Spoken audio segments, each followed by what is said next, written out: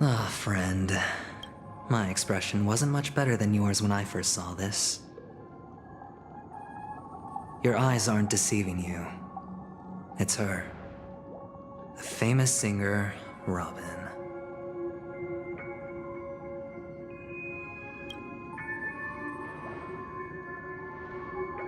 Well, first of all, can I just say that this had nothing to do with me? I'm just an unlucky bystander here. The family can testify for me. If you don't believe me, just ask anyone in the Bloodhound family. They hate me and they hate the IPC, so they'd never lie. This is not where the crime happened. What I showed you was a memory. The most basic light cone manifesting tech. Authorized by the Garden of Recollection and owned by the IPC. Did you really think the Galaxy Ranger was an outsider this whole time? Penacony has made a solemn commitment to protect the safety of anyone inside a family dream. Any person in distress will be forcibly awakened and safely returned to reality.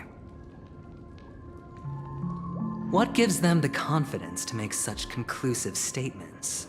Because behind this promise is the harmony. The family's Dreamweavers link up their minds together to construct an unbreakable defensive line. Breaking through this line of defense to create death in the dreamscape. Not even a memo keeper could do that without the family's permission. Who could have done it, friend? The only one is her. The girl who calls herself a Galaxy Ranger. An imposter, an unsought guest. An emanator who hides her true identity. Ifrit's death was a foregone conclusion. And Robin? Her misfortune was staring right at her. Who will be the next to die?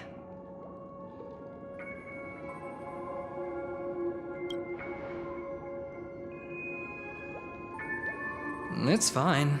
Listen to your gut. Building trust always takes time, and I'm willing to wait. I just hope you realize that wherever that legacy is concerned, covert plans are already underway throughout Penacony. Everyone's got their own agenda. Careful you don't get stuck on the wrong side. If I were you, I'd keep my distance from Acheron.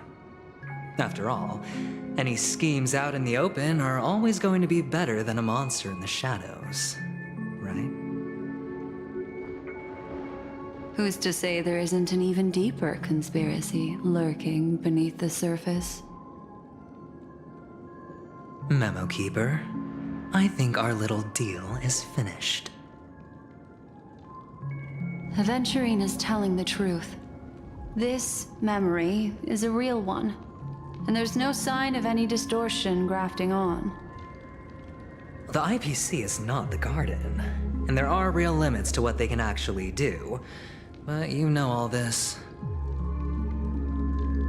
Friend, let's not beat around the bush here. The thing is, I want to reach out personally to team up with the Astral Express. I told you I'm just not interested in scrambling for the legacy. I just came to Penacony for work. I'm here to retrieve some lost property for the IPC, if you catch my drift. I'm talking ownership of this frontier prison. This has all become a bad debt thanks to the cancer of all worlds. The IPC has tried sitting down for negotiations time and again, but the family wouldn't even take our calls. You have no idea how difficult these people are to deal with. Put it this way, they've hushed up the existence of death before, so they can definitely cover up any news about Robin's death. It'll just quietly float off like a bubble and pop. Nobody ever being the wiser. That's not fair, right? So then, friend, I need your help. I have but only one goal. The family's front door is like a high wall, and to tear the whole thing down, I'll have to dig out a few chunks first. Once I find a weak point, the IPC will have plenty of means. Now we have our chance. So long as we can get to the truth behind her death, we can have justice for Robin. While also gaining a valuable bargaining chip for bringing the family to the table. Truly a once-in-a-blue-moon opportunity. I've been investigating and making lots of friends all over Penacony precisely for this very moment. This tragic news would be extremely bad for the family, so they'll be doing everything they can to stop it leaking, especially to the IPC. But I trust that there are still a few factions that remain exceptions, and that's why I need you all. The reputation of the Astral Express precedes you, and the Harmony will give you the fairest of appraisals. You get to find out really what happened and seek justice, and I get to put it toward completing my mission for the IPC. It's what you call a win-win situation. Don't worry, just head back and talk things over with your companions. That navigator is really smart. She must understand the value of this deal. Look, here's my contact details. If you come to any conclusions, call me. Oh, and take this. A thorough investigation can always use a little more funding. Don't mention it. So long, friend. I really am looking forward to uncovering the truth about death with everyone.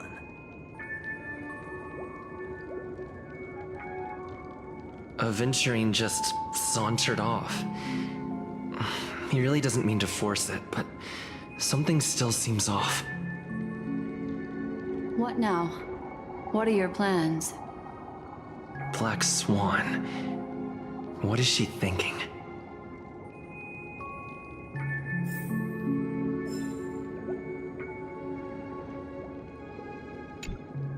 On the surface, this doesn't look like a bad deal for you. But Aventurine is a shrewd merchant whose scheme won't just be as simple as it appears to be. He doesn't know about Miss Firefly yet, but judging by your reaction, he may have noticed something going on and deliberately shifted topics to the truth of death to try and pull you in line with his way of thinking. That's quick thinking and very sound logic. Aventurine is no fool, and working with him definitely has its dangers. But you're talking about real evil. Anyway, be careful out there. There's more than one way to blaze a trail. In a dark forest beset by wolves, ensuring your own escape to safety should be your primary concern. As for the other questions, I'm not sure the two cases were committed by the same culprit, but that massive wound looked like its winged blade. We've all witnessed it in action before. Plus, it seems unlikely that there would be two lethal entities loose in the dreamscape.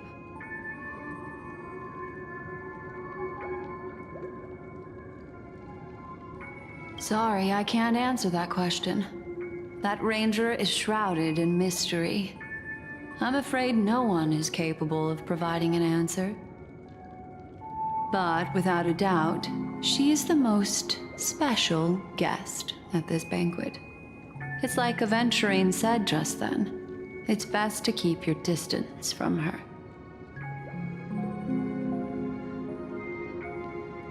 Two victims appearing one after the other in a very short time span, in and of itself, that's very unusual. Two possibilities. The collapse of Penacony's dreamscape has started speeding up, making death extremely agitated and weakening the family's protections. Or everything has been planned out and executed by someone. If someone has chosen these victims deliberately, first a stowaway, then a family celebrity, then this murderer's motives are worth thoroughly chewing over.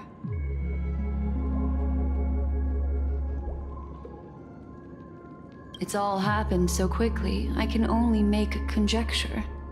After leaving here, go have a chat with your companions. I hope you can clarify the source of this confusion.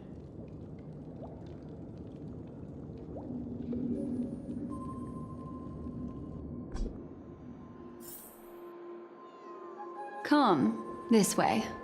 It's a short walk. Don't get lost.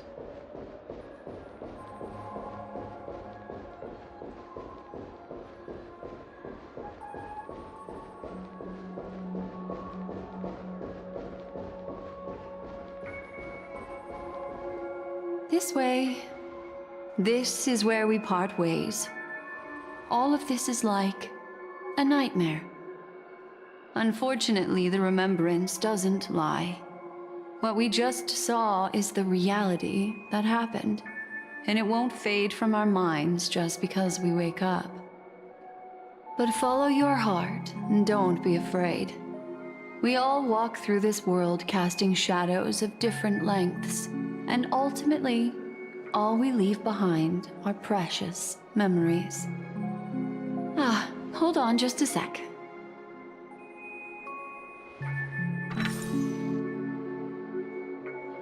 There you go. A small parting gift.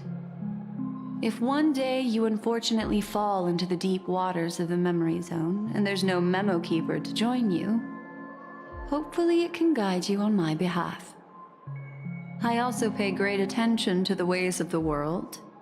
Just think of this as an apology from me for hiding something from you. Then, I've something private to take care of regarding that Galaxy Ranger.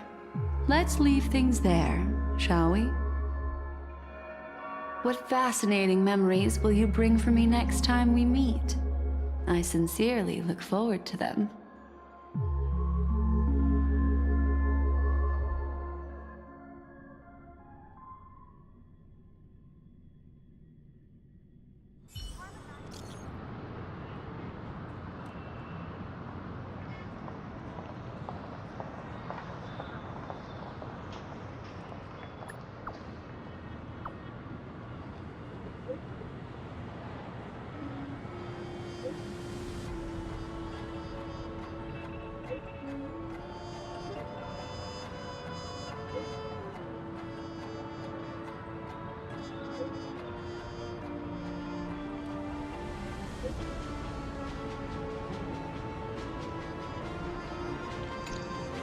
A family rep.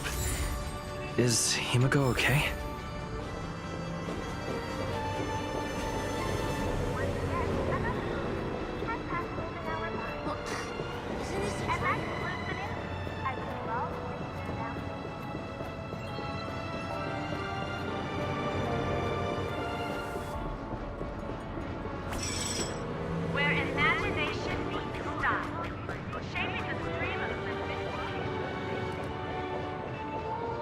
So much has happened.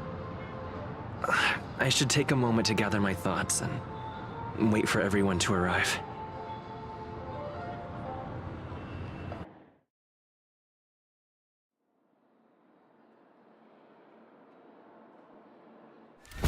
Better unsheath that blade now, Ranger. Do you still dream, Hunter? Of those slain by your hand?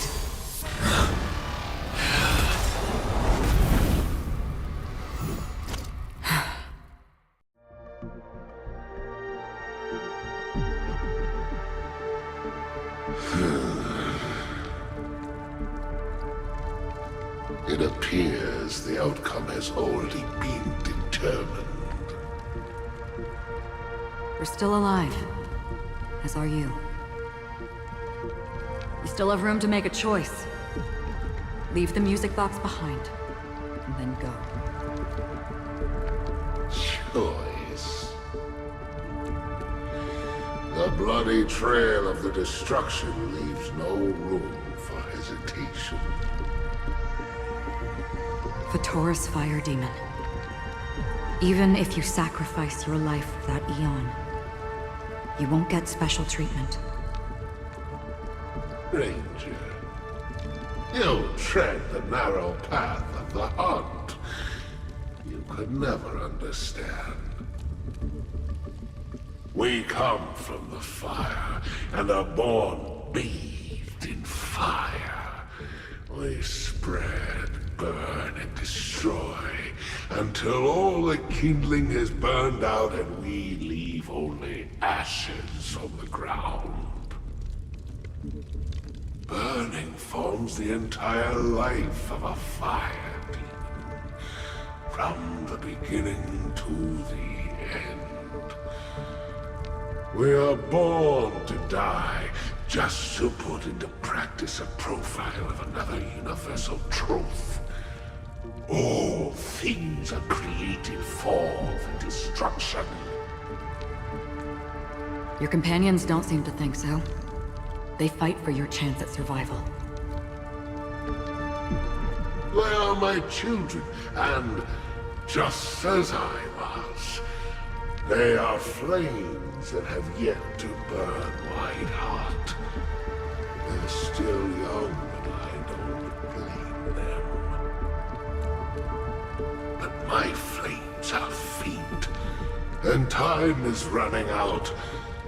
Can you see the planet of festivities in the distance? I plan to bring Purgatory with me there, and before that, I must surpass you. Why?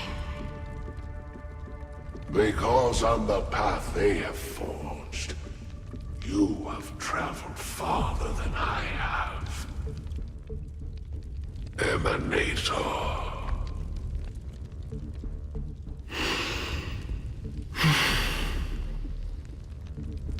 You cannot hide your true identity. Draw that sword, for we shall indeed remain here, bound to fight a decisive battle to the death, for I choose this. Destruction is intense, but brief. To cravenly cling to life is to endure an endlessly prolonged existence. Even if the answer turns out to be your own destruction. What is important is not the answer, but that it exists, just as you exist. Everything exists to be destroyed. Emanators are no different. Just as even sweet dreams may be born of the void, the so-called impossible is merely something that has yet to happen.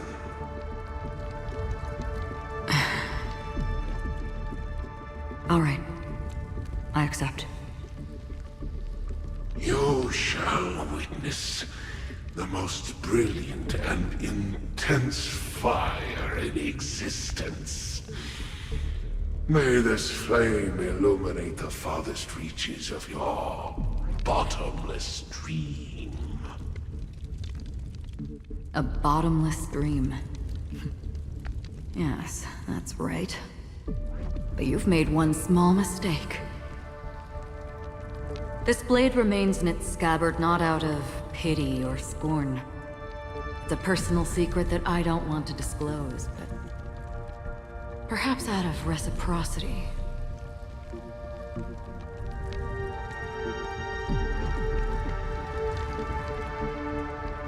I'll reveal the truth to you. The hunt is not the path I truly follow. May death be the end of your boundless dream, guiding you back to the waking world.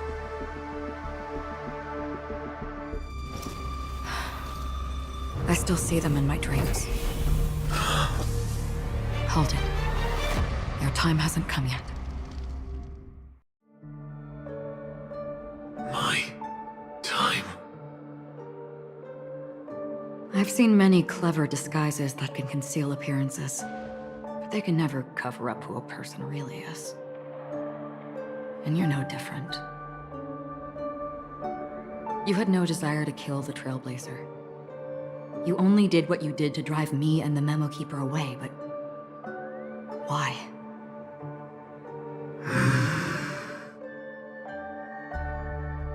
Did Destiny's slave make you do it? You know, Elio. I thought this is just the kind of thing that'd get written into your script. My script has always been brief. Other than that, anything beyond that is unnecessary. He knows my nature. There is but a single destiny from which no one can escape. And until then, I hold the privilege of choice. However, you appear to be ignorant of this, so it's time for me to inquire. Who exactly are you? Not your enemy, perhaps. That's not what I asked. I don't deserve your curiosity. Loners wandering the cosmos always have their secrets. Take me. I've also been wanted by the IPC, so it's little wonder I know something about the Stellaron Hunters. That's all. Maybe I can help. What reason would you have for doing that? I tend to forget things. Which is why, rather than memories, I'm accustomed to using my emotions to capture what I normally wouldn't otherwise. So, I know who is inside that cold armor. How about it? Ready to take off that armor and sit down for a talk? It's not yet time. I don't need help, but I can give you a suggestion that would make things better for you and me. If your goal is the Watchmaker's legacy, then go look into the family. Not only are they covering up the existence of death, but they're burying the past and the truth about what happens inside the dreamscape. Already on it. And the Astral Express is no enemy of yours. I know that. I just never expected to hear you say it. What's next, then? The Trailblazer's been taken by Blackswan. Will you go look for him? No need for that. No harm in mentioning that Elio's only given me one instruction. Get all of the Astral Express to track down the Grand Legacy. I tried settling this in an easier and more direct way, but as you can see, here I am, confronting you. I failed. Can't ever go against the script. The so-called impossible is merely something that has yet to happen. That's it. Before we split, can I ask you one more thing? Is there anything else in your script about me? I'd like to know what kind of footnote I get to leave in that future foreseen by destiny.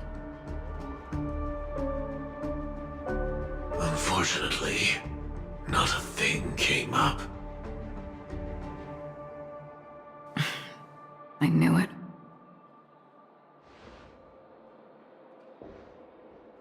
Hang on. I don't Don't. What? Your first question was, do you still have dreams about everyone who died because of you? I don't. Never have. I was born without the ability to dream.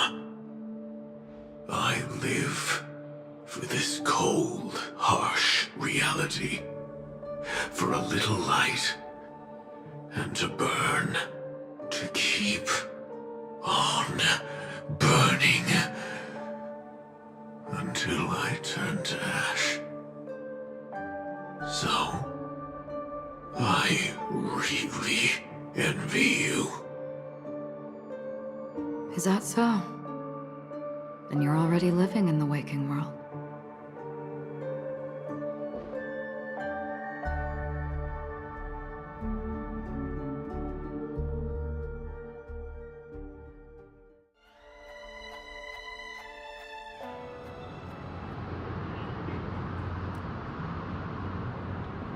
We heard about Miss Firefly from Black Swan, but we never expected Miss Robin to...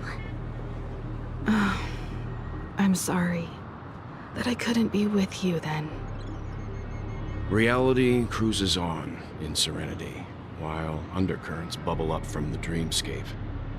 Just like that memo keeper said. Stay strong, everyone. We can still do what we can for them. Starting with finding the murderer. Let's recap everything then. The Trailblazer just reminded me of something. March, do you remember what that family rep who negotiated with us said? Indeed, we trust that the Nameless has nothing to do with this. And we also beg each of you to help assist the family in verifying the identity of the deceased.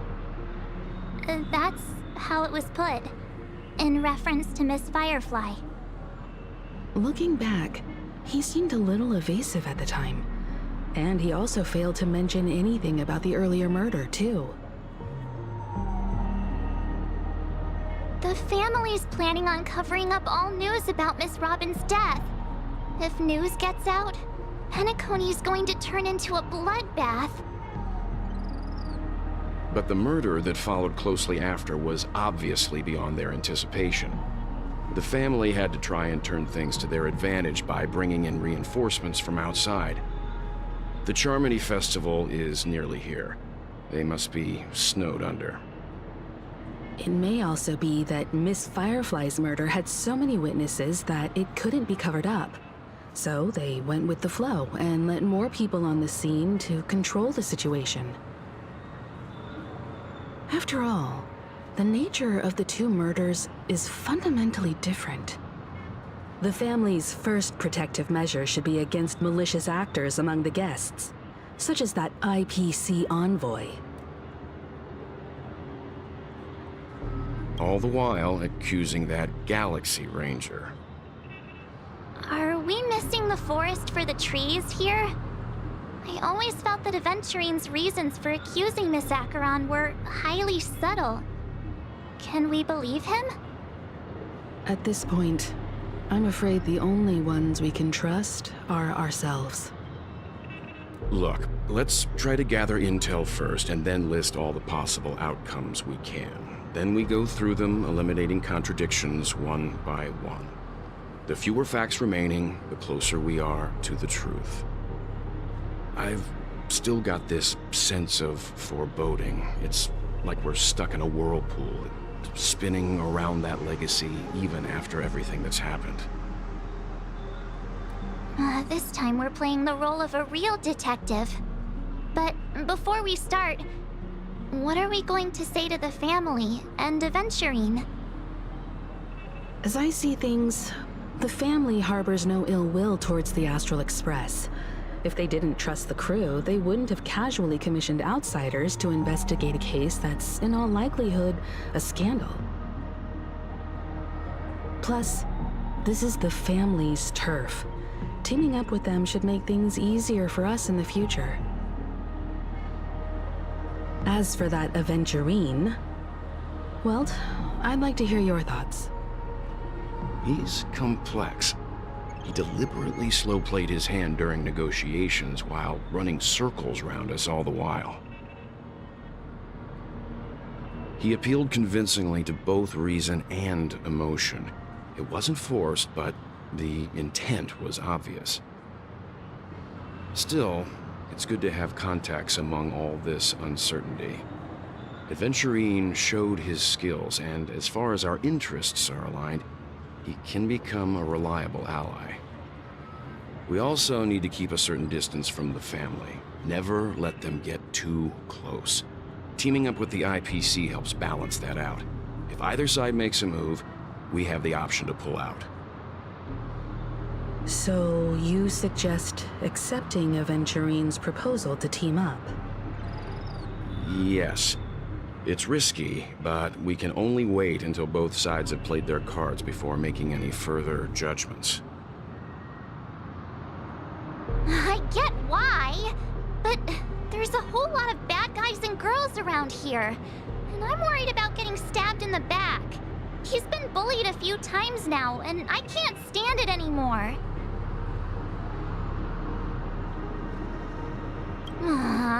You're like a broken record. Forget about it. Just let me keep an eye on him.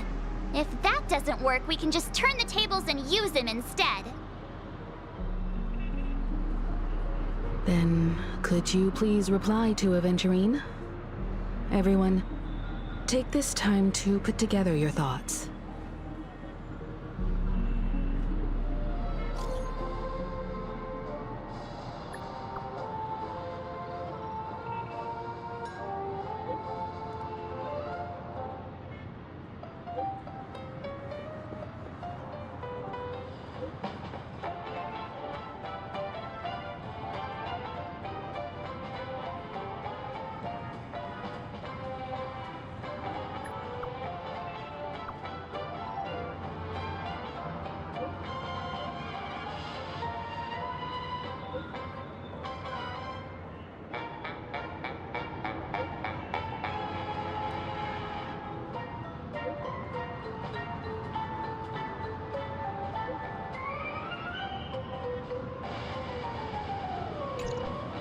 Looks like Aventurine is happy with this outcome. Let's tell everyone about it. Aventurine's goal is to try and recapture Penacony for IPC. To do this, he'll have to bring down the family in its entirety to create a big enough chance. The existence of death will be covered up by the family. So how does he plan on taking them down? It's gotta be something important enough that everyone will notice. But it also can't be anything too out in the open.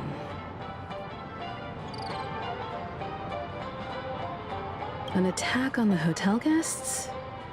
Unlikely. Penacony's guests include quite a few bigwigs known throughout the whole cosmos. People who not even the IPC would dare take lightly. Aventurine is a shrewd merchant, and there's no way he doesn't know that.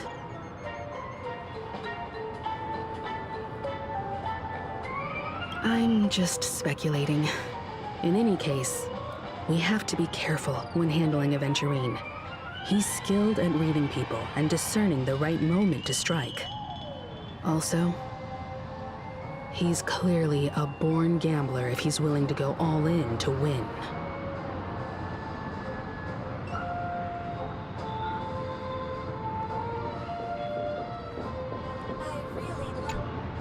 Aventurine said something that concerns me. He accused that Galaxy Ranger of killing Robin without any evidence whatsoever, but said nothing about her connection to that memory zone meme or why he was stalking you. It was a groundless accusation, which only serves to make him seem more suspicious. Maybe Aventurine's goal was never to gain our trust. Maybe he wanted to foster a feeling of enmity towards Acheron and make the situation more volatile. Two birds, one stone. However, I asked Don Hung back on the Express to confirm that story about the Annihilation Gang and the lost messages. It wasn't something that Aventurine made up out of thin air. You've met her many times now. What's your impression of Miss Acheron?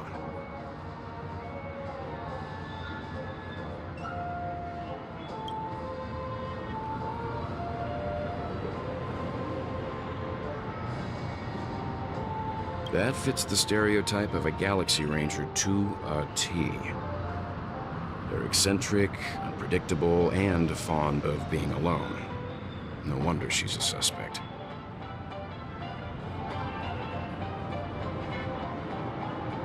I really love Blocky.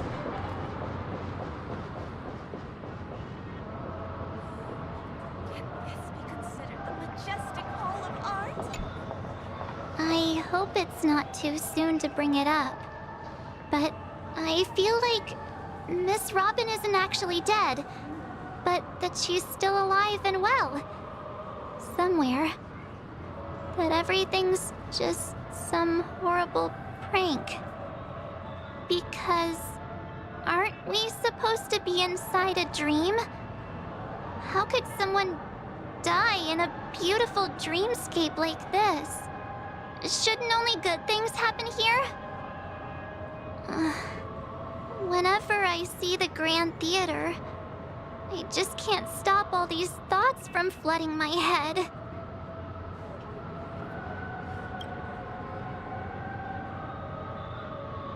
No. After all, they've brought everyone this sleepy dreamscape, which everyone loves. I just feel like I'm starting to understand them less and less. Everyone's still having a great time out there on the streets. Nobody knows what's happened. It's all so unreal. As if Firefly, Miss Robin, and us were all outsiders from another world. Aw, what a mess. I really want a nice cool drink of soda to help me calm down. But then I'd be just like everyone else out on the streets. Looks like Aventurine doesn't need anything else. Let's turn our attention to the family's assignment for now. Himiko, what do you think? Among our current clues, the two murders that he witnessed are the most directly connected. I suggest starting here. One thing I'm curious about is, if a person dies in a dream, what happens to them in real life? Seeing as we're at the family's behest, why not pop back out to reality and verify Miss Firefly's situation back at the hotel? Perhaps we could also make a few inquiries about Miss Robin while we're out there. How about we split off into two groups? There are still some things worth focusing on inside the dreamscape. I'll investigate those, and we can link up again later. Worth focusing on? Oh. No problem. I'll leave it to you then. Huh? Aw, I thought I'd finally get to see Himiko and Mr. Yang go out on a mission together. Oh well.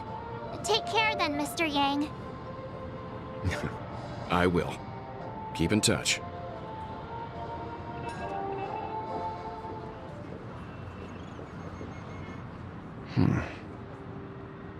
Honored guest, could you come out for a second?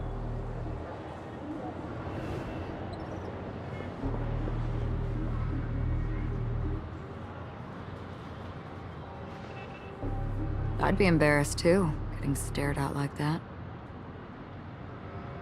Forgive me. My name is Welt Yang. I'm one of the crew members on the Astral Express. I believe you've met my colleagues. Well, Is there something about my name? first, don't you want to know my name? I already do, Miss Acheron. You're a prominent figure in Penacony. What are they saying about me? Some claim that you're the real culprit behind these murders, that the Annihilation Gang's tragic fate at the banquet was a result of your blade, and that you're now attempting to unleash another bloodbath on Penacony. The Annihilation Gang. Ifrit of Everflame Mansion. Tragic fate. That Duke turned his dying body to flames and sacrificed his life as a martyr. He was a determined and heroic pathstrider. Not even a villain should be disparaged like this. And what's more, there were plenty of suspects invited. Do they really think that a blade is more dangerous than that black hole you're wielding? Keen intuition. Not even the family managed to point out the truth behind this cane. So you must surely know, Miss Acheron, that peering into a black hole is not a wise move. As a potential threat, your knowledge of us has reached uncomfortable depths. Reveal your true identity and intentions. Otherwise, brace yourself for gravitational disintegration. That shouldn't be necessary.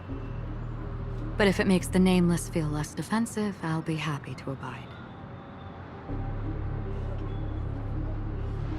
Believe it or not, Galaxy Ranger, Acheron. Those are the names I go by to this very day. My trip to Penacony is solely to fulfill an old, final request. I'm here for the Watchmaker's legacy. And that's it. I think I've been honest enough. Still unwilling to reveal your true identity? It's not that I don't want to. It's just that I can't. I've come so far, and I can't sum up all of that in just a few words. Everyone has their own unspeakable past. Secrets that they don't want to be revealed. And I won't be asking any more questions, such as why the Astral Express is roaming around the cosmos with a Stellaron on board. Is he okay?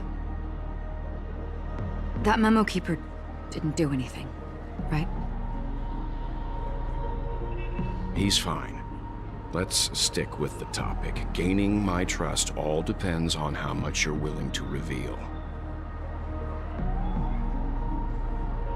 I've run around many different Penacony dreamscapes just to try and find that legacy. And during this period, I came into contact with quite a few guests. In the process, I gradually came to realize the secret of Penacony may be closely related to the Trailblaze. That's why I've come to ask for your help. I don't have enough proof yet, but I'd like to speculate something. The source of all tragedy lies within the family. If you could trust me, we could find the proof to support this claim together. Mr. Yang, I think you've come to the same conclusion, haven't you? Let's leave it at that. For now, I'll choose to believe that you bear no hostility.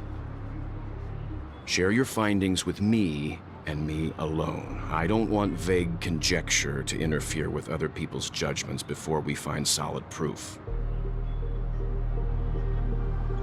Mm-hmm. By the way, would you like something to drink? Before we go, how about 2 cups of Wake the Heck Up? No, 4 cups. Because the conversation coming up will last forever.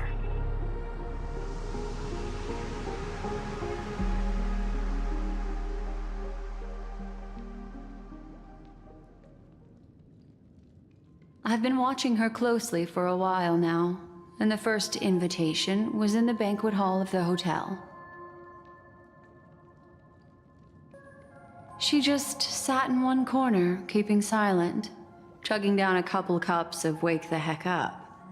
I told her it's a pungent, bitter beverage, not the taste of sweet dreams. Only for people allergic to Soul Glad. And she said, Really? But I don't taste any difference at all between them.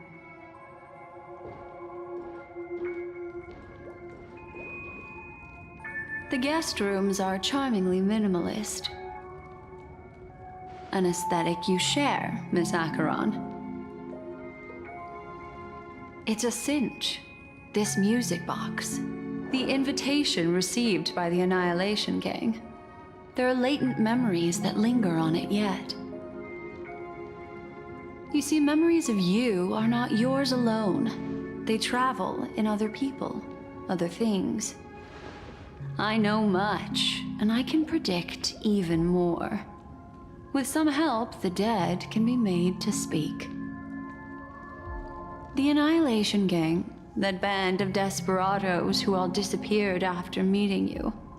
What exactly happened to them? Well, let me reveal all.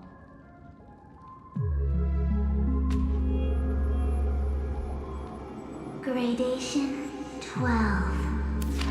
Dreamscape 12. Father, I dedicate this to you. Well done, Dubra. Wherever they go, shall be met by annihilation. There it is. It's hazy, but it's Ifrit's voice. The other one is probably his progeny. This is the residual memory from when the invitation was first delivered. They were abruptly interrupted. Then, what happened next is...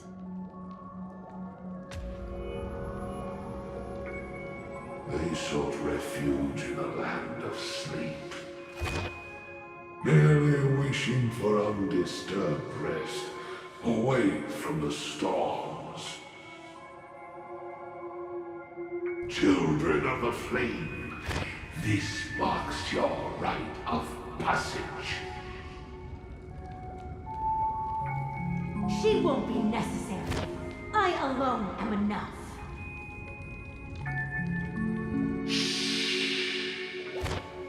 When have those on the path of destruction feared death?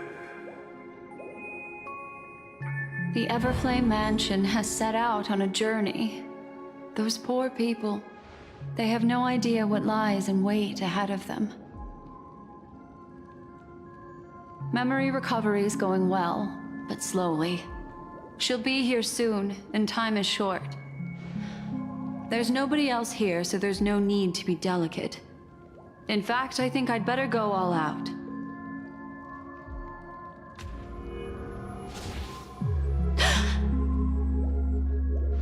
What happened?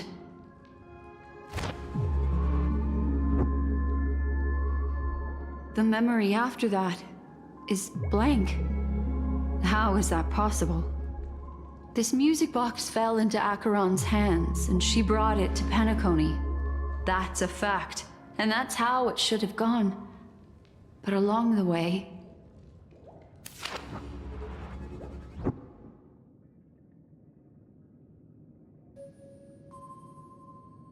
it's like it's been erased. Who's done this?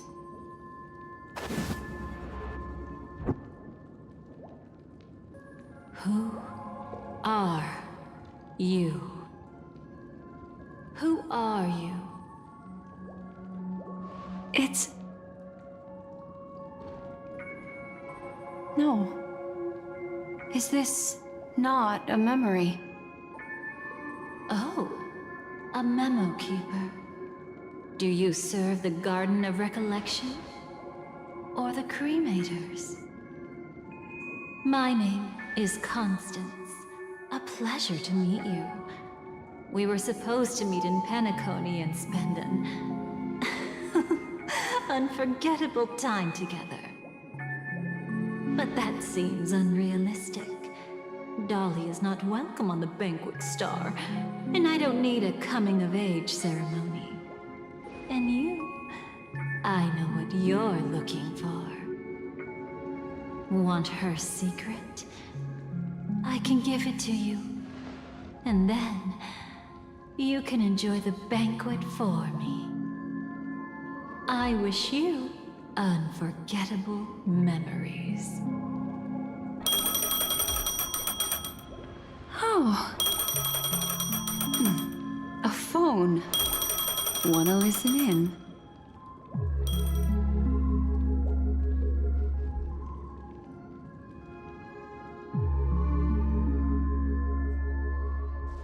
A few days ago, the IPC made an announcement. Under the watchful guidance of the Marketing Development Department, and in accordance with the Interstellar Peace Charter, the independent Sigonian sovereignty has hereby been established, and shall take a legislative seat at the Interstellar Congress. The formation of the Sigonian sovereignty is of great historical significance to the Sigonia system. This move puts an end to the planet's long and bloody history, turning the sensational Kataka-Avgin extinction event into a distant memory.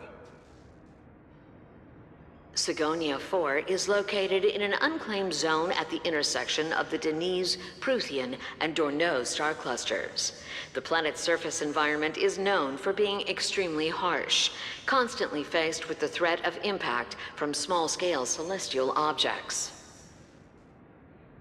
This is why very few intelligent species have made this planet their home, dividing themselves into several tribes to eke out nomad lifestyles as they struggle to survive the arid desert wilderness. They have developed their own folk beliefs that are independent of the Eon belief system. Sigonia. Sigonia. Ravenous eye of the storm, spurned by all the gods. Land of rock, but not water. Lightning, but not rain. Blood, but not tears. You beat us with your falling stars. You lash us with wind and storm. You chew us up with the cracked earth.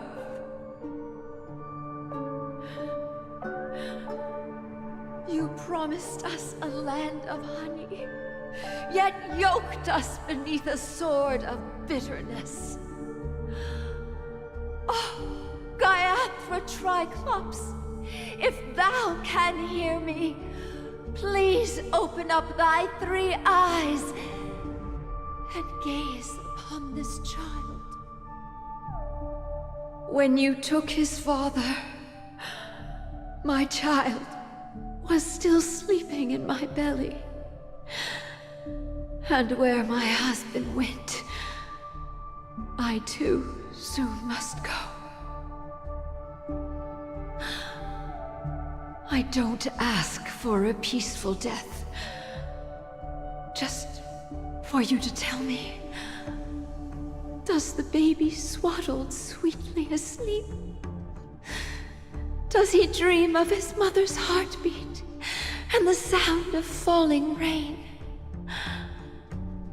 Please tell me whether this life is all just a fleeting dream.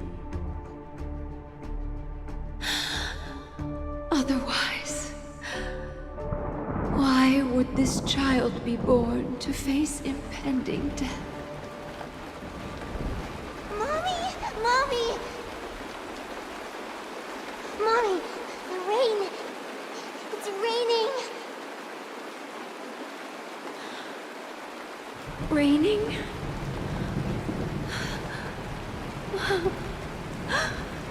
Raining. It is raining. It's true. Those outworlders weren't lying to us. They really did summon the rain. Mommy, we can leave here. We can go back home.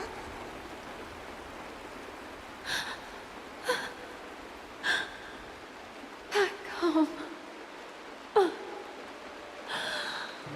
Gaiathra Triclops. You came. hear that? Thank you. Thank you.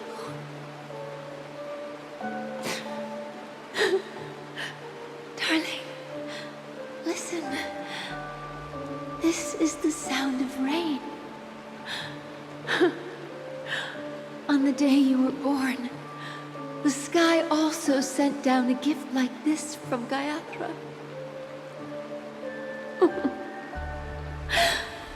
Such a lucky child.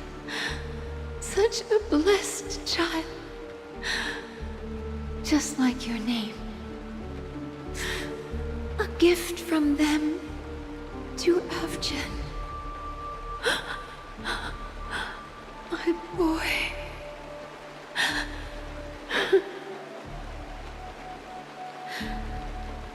May the goddess Gayatra close her eyes 3 times. Keep your blood eternally pulsing. Let your journey be forever peaceful. And your schemes forever concealed.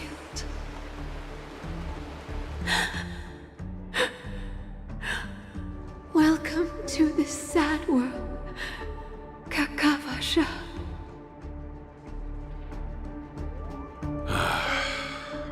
Time to wake up, gambler.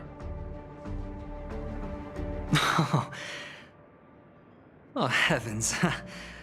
I must have drunk too much Soul Glad. Didn't expect you to be back so soon. How is it? Find anything? Just as you guessed. Nobody outside knows about Robin's death. There aren't even baseless conspiracy theories. They're still streaming the rehearsal for her ceremony, using a stand-in, I guess. They must be dreaming. Of course. Who could imagine that death would actually descend upon the idyllic dream created by the family? Let alone that the victim would be the female lead of the Charmony Festival. To be honest with you, I didn't believe it. I even tested it a few times myself, until I discovered that I couldn't actually die. Whenever there's any danger, I'm forced awake by the dream pool, and it's all as if everything were just a nightmare. That's why I'm convinced that there are a few big secrets lurking behind the scenes. Then you must have heard about the Memory Zone meme. When I graciously deigned to establish connections with the Oak family on your behalf, they were quite in a pitiful state of disarray. Besides Robin, there was another body. I don't know the exact details, just that it was a stowaway. 2 murder cases? I told you something seemed off about the Nameless. He must have come across the other one. This murderer is a psycho. And I have to say, the case does represent an opportunity. We can leverage the family's malfeasance and let the IPC use this as a reason to intervene. It's just that their trickery runs deeper than I thought. Robin's stand-in was all ready to go. These 2 murders are definitely getting hushed up. What should we do? Let me think. It's too rare an opportunity to miss out on, so I gotta be careful. Incredible, gambler. Have you already exhausted your limited repertoire of tricks so soon? There are plenty of chips, but it'd be best to choose carefully. The most straightforward has to be Robin. Remember? That masked fool once told me to find a mute as a friend. Robin is what she calls the mute. She has lost her voice, and while most people can't pick up on it, you and I cannot mistake that sound. Not produced by any voice box, but rather by the resonance of the harmony. If that girl hadn't gone hoarse from singing practice, there'd only be one possibility. Something was up with the family. Or Robin herself. To get to the bottom of this, I tried every way I could to meet her. But she died. Right before my very eyes. A complete and utter loss. Incidentally, it seems to have resulted in your rather undignified arrival on the interrogation stand. There were eyewitnesses at the scene, and the family, in their graciousness, has tentatively accepted your alibi.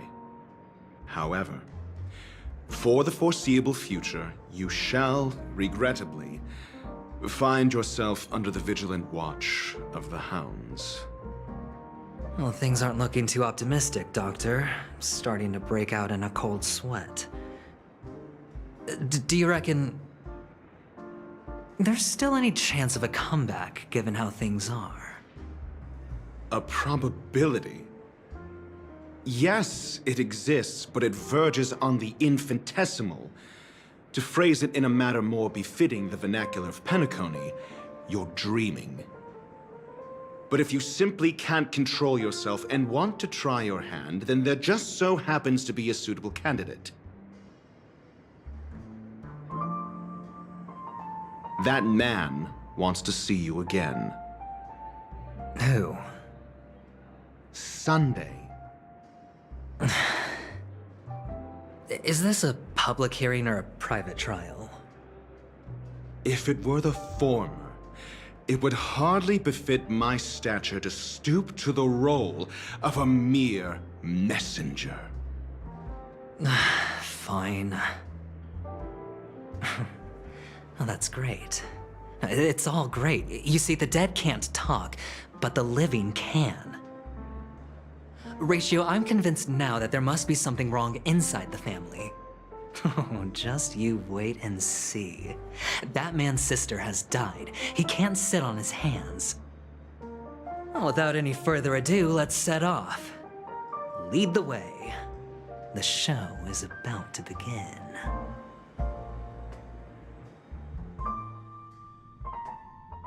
We're here. The Dewlight Pavilion is the Oak family's fortress and a place where heads of the families meet to discuss great plans for Penacony. Fortress? I like this metaphor. I dealt with the warlords of the Amanicus star system not long ago, and their synchronized orbital manor wasn't this heavily guarded. This mansion nominally belongs to Sunday, and is very befitting of its owner. Without his express invitation, the likes of ordinary guests would never grace these grounds in their lifetimes. Look around while you still have this moment of freedom. Hey, Doc, whose side are you on anyway? Who's to say I won't sell you out? We'll see. When we meet the authoritarian master of the Oak family, I'll pry an answer out of him. Follow me and I'll bring you to his parlor. Hold your tongue and let me deal with the members of the family.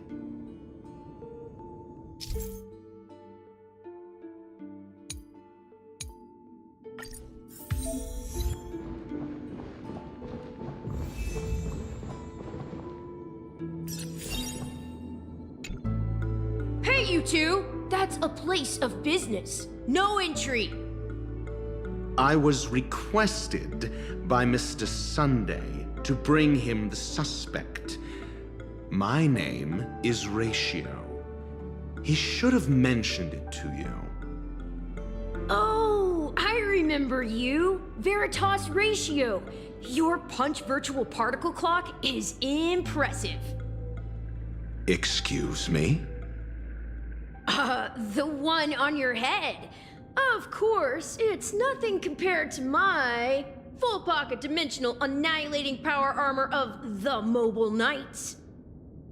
Right, and as I mentioned, that fantasy raiment of yours doesn't exist. That's because you can't see it. Like I say, only family can see the glory of the Mobile Knights. Ugh, enough. Get going. Don't keep Mr. Sunday waiting. It seems like the idiocy index here is no better than it is out there.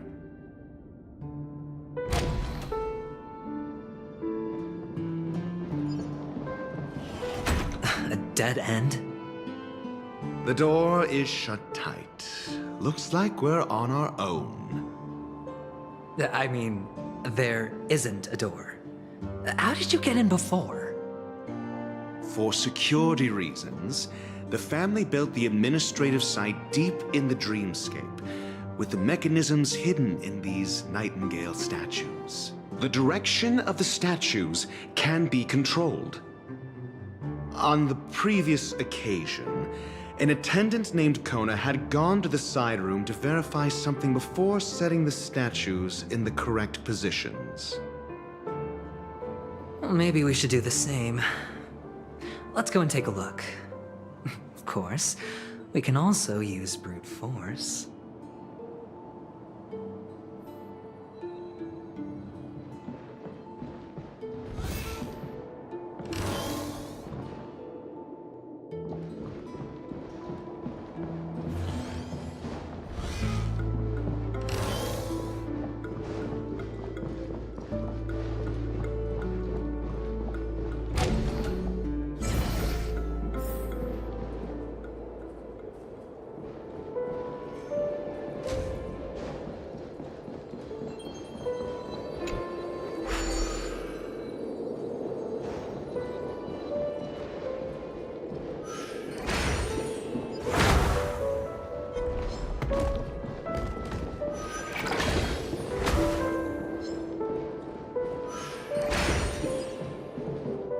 Six nightingales facing in different directions. An obvious hint. But are these nightingales? They are. What's wrong? How can nightingales be so huge? They look more like torment eagles to me. There are no eagles in the 5 families, only nightingales. Why am I wasting time with you on this?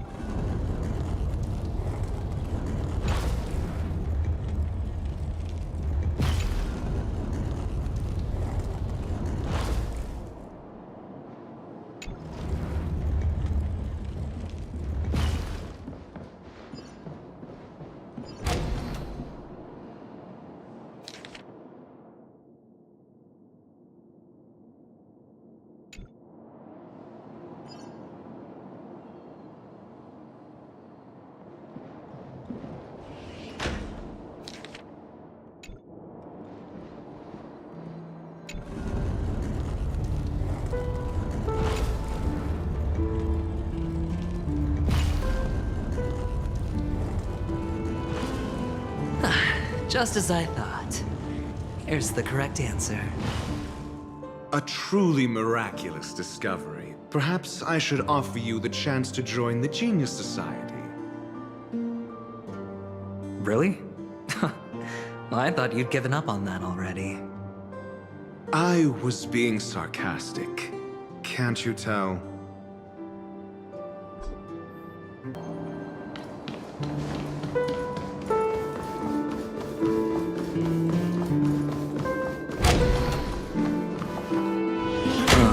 Impressive.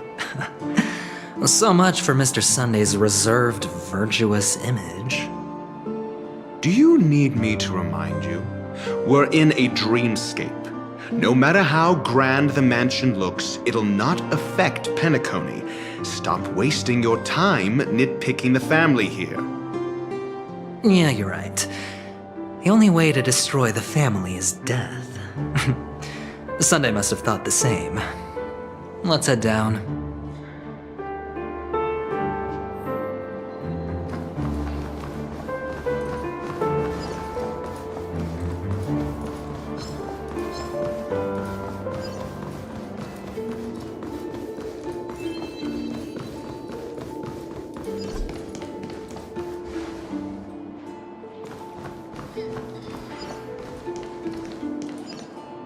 Hold on. Huh? What's wrong? Are we heading the wrong way? No, but this door is locked. My friend? Did you really make an appointment with him? It's a trial. You got to prove your worth to Sunday before you can speak with him. If I'm not wrong, we need to find a way to open this door in the hall, or this place will be our prison. Oh, an escape room. My favorite. Get serious. I've no time for games. Let's head back.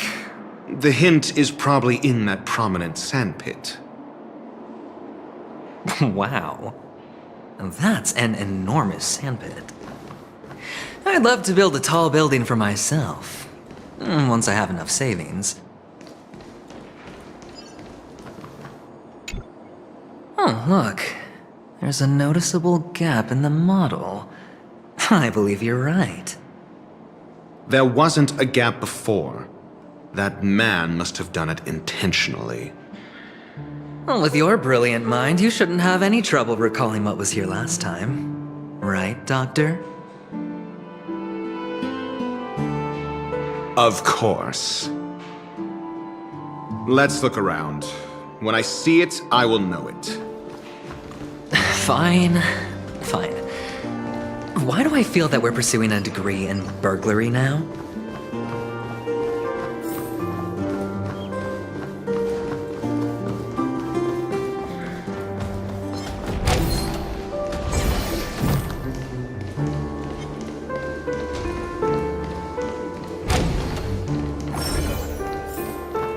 Found it. This is it.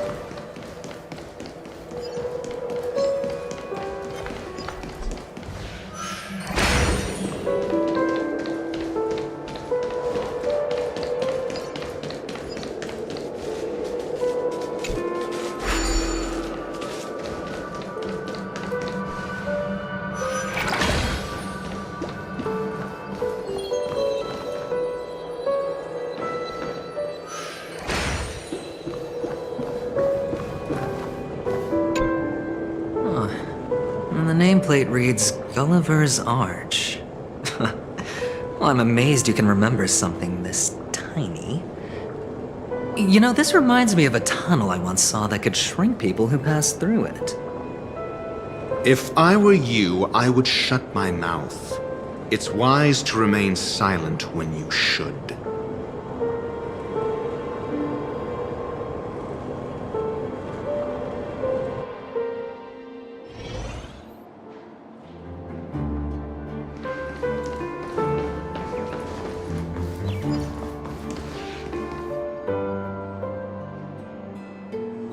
Oh, this reminds me of one of those building toys.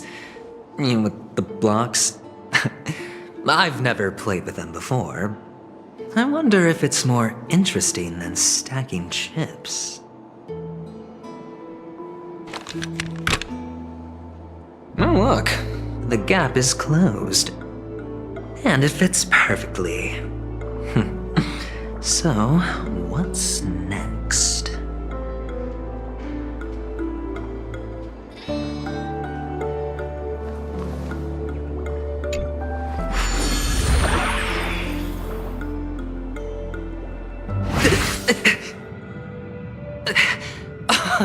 Oh, good heavens. Did I drink? Am I still in a dream? Indeed. Oh, Doctor, you're huge. It's me! Down here! In the sand pit! Oh, actually, I think we could make this work for us. Just find a way to slip me into Sunday's collar, and I'll infiltrate the family just like that.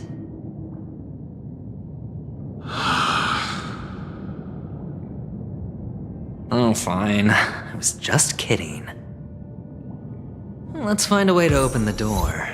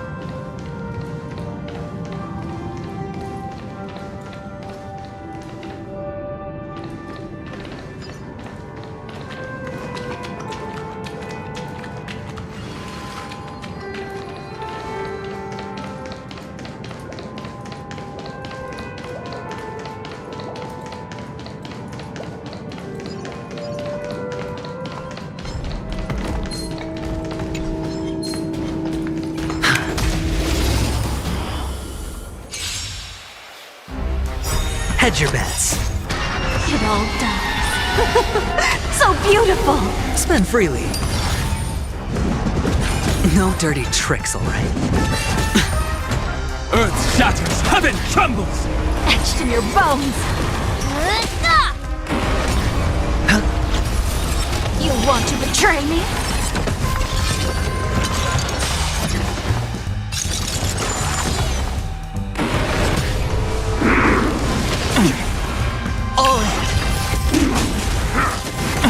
How many do you bust? Or maybe I'll take it all! Watch your head!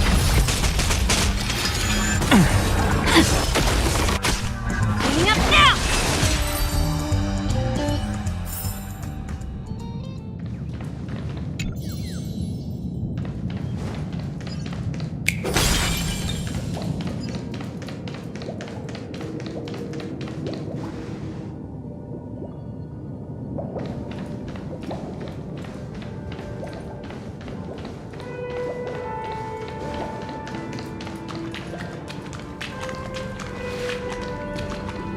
Hello! Welcome to the Golden Hour base model. I am an Oak Soldier. I will be here to guide you through the tour of the base model. Happy to be of service. And tell me about the tour. Hello! Welcome to the Golden Hour base model. I am an Oak Soldier. I will be here to guide you through the tour of the base model.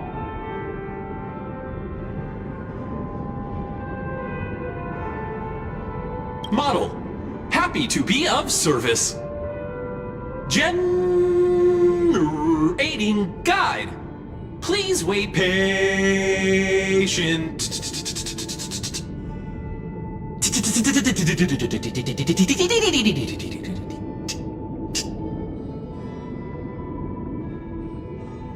Found the nearest check-in spot. Please look behind me. Capsule machine model.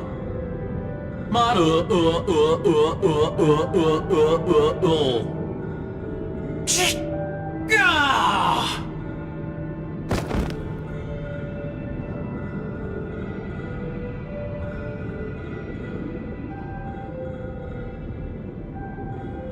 What's up with that? Now the family's toys are trying to frame me? I didn't do a thing to it, Doc. You've got to be my witness. Oh, capsule machine. There's no mechanism on the floor. Could there be one at the top? Doctor, do me a favor.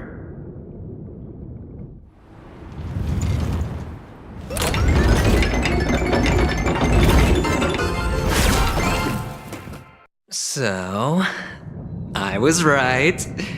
These models have interiors that look exactly like the real buildings. The only difference is that no one lives in them. Funny that Sunday puts a miniature that makes him seem like a giant by comparison. Oh, one of the fragments flew upstairs. I'll need to use the pinball machine to flick myself up there.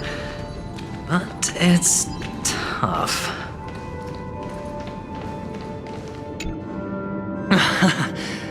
Oh, great. There's another pinball machine base here. And it's empty too. Doc!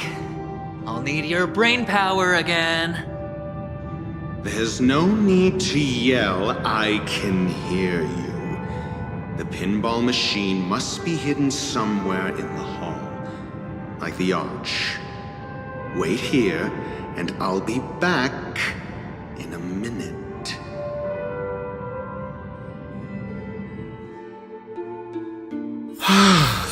Finally, a moment of peace.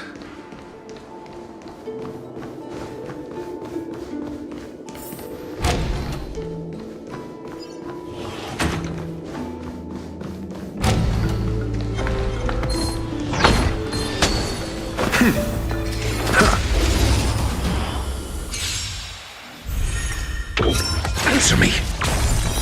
Fail! Can't wait anymore. It all dies. So beautiful! Mountains move, dragons rise! Soaring above the lands, this is permanence! A test!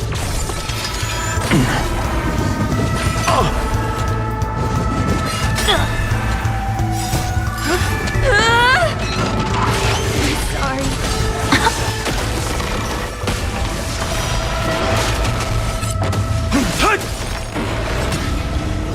Answer me! 0 points! You want to betray me?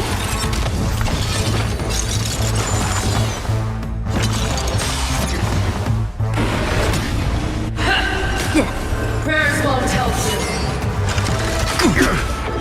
A test! Fail! For your sins. Knowledge, the measure of truth and falsehood.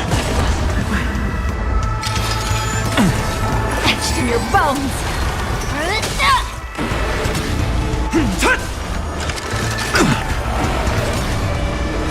Answer me! 0 points! Can't wait anymore.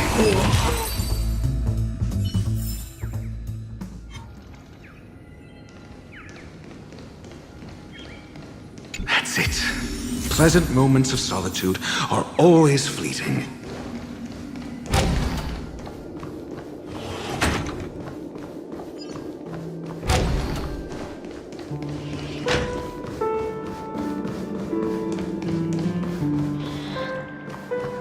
Oh, you're back. Just place it here. Thank you.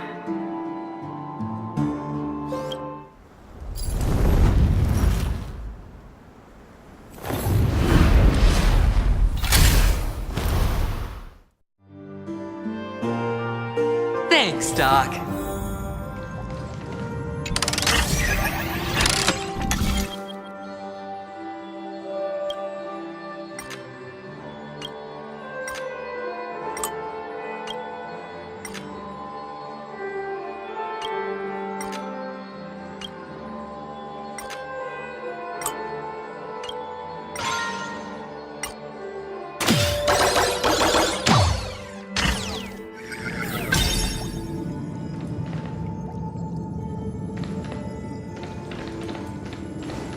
Horatio, you should come in here and take a look. The view here is breathtaking. Honestly, you could easily squash me with just a pinch. If that is your wish, All done. Piece of cake.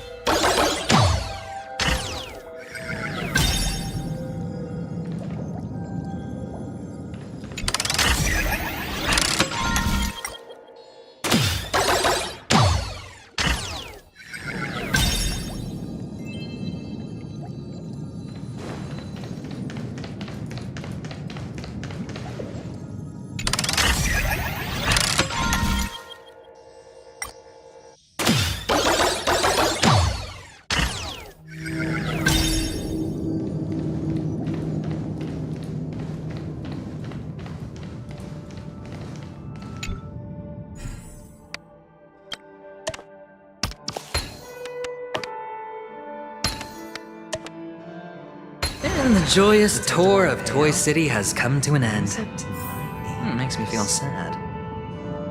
Penacony isn't all bad, right? I'll use this interesting experience as a talking point at the poker table.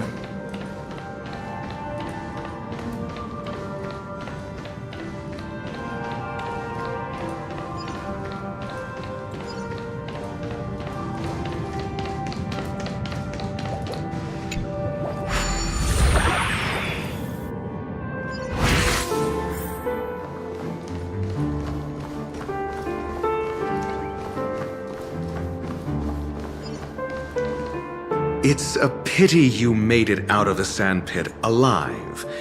Sunday is just beyond this door. From my limited understanding, he's not someone easily handled. Are you prepared? Yeah, only I believe he's the one who should be prepared to face me. Tell me about your plan. I don't have a plan. I'll just play it by ear. There are only two kinds of bargaining chips when dealing with people. Benefit or fear. Looks like sincerity isn't in your dictionary. Am I not sincere enough? There's no need to emphasize it. We've got to make good use of death. That man's sister is dead. He won't be able to turn a blind eye, and that's fear. And I'll help him find the murderer. He can't do it due to his status and position, but I can. And that's benefit. On what basis do you believe he's incapable, necessitating the delegation to someone from a rival faction? The IPC? Simple. Because that murderer could very well be a traitor hiding inside the family.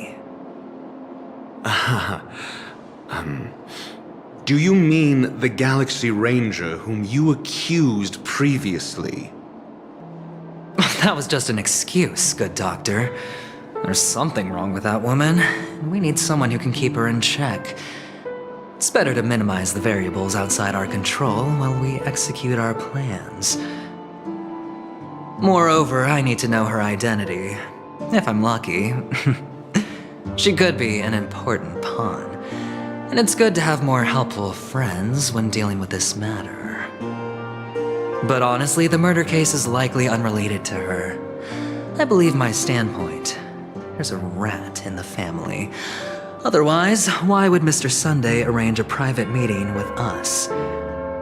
This isn't an interrogation, but a secret negotiation. We'll see. Using Robin's death as a bargaining chip, I'll win back my freedom and power.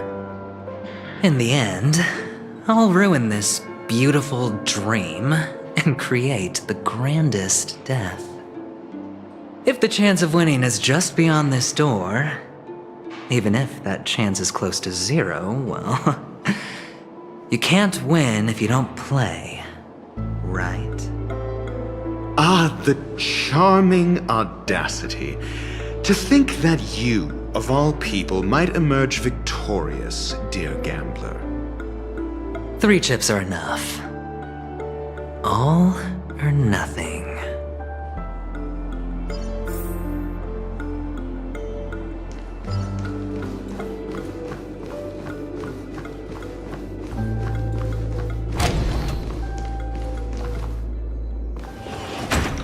It seems my puzzles are too effortless for you, IPC Ambassador. I appreciate your words. And I see you put a lot of effort into welcoming me, Mr. Sunday. However, this is no way to greet a guest. Well, this isn't an invitation, but a summoning. Before we speak, I need to test your character. I imagine this knowledgeable doctor friend of yours has been of great help, yes? Certainly. You ought to know this better than I do. He's already faithfully fulfilled his duties, hasn't he? Yes, the doctor has assured me of your noble character. He considers you, like himself, a virtuous person who can be trusted by the family. I have come to know you very well as a person, Mr. Aventurine. You're diligent, generous, and willing to cooperate. The fact that you succeeded in overcoming many obstacles just to meet me gave me the reason to believe in your wisdom and courage. But there's one thing I must ask you. That is, you've used your wisdom at the wrong place to meet the wrong person and put yourself in a situation where you shouldn't be, witnessing a tragedy that shouldn't have happened. You don't look too well. Am I making you anxious? If not, then it means I'm on your side. If I wasn't mistaken, you'd just made a serious accusation against the family. No, you weren't mistaken. For depravity is creeping in around you. There's no need for us to be evasive. Let's talk about your sister. Your sister's talent is unrivaled in the world of show business. As you know, her voice has been out of tune since she returned to Penacony. What's more disheartening, she can't sing anymore. Who could be responsible for this? Many suspect the culprit is among the outsiders, but I know you hold a different opinion. Now your noble status has become a shackle, preventing you from apprehending the murderer and avenging your sister's death. You're feeling anxious because you're out on a limb. But don't worry, I'm on your side. I'm immensely honored by your concern for me, Mr. Aventurine. Since you're so selfless and generous, I believe you wouldn't ask for anything in return, would you? Well, naturally, you wouldn't incur any loss from this. I just want to reclaim what is mine. My liberty and the personal items under the family's custody, the bag of gift money, and the box in which the cornerstone is stored. That's right. Cornerstone. I've heard it's a treasured asset of the Strategic Investment Department. A sacred stone that seals the Preservation Emanator, granting significant power, and every liquidation specialist holds one. For an object so precious, it probably comes at an even higher price than other forms of recompense. Well, I'm sure you're aware of the high level of risk I'll be undertaking to bring the truth to light. Mr. Aventurine, when you are out and about, do you always make adjustments to your appearance? Your tie should be on the center line. Your shirt must not protrude from your vest. Your trouser creases should be perfectly straight, and always aligned with the tips of your shoes. Of course. But I don't, because it's not appropriate to do so in public. You should make sure everything is presentable and in order before leaving the house. I'm not the kind that takes risks. The cornerstone must be in the custody of the family. No room for negotiation? Please, don't let me turn you down twice. Sure. The gift money is good enough. I suppose you wouldn't mind that. After all, a merchant can't function without a bargaining chip. You compromised quicker than I thought. Unfortunately, it's a gambler that needs a bargaining chip, not a merchant. I can give you your gift money, but before that, I want you to tell me.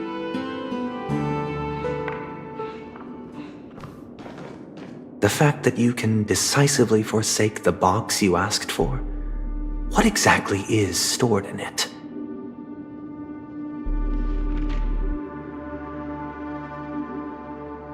Oh, triple-faced soul, please sear his tongue and palms with a hot iron, so that he will not be able to fabricate lies and make false vows. What have you done? Under the light of the harmony, all wickedness is revealed. I implore them to shed their light, and I'll ask you questions on their behalf. Next, you have 113 seconds to prove your innocence and gain my trust. And if I refuse to answer? You can try, and we'll see if the harmony rejects you. Question: do you own a cornerstone? Yes. What a simple answer. You, too, understand that idle chatter leads only to poverty. Did you hand over the cornerstone to the family when you entered Penacony? Yes. Does the cornerstone you handed over to the family belong to you? Yes. Is your cornerstone in this room right now? Yes. Is your memory free from any kind of tampering or deletion, encompassing but not restricted to the techniques of the Garden of Recollection? Yes. Are you an Avgin from Sigonia? Yes. You even know about that? Do the Avgins have any ability to read, tamper with, or manipulate one's own or another's mind? No. Does it matter? Do you love your family more than yourself? Yes. All the Avgins were killed in a massacre. Am I right? No. Are you your clan's sole survivor?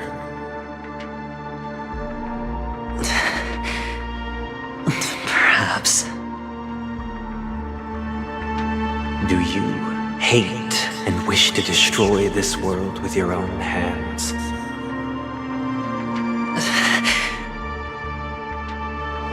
I don't know. Interesting. Now, the final question.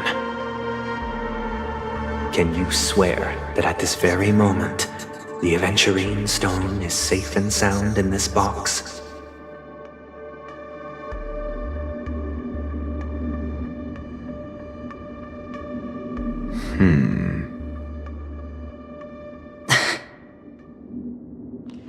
Of course. Looks like we can get an answer. Open it, Mr. Aventurine. It's your last chance to defend your honor.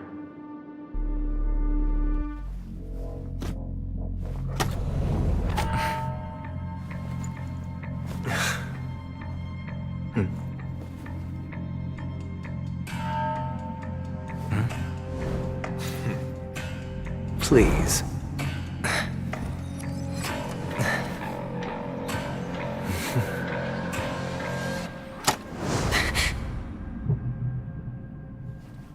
Are these what you're looking for?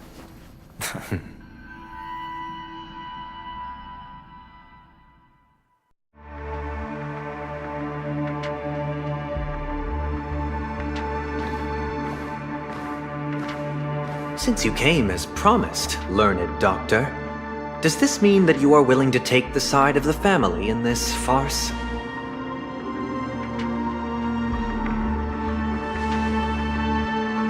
What makes you think you can convince me?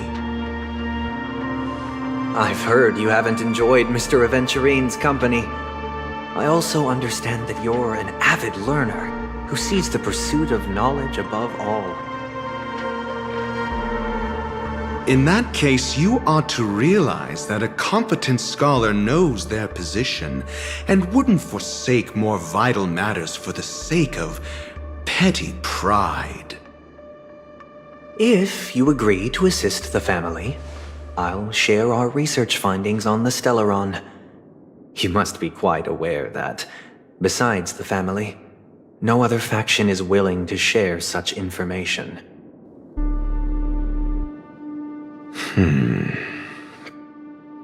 Cut to the chase. What do you need from me? I need Mr. Aventurine's comprehensive plan. Haven't you confiscated his cornerstone? You can't expect a featherless bird to take flight. But I've also heard the 10 elites in the Strategic Investment Department have united, progressing together in the interests of the IPC. You'll have to speak more clearly than that. The cornerstone, which Mr. Aventurine surrendered. Was it really his? You question whether he would entrust you with someone else's cornerstone. The 10 Stonehearts aren't as united as you think. Cornerstones are significantly more precious to them than their very own lives. But you know that he's a crazed gambler. The more vocal he is about it, the more cautious I must be. I never imagined someone would share his way of thinking. Honestly, you should see a shrink. Bring it. The box containing the cornerstone is unique, and only IPC senior staff and related members can access it. But I happen to be among them.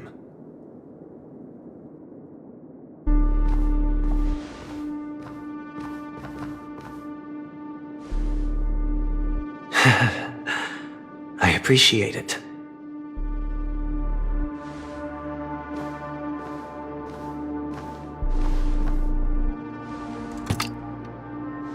Unfortunately, your guess is correct.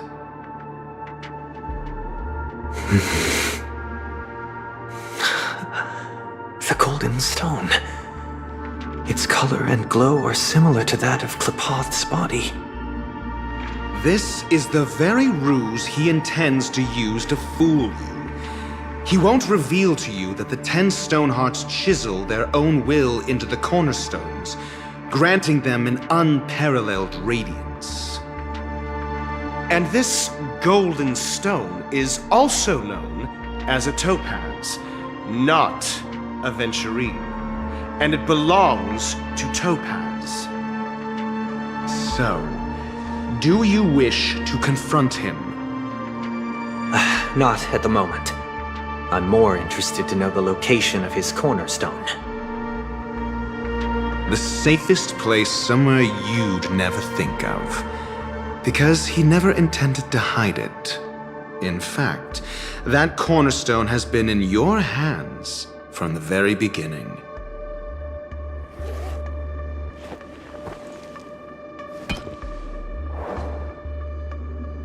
I see. This bag. Missing a cornerstone, more precious than life itself, with a bunch of worthless jewels, disguised as a gift of money waiting to be confiscated, is indeed in line with Mr. Aventurine's style. Then he makes up some trivial excuse, downplaying the matter, and requests the gift money. This is a gamble, one he's all too familiar with, betting on your single misstep, leading to a total loss. Learned doctor, I am grateful for your help. The family will surely reward a righteous person like you. As for the villain, I hope he retreats in humiliation. It was all thanks to your friend with a keen eye that I could add a blot of utter failure to your storied career. Ratio, you wretch.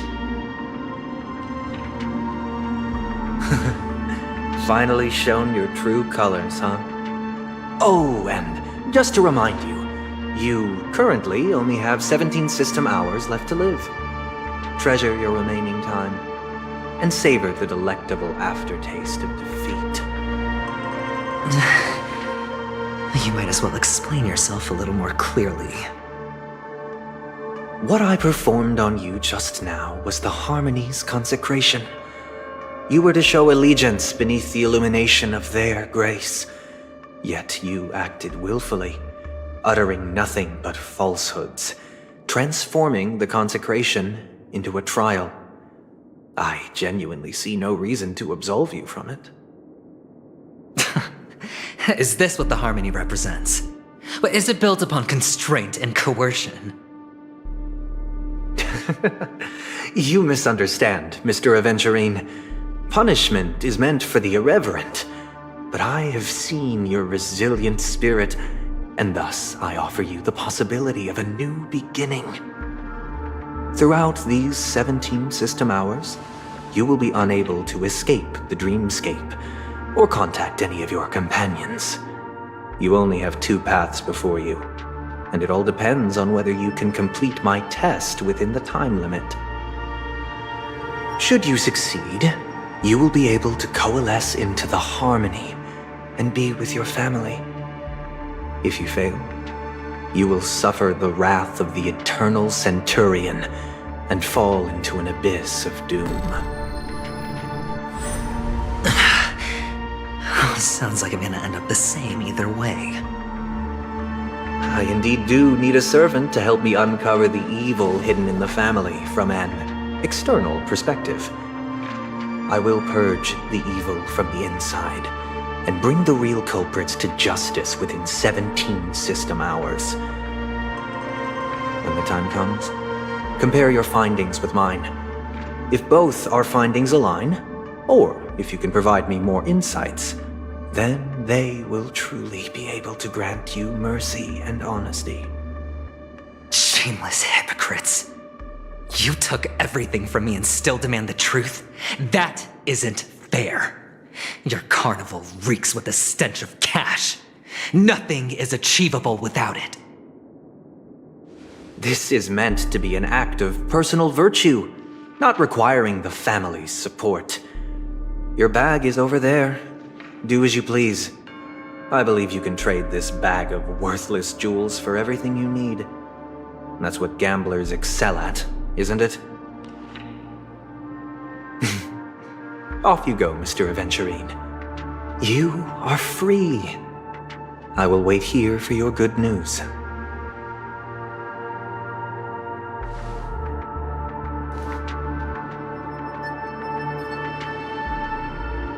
This meeting isn't an interrogation or a negotiation. It's an outright execution. Why would I do that, Mr. Aventurine? I'm just wondering what a passerby who stumbled upon a scene of a murder could have found out. That's all. By the way, before you go, I have a personal question. What is it now?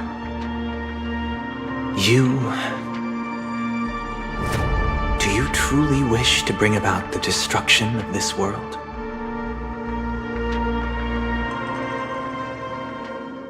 Kakavasha! Where did you go? Oh, are you injured? I got it back, sister. You went to look for them? That's too dangerous. It's just a necklace. It's neither food nor water. We can survive without it. But I can't live without you, little brother. Promise me not to look for those catechins again, okay? Sister, don't be afraid. The catechins are fools, but I'm smart. I played a game with them, and I won. Won? What happened exactly? Tell me. I made a bet with them. The two birds in the desert and me. Who will die first? I won. They suspected me of cheating, but I didn't. I won fair and square. Of course you'd win. You've always been a lucky child. Gaiathra Triclops must be watching over you. But that's no reason to push your luck by going up against those bloodthirsty, cruel catechins. Have you forgotten how Mom and Dad...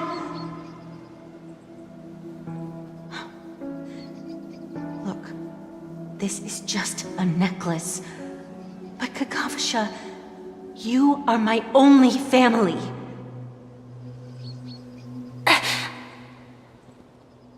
I'm sorry, sister. I thought you'd be happy. Because Mom left you this necklace. There'll be no next time. It is important, but not as important as you, my dearest brother. I don't blame you, but you must remember what Mom said. Pain and poverty are the trials of Gaiathra Triclops. She has also granted us a chance. And that's your good luck, Kakavasha. Your good luck is the most precious wealth we, all Avgin, have. You're a child blessed by Gaiathra Triclops and can lead the clan to happiness. So always remember to protect yourself and never resent the pain and poverty you're going through, all right?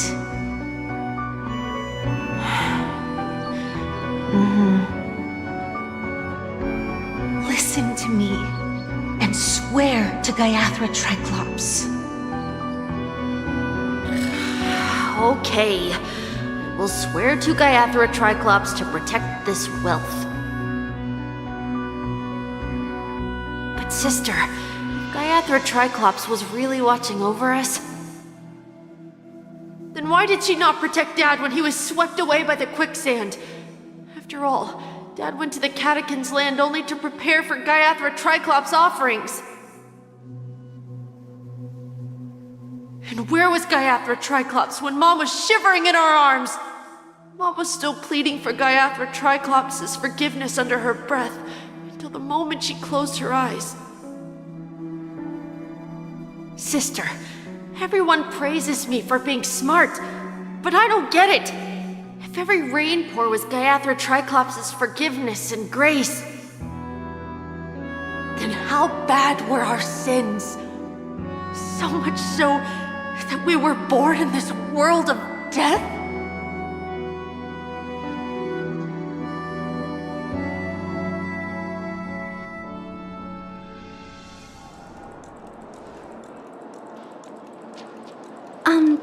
Excuse me. I can't seem to find any information on this artist in the Iris family archives. The photo you provided also doesn't show any matches. Just as I thought. I'd like to ask, what kind of traces do people leave when they enter a dream? Are you referring to the records when you enter the dream pool? The equipment will monitor physiological indicators, such as heart rate, blood oxygen levels, and body temperature in real time. This data will be included in statistics and handed over to the family for the screening of any data anomalies. Immediate action will be taken once any illegal behavior is detected. I apologize. The hotel does not have access. This information is managed by the Bloodhound family. We can only gain access if there's a problem. Looks like nothing can be found here. At least we know who to look for next. We can ask the Bloodhound family for information. Thank you for your assistance, Miss Allie. By the way, is Miss Robin doing fine? We are looking forward to her performance. Fine? What does that mean? Is there something wrong with Miss Robin? The preparations for the Charmony Festival have been proceeding smoothly, so I guess things are pretty good. I believe she will be able to put on a spectacular show for all of you. I'm sure.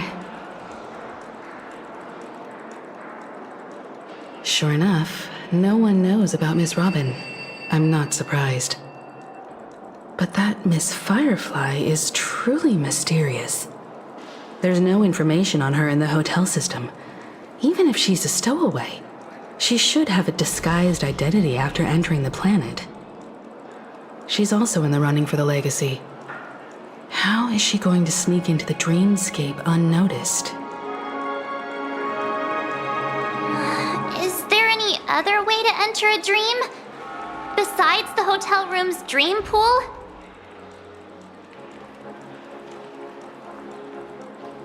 The Memo Keepers have abilities that are difficult for normal people to comprehend. In the memory zone of Penacony, they thrive effortlessly, a fact proven to us by Blackswan. The hacker girl from the Stellaron Hunters used extraordinary means to unlock the Dreamscape Hotel's seal. According to the scene witnessed by him, it is likely that they are behind Miss Firefly's case. The Garden of Recollection and the Stellaron Hunters. Both are possible, but what about the IPC? Since they want Penacony all for themselves, they're bound to have a plan. Who are you guys? The Bravo team has arrived at their designated position, ready to execute armed evacuation operation. Boss, get moving! Armed evacuation? Boss, aren't you drunk? What do you know? It's more efficient this way. Just don't let the director find out. Act first, report later. Understood? Help! Help me! I spent all my year-end bonus on the snowball! I don't want my name on the department's major disciplinary notice! Hey, check it out! That voice. Could it be the IPC workers from Belobog? To all guests, the IPC will be conducting special operations within the hotel. Please follow the staff in charge of evacuation to the designated safe zones, or compulsory measures will be enforced.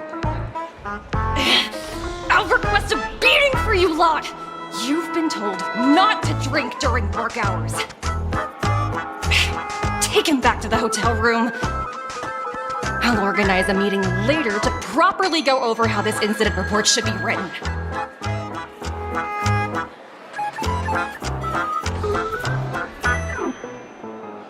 Miss Topaz? I never thought I'd run into you on Penacony. Long time no see, Astral Express crew. Aventurine has told me a lot about your happenings.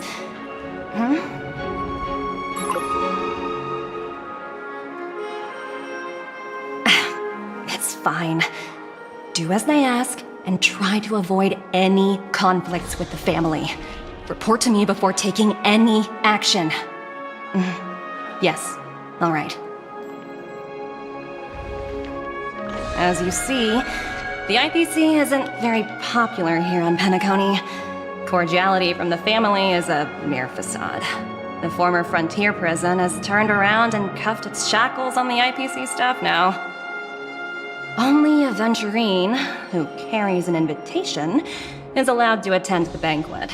An entourage like us, we can only sit around in the reality hotel, unauthorized to even enter dreams. No wonder Aventurine's scrambling to partner up with someone. The IPC can't back him up in the dreamscape. His situation isn't optimistic, I hear. You're all helping to investigate some dirt on the family, are you not? Let me know if you need anything outside the dreamscape. The IPC always treats its partners well. Thank you, Miss Topaz. We're on our way to the Hounds to verify some intel. Perhaps you've had dealings with them? Yep. They're tailing us right now. Why not go and talk to them? It'll take the spotlight off me. Being constantly stared at is really uncomfortable.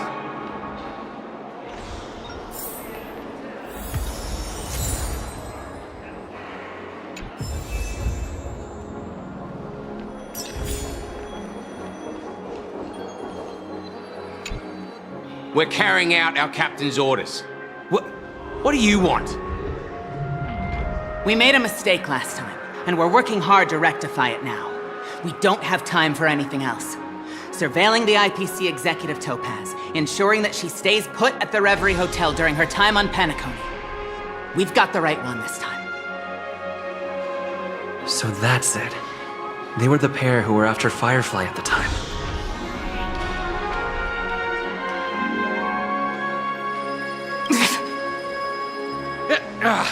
It's you again. Back for more trouble? We're not afraid of you this time. Well, spit it out.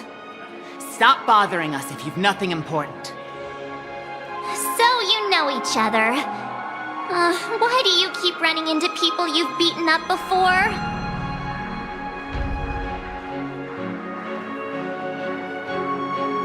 That's right. We're investigating a murder for the family. Can we speak to your captain about the case? Well... Hey! The security officer instructed everyone to shut their traps before he returned from Dream's Edge. What murder? You'd better stop spouting nonsense. Yeah, that's right. We have nothing to report. Please leave. Looks like they're not going to cooperate. But they did at least tell us that the captain is at Dream's Edge. Why don't we just look for the security officer then? It's probably Gallagher, the one he mentioned, right?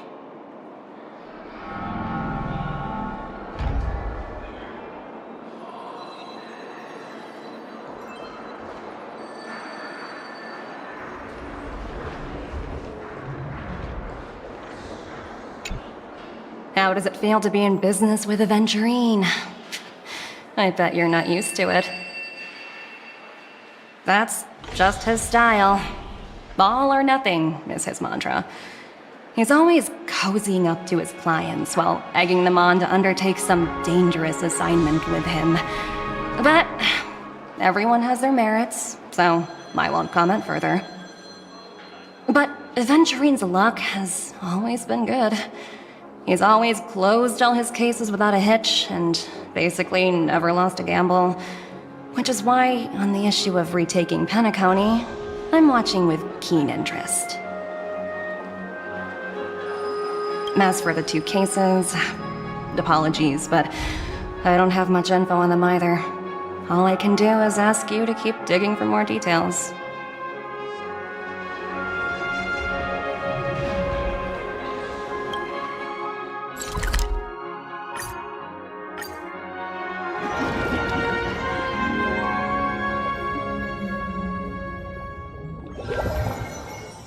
Such tight security.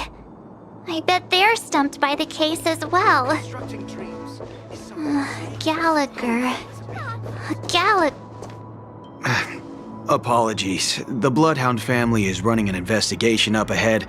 No unauthorized personnel allowed. Hold on a minute. I think I've seen you before. The gray-haired one. How much trouble have you stirred up exactly on Penacony? Not possible. It was you the last time, yelling about some clockwork friendship while beating me up with that silver-haired girl.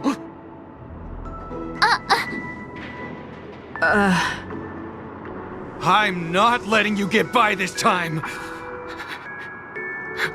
Please leave, or I'll have to get on my knees and beg you. Huh? What kind of heinous crime have you committed now? Hold on, sir.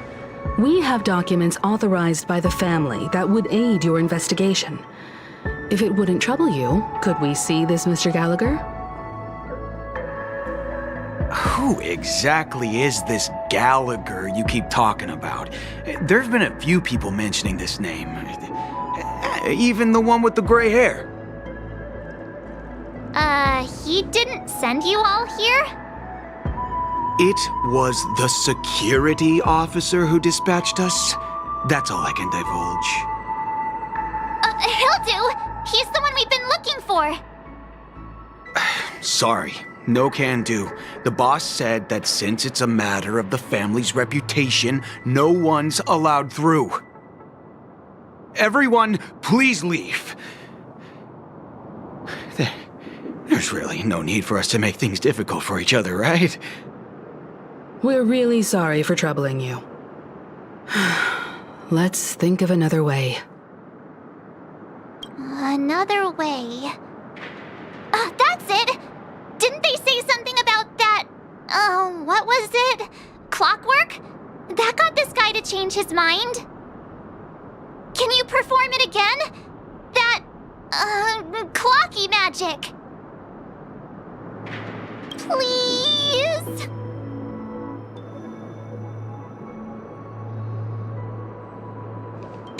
Sorry, no can do.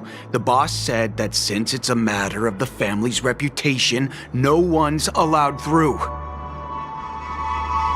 Everyone, please leave. There's really no need for us to make things difficult for each other, right?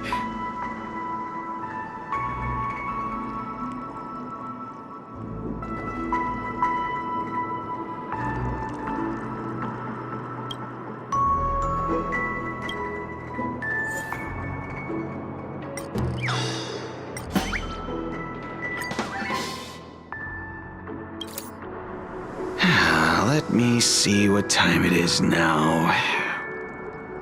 Whoa! It's this time already! What? Time to clock out! And no one's gonna stop me.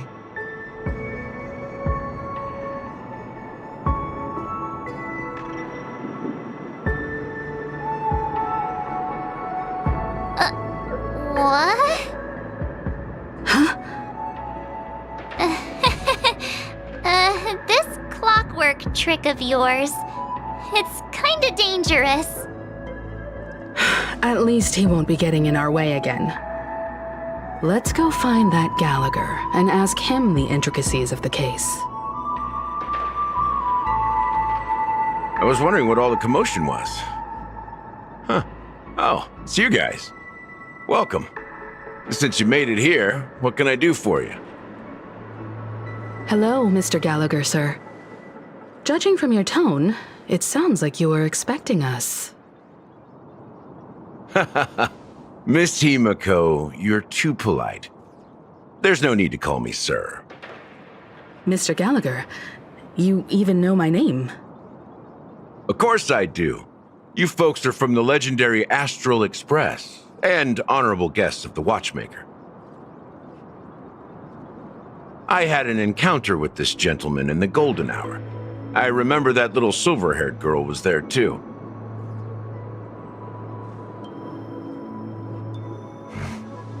I'm sorry for what happened to that kid. This is also the reason why we've come to visit you, Mr. Gallagher. The Express can't just overlook the death of that child. So we've decided to help the family get to the bottom of it, in the hopes of getting justice for her. The Nameless involved with the family. What an unpredictable twist of fate. Why? What's wrong with the family? It's nothing. On Penacony, everyone loves the family. No matter how much one resists the beautiful dream, when the time comes, they too will find it hard to let go. Who wants to leave a warm nest? Just idiots, little kids, and inebriated fools. Mr. Gallagher seems to be getting at something. You got it wrong. I'm not. You want to discuss the case?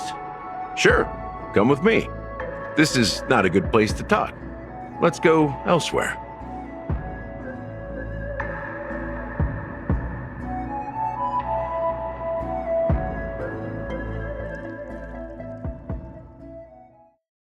Even after that chilling tragedy, this dream is still running effortlessly.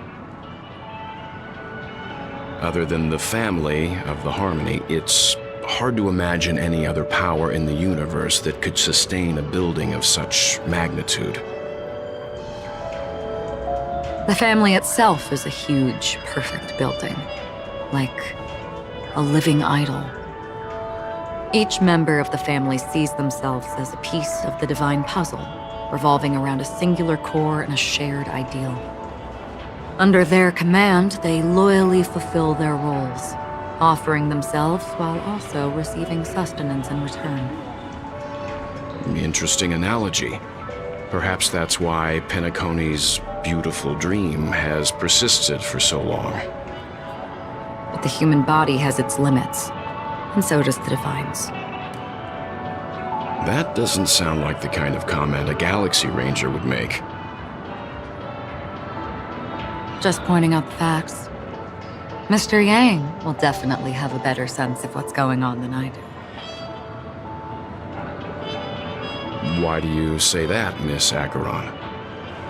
The beautiful dream is crumbling. But not because of a particular eon, a particular faction, or a particular visitor. Its collapse stems from a certain inevitability of human nature. The family refuses to acknowledge this, and it has ultimately backfired and become a catalyst. As people immerse their souls in the dreamscape, where consequences and pain cease to exist, and only ease and pleasure prevail, they draw closer and closer to necrosis. Regardless of the perceived bliss, death looms as the inevitable conclusion. Also, this necrosis will diffuse and spread. One piece of the puzzle's mutation will eventually cause the entire building to shake, break, and crumble. In the end, the dreams that people built in the name of freedom became the cage that imprisoned them. I'm sure you've gained a lot from this trip, Miss Acheron. Are you willing to share your findings with me? Of course. That's if I remember.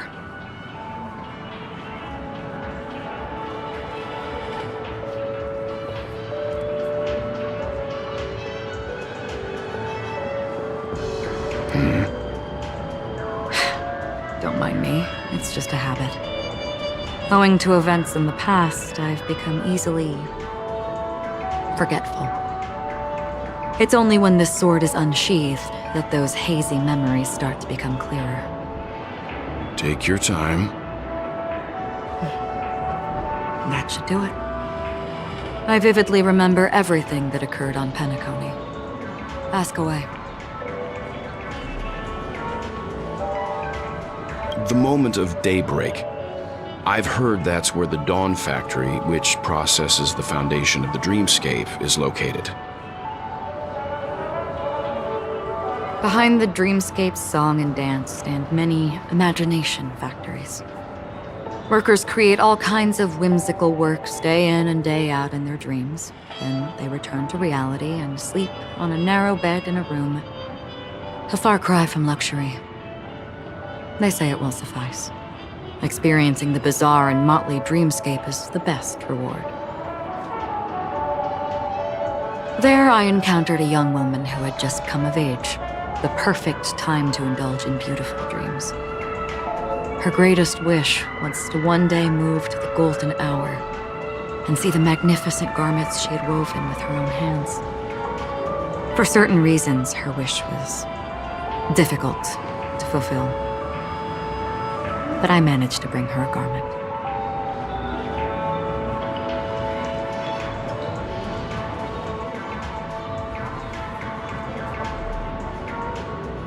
Gilded Hour. It's said to be Penacony's currency center. Yes. It is a fortress-like financial city, the economic heart of the dreamscape. The Pepeshi people of the Alfalfa family are there to keep it running, sending blood that is made from money everywhere on Penacony. Everyone there is exquisitely dressed and always in a hurry. The greatest wish of the local Pepeshi people is for their future generations to work in the Gilded Hour. I've never met anyone who was willing to talk. I could only stand at the crossroads, watching crowds of people hurrying like the wind through the jungle of steel, only to deposit the alfalfa credits that they'd earned into the bank's vault. I don't know if they would open the vault door, but before I left, I witnessed a well-dressed Pepeshi person plummet from the sky, while those around him continued on their way, unfazed. I hear the Blue Hour is very romantic. Do you have any tales to share? Perhaps Mr. Yang has heard. There is a large boat called the Eventide, anchored along the Sea of Dreams, where soft music and dancing persist endlessly every night. I ran into a wizened lady there. She was at the dock, waiting for her long-departed lover to return, waiting for countless hours within time that stood still. In the humid sea breeze, she spoke of her own youth. Like many who desired wealth and love, they came to Penacony to pursue their dreams. Alas, her lover's consciousness was lost in the dark depths of the Sea of Dreams. Finally, she suggested we continue our conversation on a boat in the shallows. I agreed and boarded the boat with her. But she never said anything. Her eyes absent-mindedly gazing at the horizon for what seemed like forever. Finally, we retreated to the beach.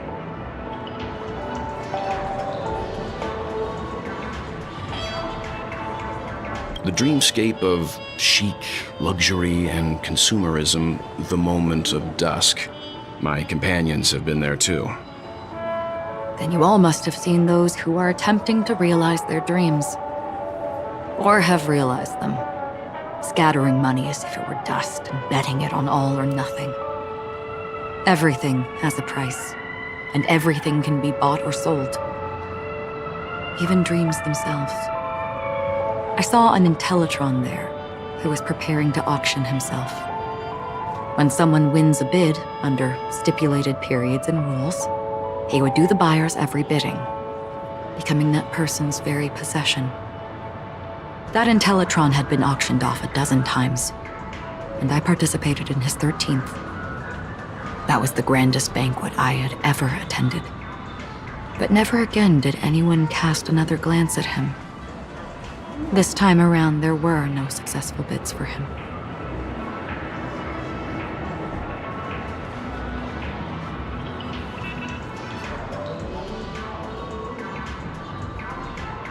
This is what I've seen and heard along the way.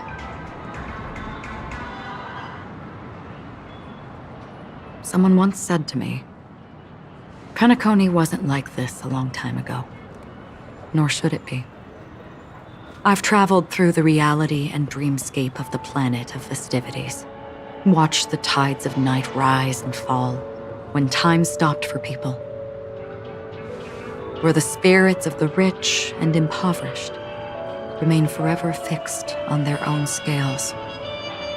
This is why I think the collapse of the beautiful dream is inevitable. There might be a way to change everything. Perhaps.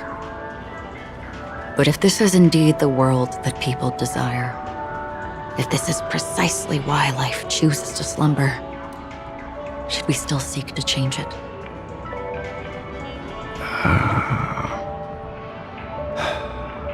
Miss Acheron, now it's my turn to share a story with you. There was a man from my homeland who, at a time when the world was grappling with deep, unhealable pain, made a choice. He wove together the dreams of everyone in the world, linking people's dreamscapes, and shouldered this burden himself. From this, he created a giant, a spiritual atom.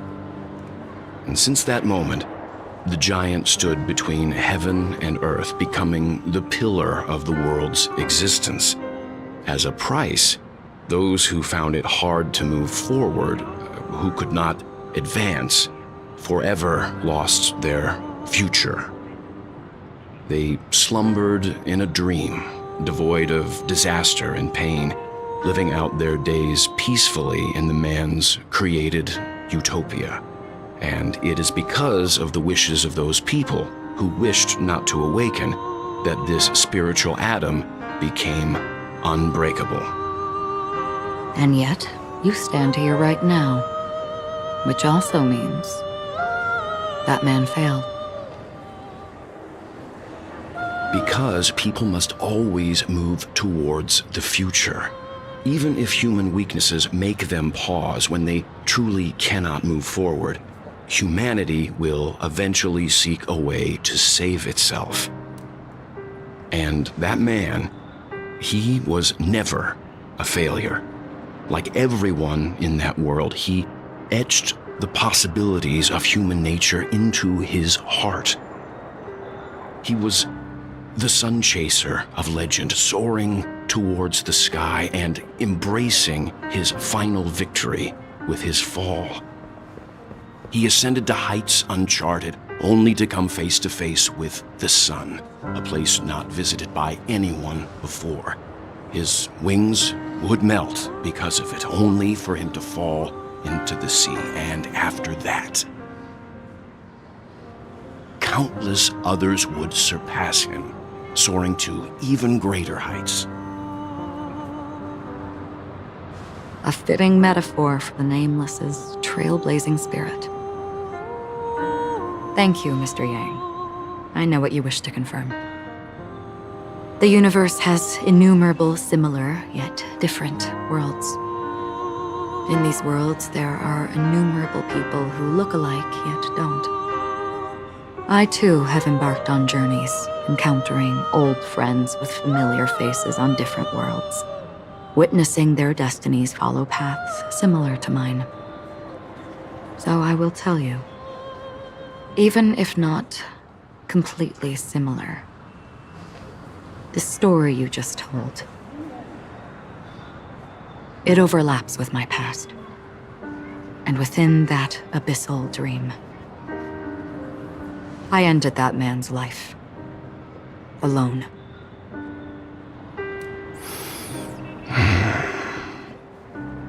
I am not who you think I am. Nor will my home be as fortunate as your world. I am sorry. It's fine. I don't mind, so long as I can alleviate your suspicions. There's something I still wish to know, Miss Acheron. Under that representation of the hunt, exactly what sort of power is it that has motivated your solitary journey thus far?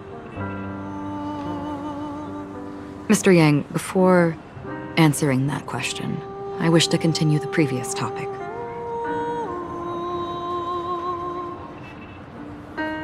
I like your analogy very much. Indeed, birds are born to fly. But in a distant past, their ancestors could only gaze at the sky in envy. They saw that faraway ray of light from above the heavens, piercing through the clouds and blanketing the earth. And so, time and time again, generation after generation, the birds spread their wings and took to the sky, attempting to touch its ceiling, all because the sun was there. Then, what if the last bird finally soars into the sky, only to realize that the end of the light is not the sun, but darkness? Then why, exactly, do we even walk towards the light?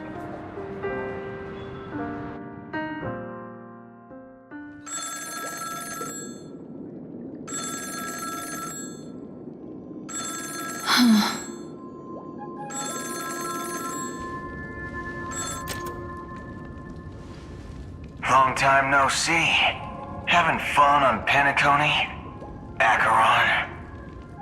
This voice, it's not Constance. Could it be her companion? Though I don't know exactly what you are, or what you're up to, my bullets will find you. Until then, you best find a casket store on Penacony and ask the owner to reserve a good quality casket for you, imposter. Imposter? I see.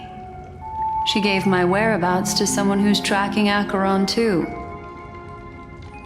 Who are you? Huh? Did I make a mistake? Who the fudge are you? I'm the Garden of Recollection's memo keeper. Not bad. This is the kind of tough challenge I like. You that imposter's bodyguard? Never mind. It's fine. I'll leave a round for you. So get that forehead clean and wait for me. I don't know what you're talking about, but you know Acheron, the Galaxy Ranger, yes? I have something to ask you. Are you asking me to write your will? Sure. Go ahead. Not quite. I only want to ask, how exactly did she become a Galaxy Ranger? She's clearly not a path strider of the hunt, but you are, aren't you? Tell me, what's Acheron's deal? Sure. Never thought I'd come across an ally. Fudge, what a stroke of luck. Well, I'll be on Penacony soon. Memo keeper, go buy a bottle of Donna's white oak and warm it up, and I'll raise a glass to you. That lady's passed. Well, nobody knows. But if all you want is a simple answer, sure, you best get a chair and take a seat.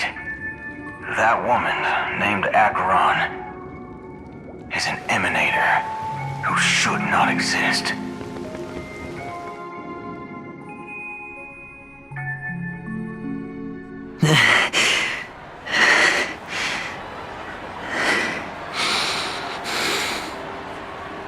You look pale. Or is that also part of your act?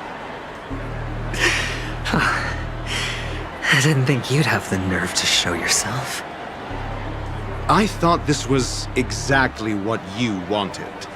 After all, I faithfully fulfilled my duties as you instructed. Just tell me if you can't hold on any longer.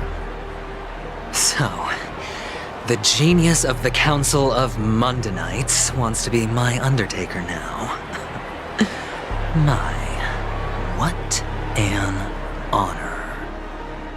Yes, and I'm pretty sure the people at the Strategic Investment Department would love to be notified of your death in due time.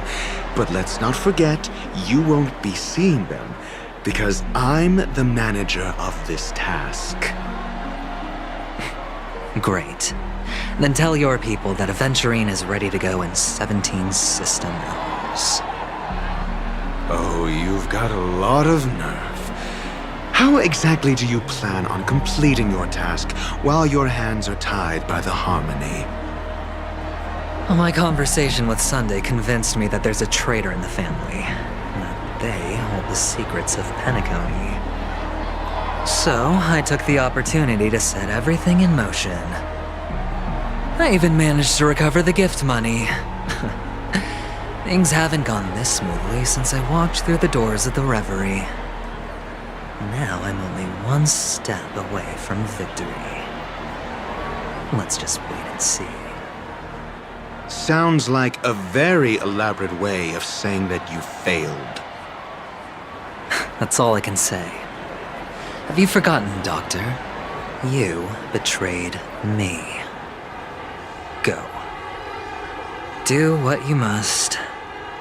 I look forward to the sight of the IPC fleet surrounding Penacony. You've achieved what you desired, haven't you? That's true, but what's your plan? Did you conceal an orbital support beacon in that gift money bag? Well, who knows?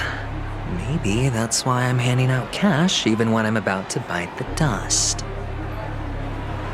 You are indeed a gambler. An insane one at that.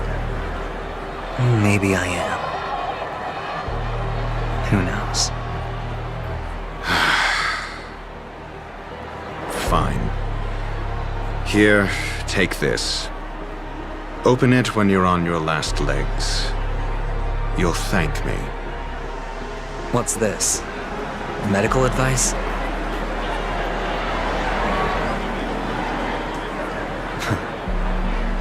You catch on pretty fast, Doctor.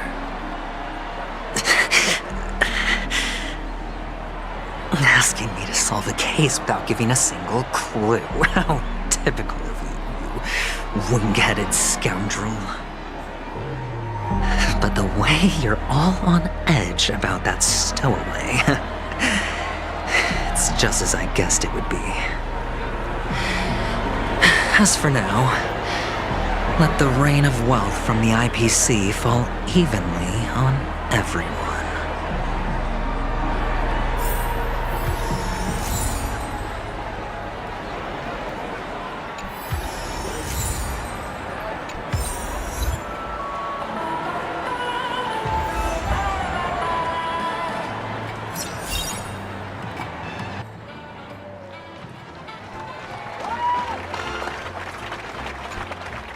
Would you be willing to support my performance?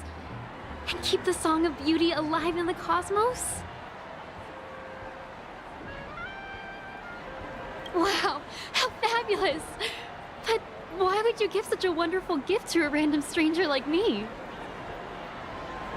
Well, you see, I can't bear to see anyone in this sweet dream suffering from poverty. That's incredibly kind of you. Thank you so much, sir. If you ever get the chance, please, feel free to come by and indulge in my singing. Sure thing. By the way, do you happen to know anything interesting about death? Death?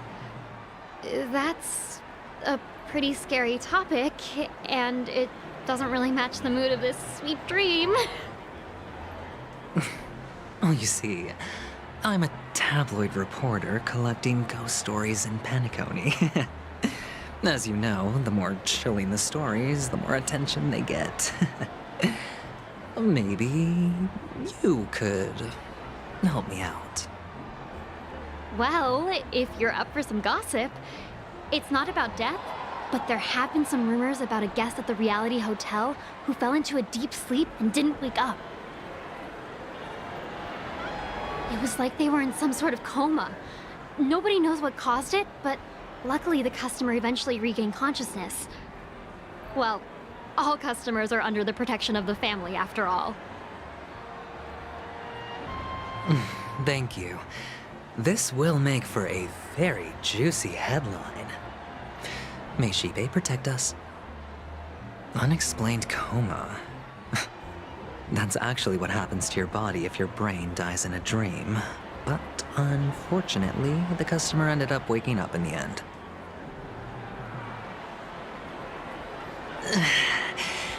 I can feel something inside my head.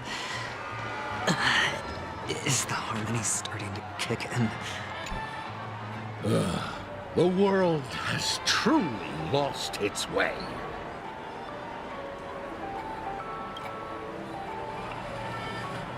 You... Wait. I get it now. This is some sort of prank show, right? You must have some cameras set up around here to film yourself doing good deeds, right? You youngsters are always looking for a quick way to get an audience. But you know what? A truly great show never comes easy. Oh, a great show will start soon, old man. But before that, I need to ask you something. Do you know where I can find death in this dream? Ah, I see. Another fearless youngster looking for death, huh? Well, let me give you a piece of advice. Don't think you're the first one who's ever thought of that idea. Death? Not even remotely innovative. I bought it from Dr. Edward. He claimed it was some exclusive fancy schmancy stuff. Now, what a disappointment. The effects were awful.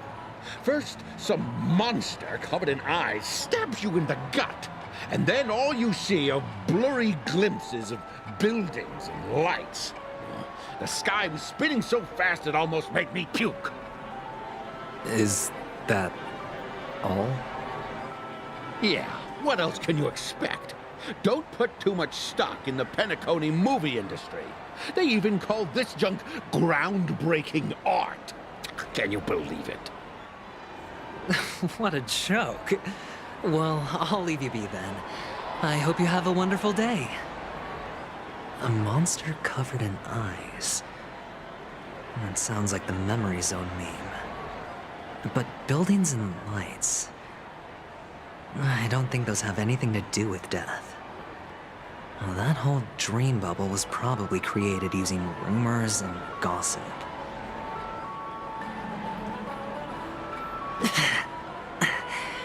The disturbing voice in my head. It's getting closer. Take care, my friend. If you ever find yourself in danger, remember that the hounds are always ready to help.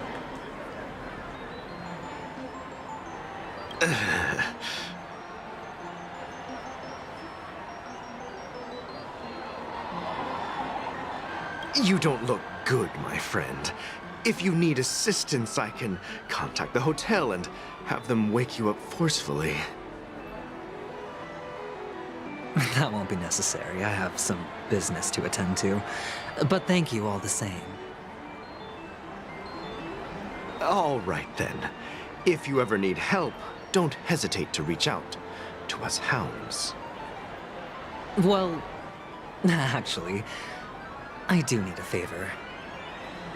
As the most outstanding hound in Penacony, have you come across any stowaways recently? Stowaways? How could there be stowaways in Penacony? We've never had anything like that before. All right. Good luck with your work, then. What was I even thinking? Family would never share intel with the IPC.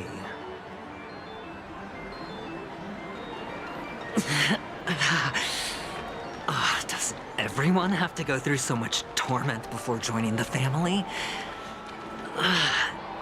Darn it. Now I just want to dig out my brain and use it as evidence. A sip of liquor. A blissful reprieve. To drown 1,000 sorrows. Let worries leave. I know I have what it takes to become a poet. Oh? You're giving these gems to me? Didn't expect to meet such a generous soul in this place. Or are you just pitying me? Well, it really doesn't matter. As long as I have Soul Glad, that's enough. This is just a dream after all. You really shouldn't drink so much Soul Glad, my friend. It's not good for your health. Oh? Maybe I really should quit. But not before meeting the Devil of Soul Glad. The Devil of Soul Glad? Care to elaborate? Yeah. It's a seahorse with a long neck. They say it loves to appear to drunk people, especially the ones who are passed out on the side of the road. How funny. Yeah. Very funny indeed. Thank you.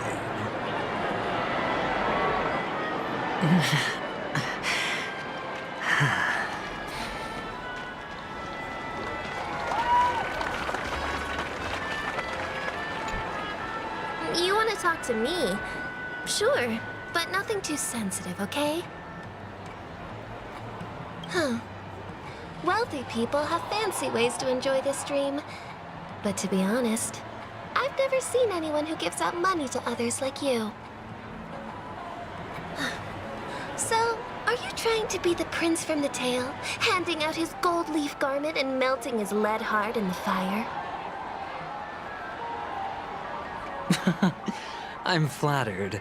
I'm no prince, and I just thought these gems would help you speak. So, as an investigative reporter, maybe you've heard something about death? Another curious soul. I see. Well, that was actually the topic I was most into when I entered the industry. But my boss shut it down. How did your boss talk you out of it? Well, she simply said, covering baseless urban legends like that would make us look like some third-rate tabloid. I thought about it, and she had a point. Reporting on stuff like blowing out birthday candles and getting spooked by nightmare ghosts isn't exactly professional material. Guess she's got a point. Thank you for sharing.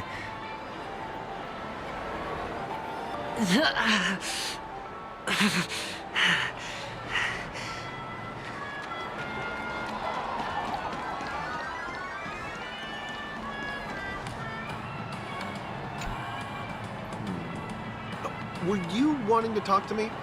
Sorry, I thought you were checking out something behind me. Is this a gift? For me? Are you sure this isn't some kind of mistake? Yes, it's for you. Just take it. Is this for real? Someone is actually giving me a gift. Not for my parents, but for me. Thank you. Thank you so much. No, it's not much. I just want to ask you something. I knew it. What's on your mind? Are you trying to ask about my father or my mother? Neither. I just wanted to know if you've ever heard about death in the dreamscape. Oh, you sound just like my father. Always warning me about danger, even in dreams. He's an Intellitron, so his dream entry methods are different from us organics. Can't count on him to protect me if something does go haywire. Funny, right now I'm still under his protection. How ironic. Hey, stay positive. Gold will always shine one day, right? The Devil of Soulglad, Dangers in the Dream, and Nightmare Ghosts. Well, sure.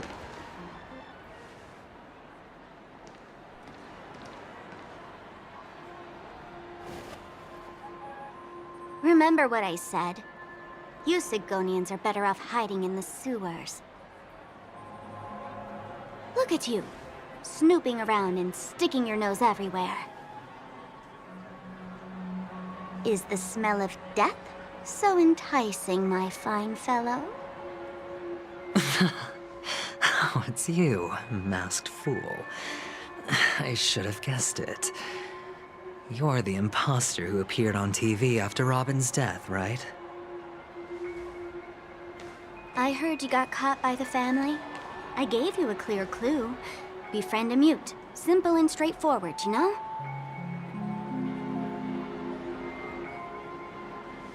And what did you do?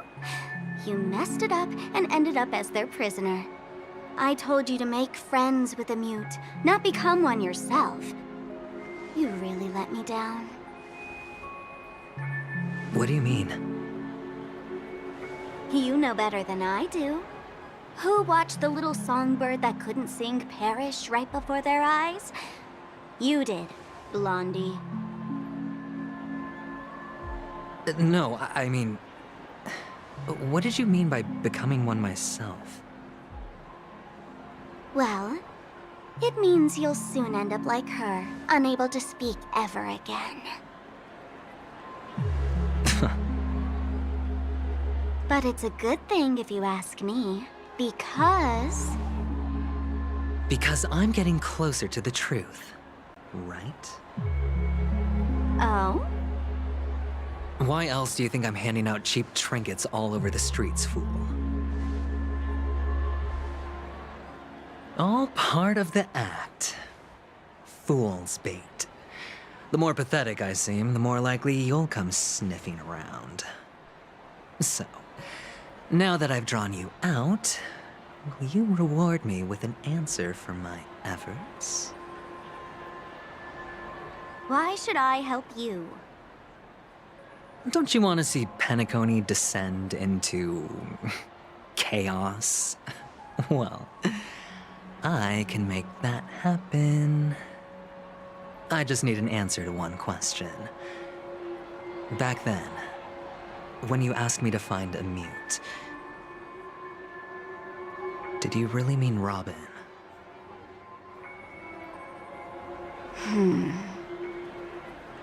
And what if I say no? Then I'll thank you. Oh, the word no has never sounded so pleasing. Well done. I admit I underestimated you, but what difference would it make? Let me tell you something. There were 2 mutes, but one is dead now, and the other, though she is still in Penacony, I'm afraid you'll never find her again.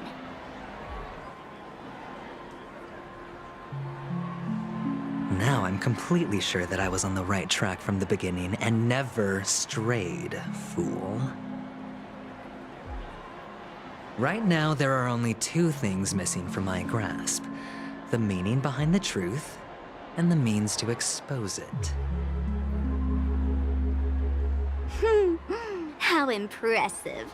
That's quite a fancy way of saying I haven't learned anything so far. Not exactly. I've gathered enough clues to prove its existence, and that's enough for me. As for the answers to my questions, I'll find them within 16 system hours. Oh, really? Only 16 system hours? Well, let me lend you a hand. Here you go. This is my precious, mutually assured distraction button, and I have one just like it. When either of us presses it, the other and the whole of Penacony will go up in smoke. If you're really so desperate for the IPC to take over Penacony, blowing up the chessboard isn't a bad idea. Start from scratch. That's where the IPC excels, right?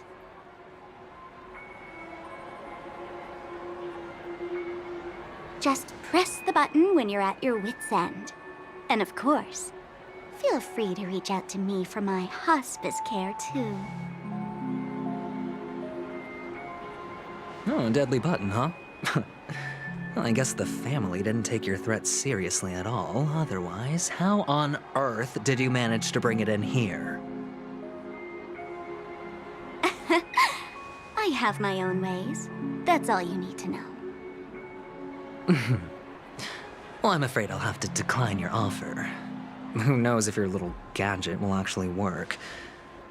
By the way, I have no plans to search for the other mute friend you speak of, but it's good to hear that he's still here in Penacony. I'll handle the rest myself. I'll orchestrate a grand finale for the downfall of the family. And at the climax, the walls will crumble, people will wake up, and those who couldn't speak will find their voices again. When that time comes, go ahead, press the button, light up the sky with a magnificent fireworks display for me. Catch you later, fool. You're still talking big, but sure, if that happens, I'll stay true to my word. Just don't let me down now, okay?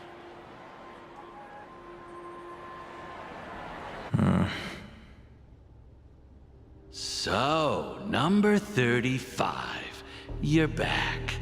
Like your new lucky charm? Can a commodity code really be considered a lucky charm?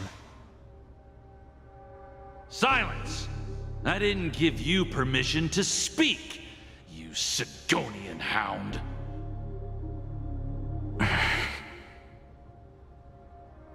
The guys in black didn't say much, so I've no idea what you did to save your skin in that massacre back in the day.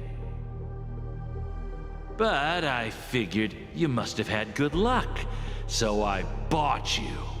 From now on, you and your good luck are my assets. Are we clear? Your first task is simple. In addition to you, I've purchased 34 other slaves. Go, play a game with them. If you come out alive after 2 days, it proves that you're the real deal. You're insane.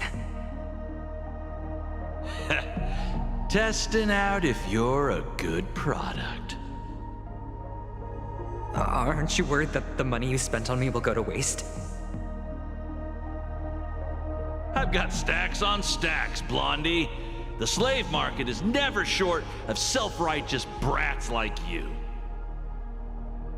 But you look good, and that's why many customers are betting their fortunes on a scrawny brat like you. So go along now, and don't let your master down.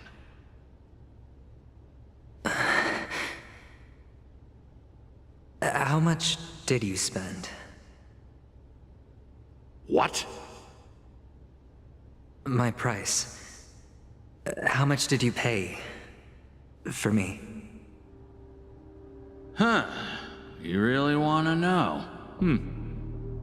Well, it was 60 tanba. No more, no less. I'll take my chances. 30 tanba. If I come back alive, you'll give me 30 tanba.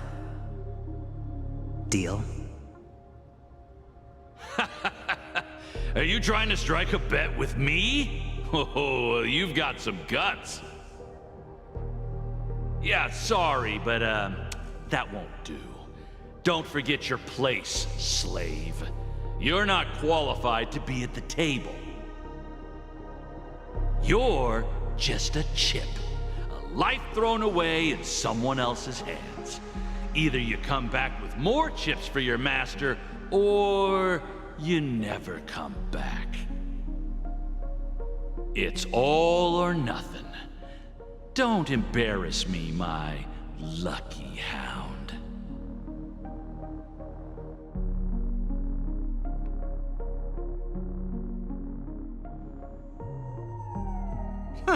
What brings you here, Gallagher?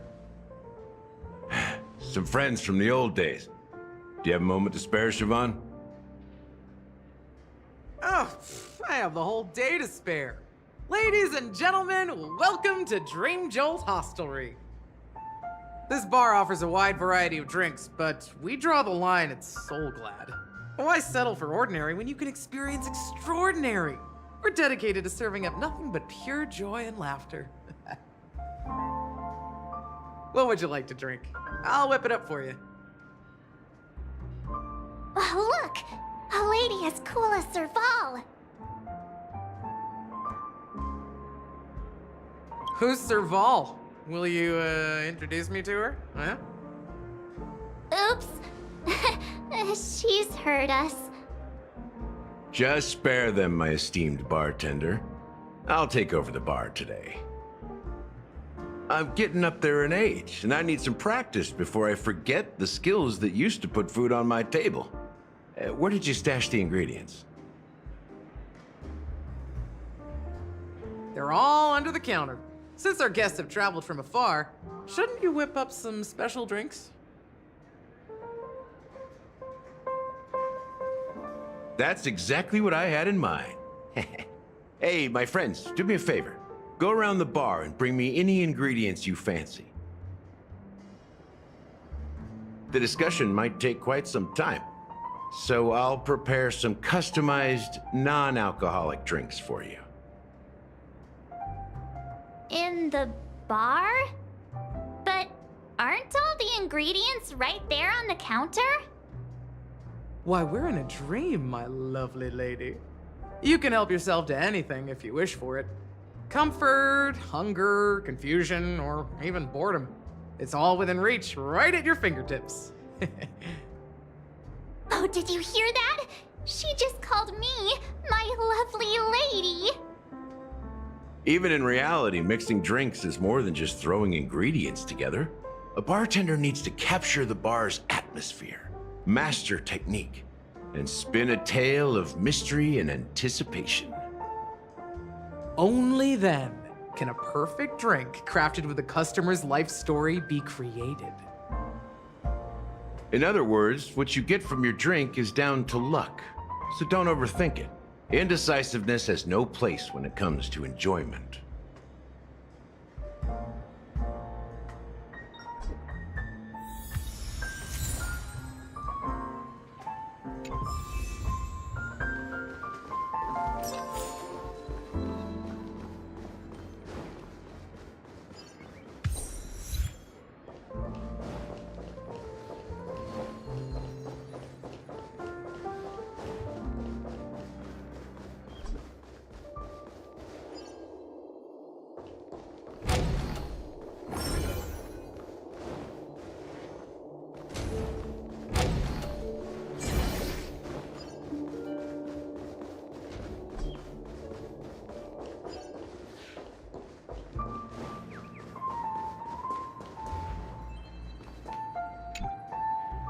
Check out this bottle! The liquid inside looks beautiful! And the label reads... Dream Syrup, thick. I don't see an expiration date, but the production date is... half an amber era ago. Ugh, drinking this stuff can't lead to anything good. That's for sure. Ugh. The syrup is turned clumpy. I definitely don't want to drink this, even if it's not expired. Did you find the bottle of syrup I've been hoarding? Don't worry, it's all just a dream and it won't upset your stomach. It's been aging for years and should have a refined taste by now. Feel free to have some. It's perfect for entertaining lovely guests like you. Ugh. Then we'll keep it for now.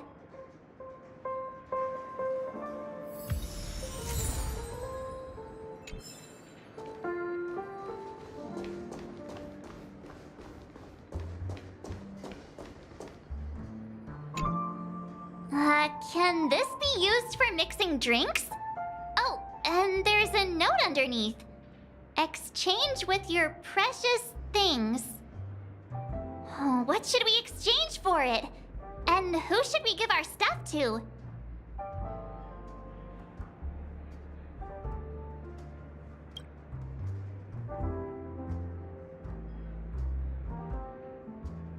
Hey, what are you doing? You can't just throw trash.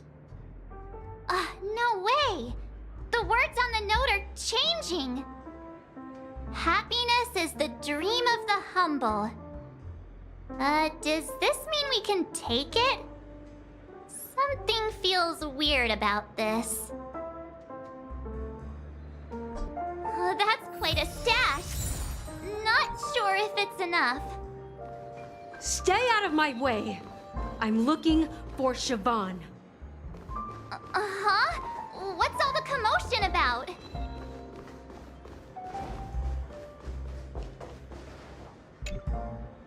Hey, look at all these chips scattered everywhere. A few days ago, an actor from the Iris family came. Caused a ruckus with Siobhan. Those chips must have gotten scattered during all the chaos. Nah, it turned out to be a landslide victory. That being said, opening a bar in this place, filled with monsters, is quite a feat. Siobhan must have a lot of tricks up her sleeve, right? You'll have to ask her yourself to find out. But I have a feeling she won't budge unless you impress her with an incredible drink.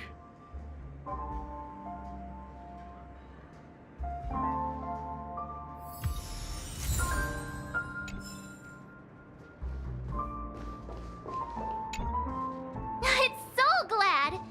But I thought they didn't sell Soul Glad at the bar. Let's give it a shake. Nice, it's still fizzy and has a long shelf life.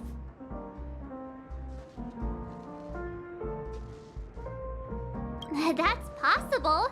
You see Soul Glad everywhere these days, so it wouldn't be a surprise if someone brought a bottle here.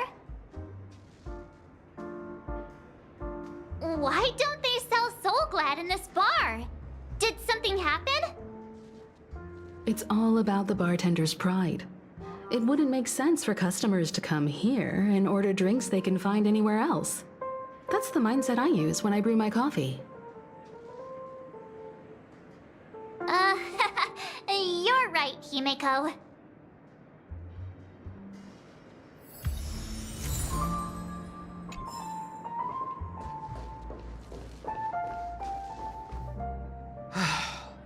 Haven't I made myself clear enough, Miss Amiki?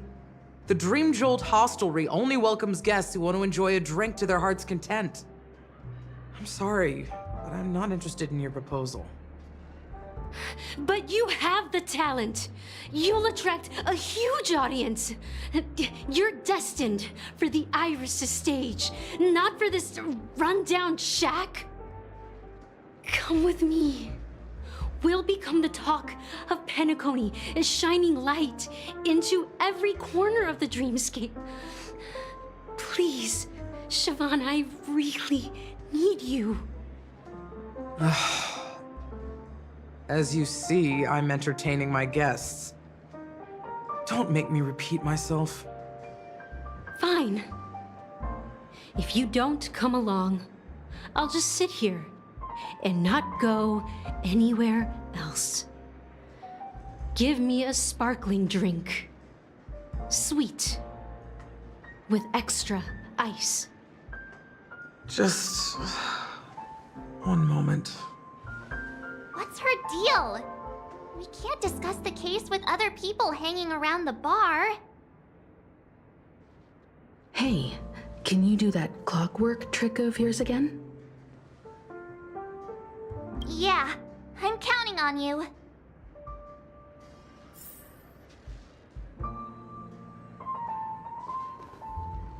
You're one of Siobhan's guests, right? What can I do for you? If you're here to convince me to leave, please stop it. I'll never leave until she accepts my proposal. I just don't get why she won't leave this place.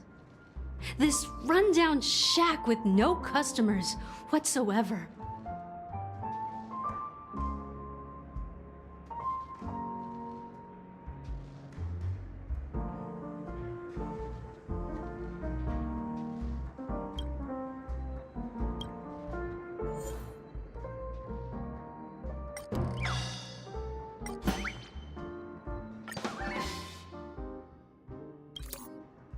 I've seen it. The moment when Siobhan and I share the stage.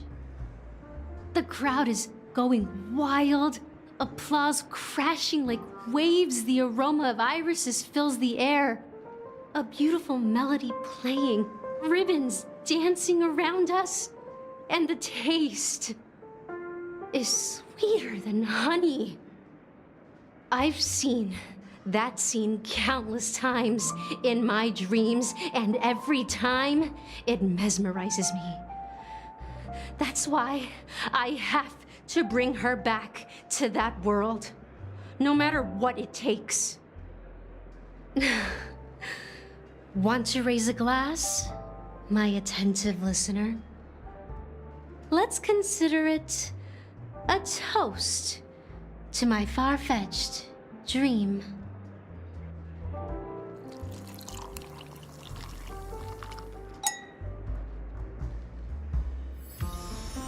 She's still not leaving.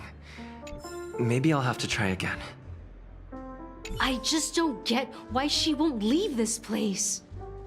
This rundown shack with no customers whatsoever.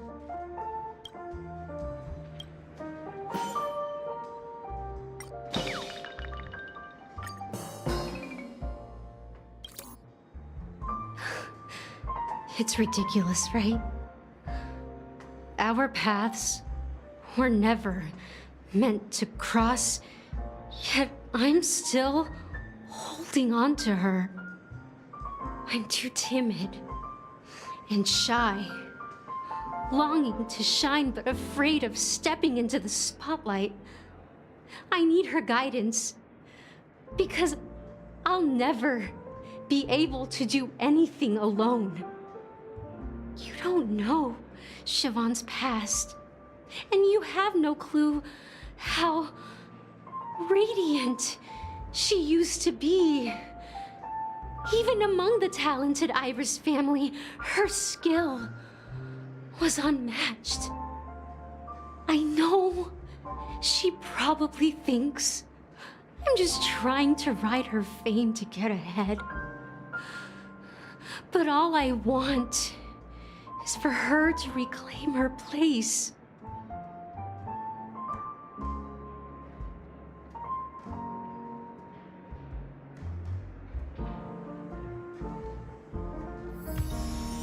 She's still not leaving.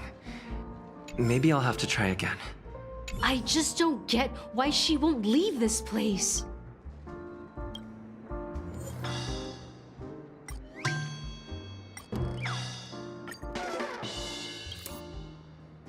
Those darn Iris jerks!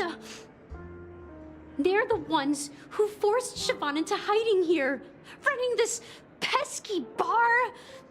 It's all their dirty scheming. I get it now. She's not leaving because she doesn't want to run into them again. I can help clear the way for her. I can do her a favor. I'll go back and write a letter to the Dream Master, exposing the crimes committed by the Iris family. Siobhan will definitely appreciate it. Well, talking to you has got me feeling a bit down. My thoughts are swirling, making my mind clear, and bringing tears to my eyes. Maybe I should find a place to reflect on what Siobhan truly means to me. Here's the payment for the drinks. Please, pass it on to her. I'm leaving now. Amaki has left? That's good for her. Radiant dreams may be enticing, but they're nothing more than dreams. Her drink is on the house. Please keep the money. When you're ready, go to Gallagher. I can tell he's itching to show off his skills.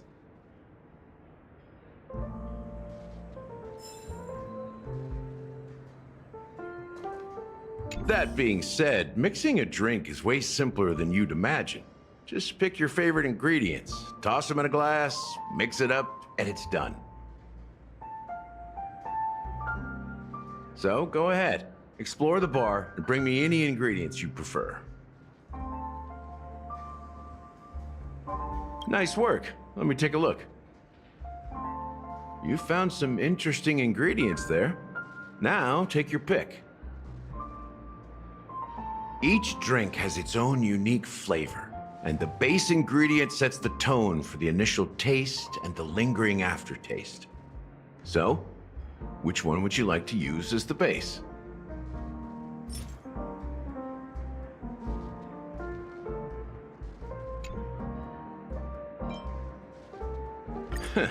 You won't find a sweeter drink anywhere in Penacony, and that's what today's dream seekers crave. Now that you've chosen the base, it's time to pick the adjunct, the ingredient that'll create a marvelous chemical reaction with the base. It should give an unforgettable taste without overpowering the main tone. So, what's your choice for the adjunct?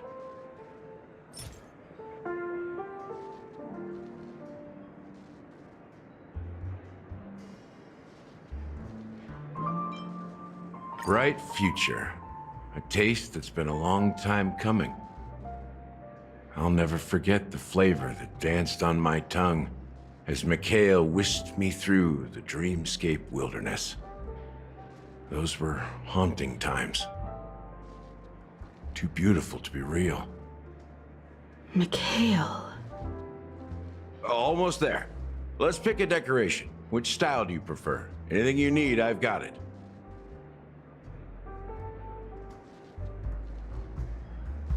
A symbol of bravery and dauntlessness. May you break free from your shackles just like he did. Well, it's done. Here's to you, Dream Seeker, with this glass of El Dorado. To golden dreams. Well done, Gallagher. You're not over the hill yet. So, are you satisfied? Oh, the flavors! They're way more sophisticated than Soulglad. The richness and layers of these flavors are a masterpiece, especially with the adjuncts. I can taste the spicy and sour notes with a hint of sweetness. I'm not entirely sure what it all means. Maybe Mr. Gallagher can shed some light on it. Well, if you're expecting a profound answer, I'm afraid I'll disappoint you. The imagery it implies is pretty straightforward. It's just a glimpse of what this dream truly tastes like. Nothing more. Does this true taste have anything to do with that Mikhail? Yeah, that name does sound familiar. When you got knocked out by that masked fool girl, I think I heard someone calling that name. Do you remember? I was right about you. You guys seem to know quite a bit, and now there's no reason to hide anything from you anymore. Let's dig deeper into the case, and of course, I'll tell you a story about Mikhail. All right, let's start with what we know based on the clues the family has. It seems that Firefly isn't a local or an invited guest. In other words, she's a stowaway. She managed to fool me at first. My age must be getting the best of me. But here on the planet of festivities, stowaways are a common sight.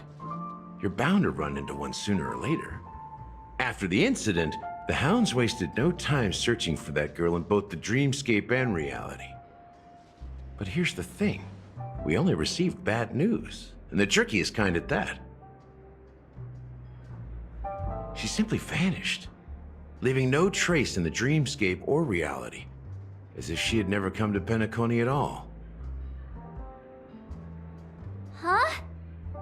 Does that mean... That's impossible. The problem now is not that she's dead, but that it's as if she had never existed in the first place. Let me be frank. This case, actually, is unlike anything the Bloodhound family has dealt with before. Dealt with before? So, death does happen in Penacony, if I understand correctly. You've witnessed it, so there's no need to hide. Even the shiniest city has its dark side. We're all adults here. Surely I don't need to explain too much to you. Confronting the family based on that alone would be naive. Death may occur in sweet dreams. So what? Such events are highly unlikely and only affect a tiny number of people.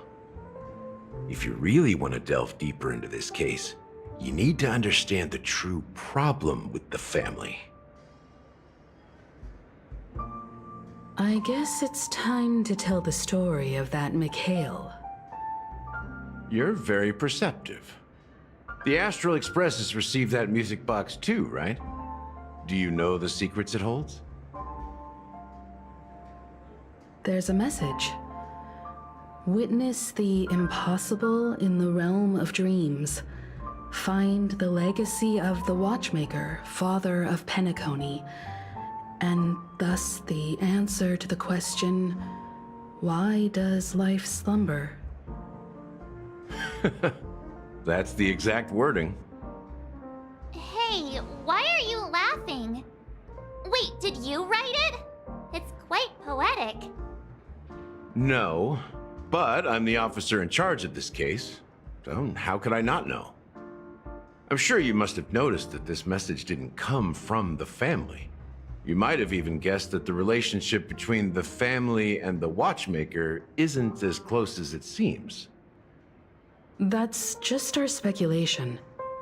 Actually, it's hard to believe that the father of Penacony and its actual managers are at odds. Now I can assure you that your speculation is absolutely correct.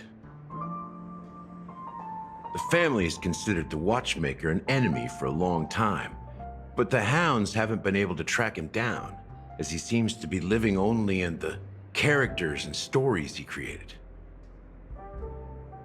Let me ask you a question. Have you ever wondered why the family allowed the Watchmaker to send out such a ridiculous message to the outside world, inviting you here and causing chaos? So, you want to seize this opportunity to expose the Watchmaker?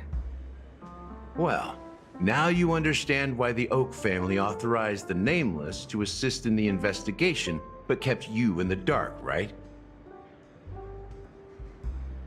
Because the Watchmaker is not the legend of the land of the dreams at all. He's the most shameful stain in the history of Penacony, and he's the root cause of all the anomalies in the dreamscape.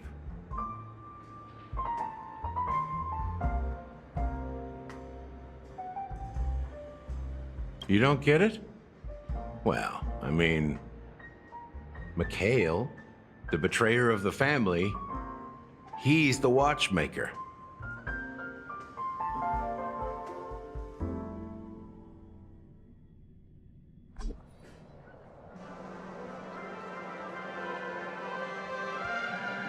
Here we are, Clock Studios theme park, the most popular entertainment center in Penacony. Wait, aren't we supposed to be discussing the Watchmaker?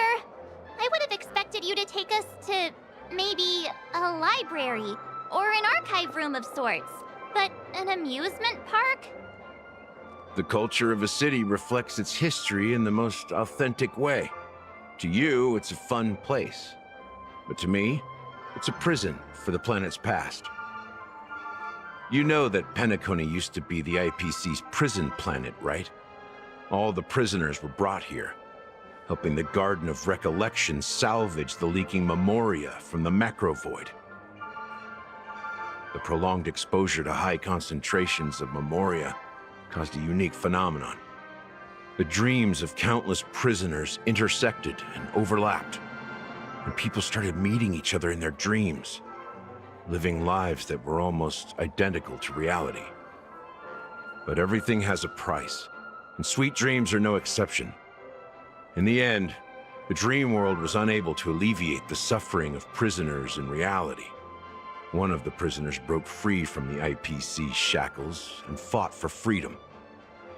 He is Hanu, the great leader of Dreamville, the great peacemaker, and the faithful companion of the underdogs.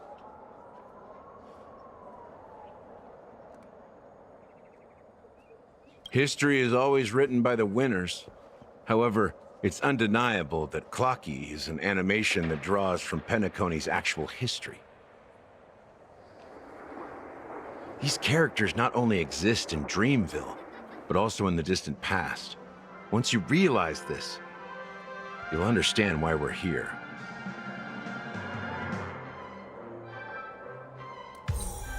There are so many members of the Bloodhound family around here. They just received a lockdown order, supposedly from Sunday himself. Who knows what it's for? So many of them. I've never seen anything like this, even when they're tracking down suspects. We don't need to go in. We don't want to draw any unwanted attention inside. We can just talk here. Let's find a quiet spot and continue our conversation. View here is great, right? We can see everything from here. Including Clocky.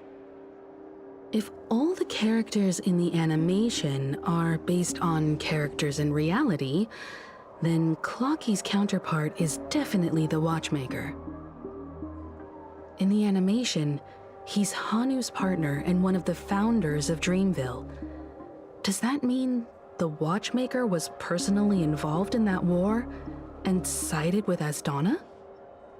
It was a monumental war for freedom. Hanunu fought alongside a motley crew of masked fools, nameless, history fictionologists, mourning actors, omen vanguards, even visitors from beyond the sky. In the end, they emerged victorious. Among them was the person who would eventually be known as the Watchmaker. But if you do the math, doesn't that mean the Watchmaker was around for several centuries? I'm not sure, but Mikhail was already the Watchmaker when I met him, so maybe he inherited the title. How old are you now, Mr. Officer? I'm 13. No way. Not even close. Hanunu freed the frontier prison, but peace still eluded him. With limited resources, threats from the outside world, and internal conflicts between major prison districts, the future of Asdana was uncertain. It wasn't until the Watchmaker approached the family with the idea of turning the prison into the planet of festivities that Penacony finally gained its name and glory. Thus, he became known as the Father of Penacony. But didn't you say the Watchmaker betrayed the family? And you said you were his companion, so that means you... No, I'm not his companion, but rather one of his many children. But I am indeed a traitor. Not to the family, but to Mikhail. What did you do? I did nothing. And that's the worst betrayal of all. Just like you, I had close companions. We dedicated ourselves to Penacony. But the Oak family, they set us up. Mikhail was too old to protect his children anymore. So we left the family to find our own path. We were branded traitors of the Harmony, even though the true traitors were someone else. While they continue to praise the Watchmaker's name in the world, behind closed doors, they condemn him on a pillar of shame. Nevertheless, we wanted to clear his name. We intended to find the real traitor, the one responsible for all this, and restore harmony to Penacony. But we failed. Too much time had passed, and the land of the dreams had become deeply corrupted. After countless fruitless pursuits, I gave up. Like a lost dog. The family accepted me and made me an officer, supposedly as a form of forgiveness. But it was actually a punishment. Since then, I've been completely cut off from my partners and my past. As for Mikhail, I heard he died in obscurity, in a place where no one could find him.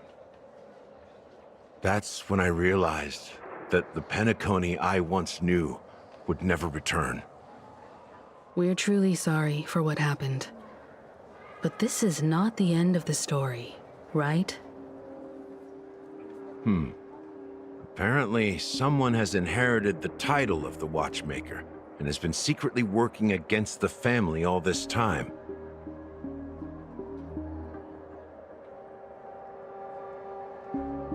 Well, that's one way to look at it. However, only one member has truly inherited the Watchmaker's title. Unfortunately, after all these years, I have no idea who that person is, or if they're even real. Or just Mikhail's lost soul haunting the dreams. So, do you understand why I'm spilling all this info? Because I believe the girl's death must be connected to the Watchmaker's legacy. And at the end of all these mysteries, we will find the answers we are seeking. If it really is Mikhail's ghost, I want to meet him. If only for the last time. For those who despise me could form a line from here all the way to the entrance of the hotel. But those willing to look me in the eye and hear me out? Let's just say, there won't be many. I've told you all I know is a sign of gratitude. Thank you for listening to this old dog. Bark and all. Something just happened at the theme park. Now if you'll excuse me, good luck to all of you. How ironic. What's so different between the stowaways rejected by Penacony today and the Dream Seekers once hailed as pioneers several amber eras ago? Gallagher does have a troubled past, it seems. While Firefly's whereabouts remain a mystery, his stories shed light on our suspicions about the true identity of the Watchmaker, his connection to the family, and the power struggles hidden behind sweet dreams and death.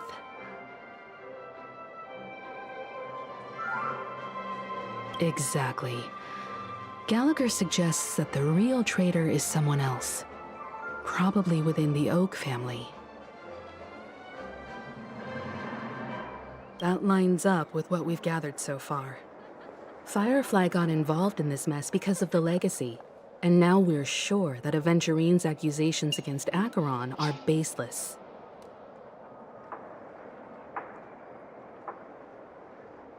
You're really into Clocky, huh? He's just a fictional character, not a real person. Speaking of which, that Clocky who only reveals himself to you is quite intriguing. It's a shame we've never met him since then.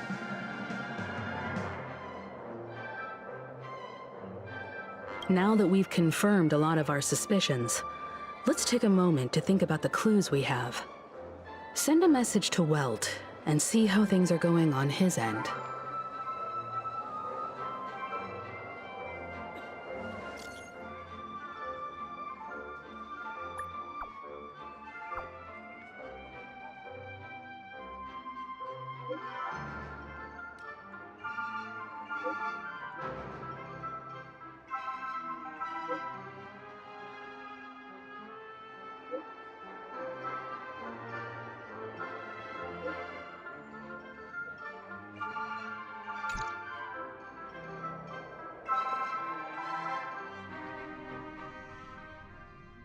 Are your companions worried about you?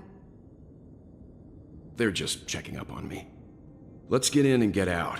Seems they've made some progress. Looks like we're about to enter the depths of Dewlight Pavilion. It's been a smooth ride. Almost too smooth for a heavily guarded mansion.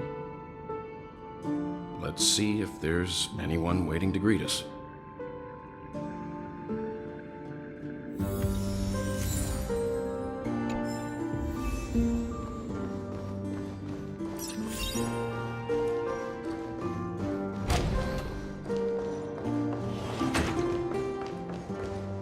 Something feels off. A grand mansion like this and not a butler or servant in sight. Could it be due to the disruption caused by the emergency? Well, this door is open. Looks like we'll have to investigate ourselves. Let's proceed with caution. Just one moment.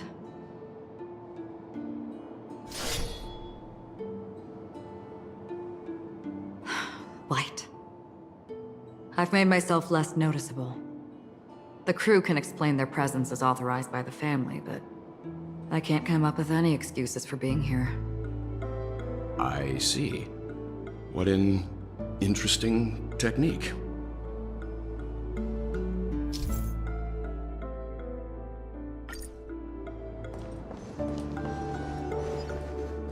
Stream forth! Gleam. The model in the sand pit. It's the golden hour, isn't it?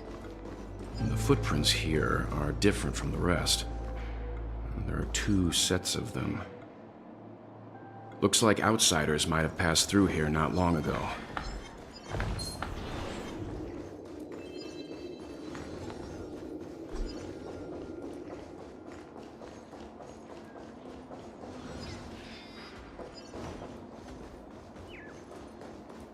While there aren't any people in this mansion, they've set up quite a few mimetic guards to patrol this place.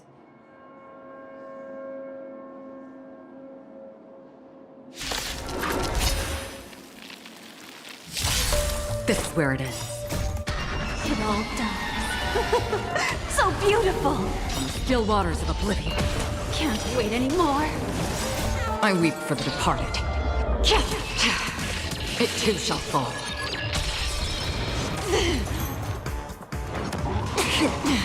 Mountains move, dragons rise!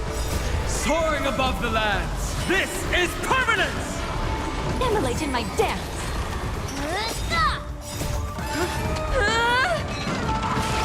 Sorry.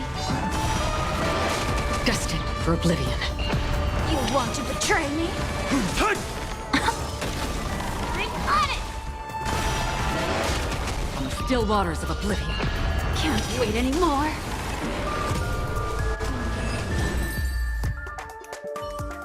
Look, it dropped something. A note. Looks like instructions from the butler for the other servants. Seems like the mansion's entire workforce were assigned other tasks before Robin's death. It must have been a big project to require that much manpower. The Charmony Festival, perhaps. But no matter what their main priorities are, there should always be someone left at the mansion, right? So you're saying someone deliberately cleared the place out? Yeah, but I don't know why.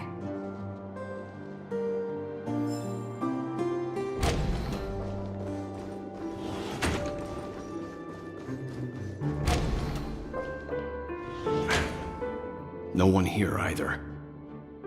Since no one's around to entertain us, let's make ourselves at home. Stay close to me so that my white can cover you too.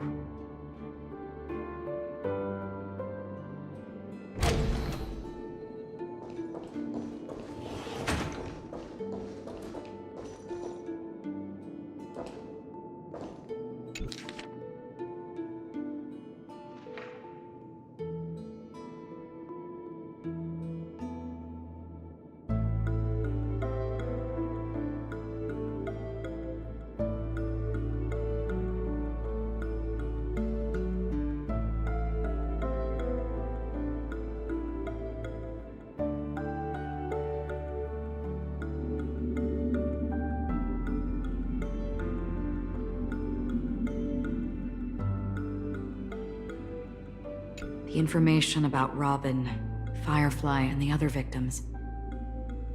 I don't see any commonalities among them. Looks like the rumors were right. Death does seem to be targeting random victims. And based on Sunday's notes, he's no stranger to death. He's just surprised that it has resurfaced.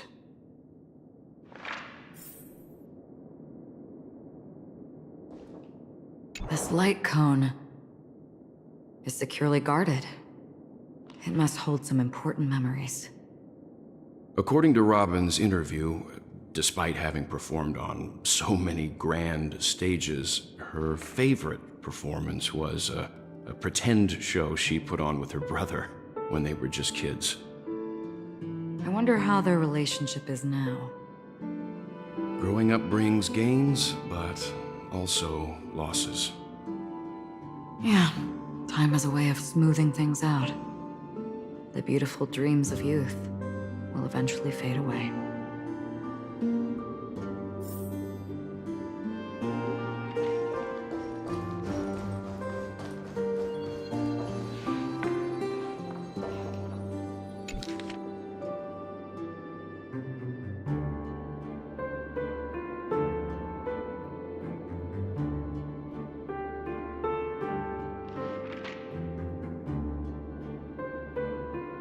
As soon as I and the rest of the crew arrived in Penacony, Mr. Sunday and Robin showed up to greet us. I remember hearing something unusual in her voice, and now it seems I was right. Robin believed it was because the harmony had been tampered with somehow. But as far as I know, there aren't many entities capable of interfering with the power of paths. Meaning? If there really is a traitor within the family, that person must hold a high position or possess unimaginable strength. That would explain why Mr. Sunday has been having such difficulty in catching the traitor.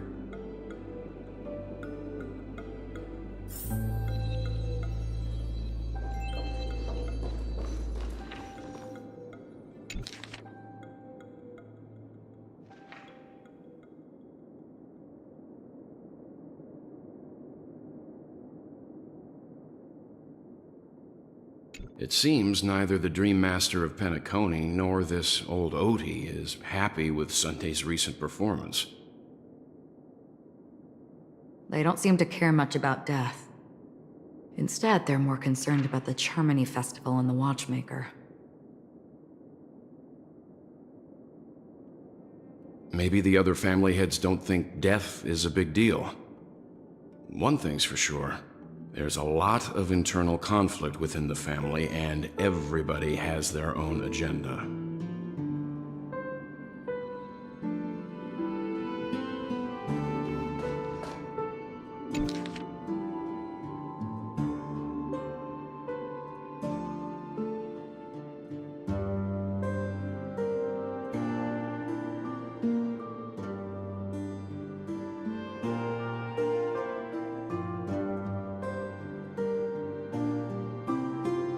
Mr. Sunday has done some serious research on his suspects. This traitor must have been causing trouble for the family for a long time. They all seem to be insiders, but I haven't met any of them. Huh? Wait, these characteristics. What is it? No, nothing. Maybe I'm just overthinking things. However, if this traitor really exists, could they be responsible for Firefly and Robin's deaths? Perhaps that's why Sunday is taking this matter so seriously. That's all for now. Nothing more noteworthy. Before coming here, I had all sorts of scenarios in my head about dealing with the family. I did not expect an empty mansion. Watch out. Someone's approaching. I don't think trespassing on forbidden areas is the way to be a guest, Mr. Yang. And... Acheron? The Galaxy Ranger? Our apologies, Mr. Sunday. Nobody came to greet us, so we entered without permission. I hope you can forgive us. But even if there's no one to greet you, you should wait for the host. Don't you agree? Even without the famous Galaxy Ranger. As far as I know, the crew has officially accepted the family's commission, so coming here will be unnecessary for you. On the contrary, that's exactly why we're here, to ask you about the case and gather more information. We don't want any loose ends. Well, since you've come with goodwill, I have no reason to show you the door. Rest assured, he hasn't figured out that we went through those documents. While the truth remains a mystery, I'm getting close to it. I assure you that the traitor will soon pay the price. Let's hope justice will prevail soon. I have a question for you, if you don't mind. How did the family come to the conclusion that the murderer was within the family? With all due respect, it's in the IPC's interest to wreak havoc before the Charmony Festival, and the family has every reason to suspect the IPC's involvement. Well, other family heads share the same suspicions as you, but in my opinion, the true murderer would never have drawn as much attention as that ambassador did. Not to mention, I personally shackled him a while ago. However, I'll give you a suggestion regarding your suspicions, Mr. Yang. You should be more cautious of aventurine. While the wicked can't break through high walls, they can plunge their evil dagger into the heart of the righteous. He's a businessman, not some philanthropist. But right now, he's out there handing out his wealth on the streets. And he went to the Clock Studios theme park all by himself. Who knows what kind of scheme he's cooking up? While the family is dedicated to keeping our guests safe, it might be wise for you to stay alert. You never know what unexpected troubles could arise.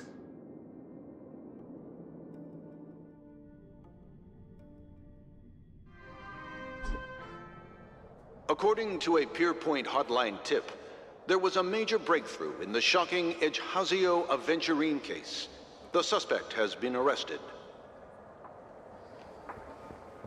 This fraud case has been linked to many departments within the Interastral Peace Corporation and the Intelligentsia Guild, causing a large drain in manpower and resources, resulting in the IPC taking a massive loss. The case's main suspect originates from Sigonia 4 and is one of the survivors of the second Katega-Abjin extinction event, who does not carry an interstellar refugee travel permit. As per Strategic Investment Department Head Diamond's sentiments, the IPC has appropriately relocated the suspect in the spirit of the Charter and will continue to conduct further investigations as to the motive of the suspect. What pretty eyes. Tell me, do they shine in the dark? Well, if they did, I'd sell them in a heartbeat. You don't know how many people long for your eyes to be closed forever. As a servant, you should not resist your master. Yet, you went and killed that man anyway.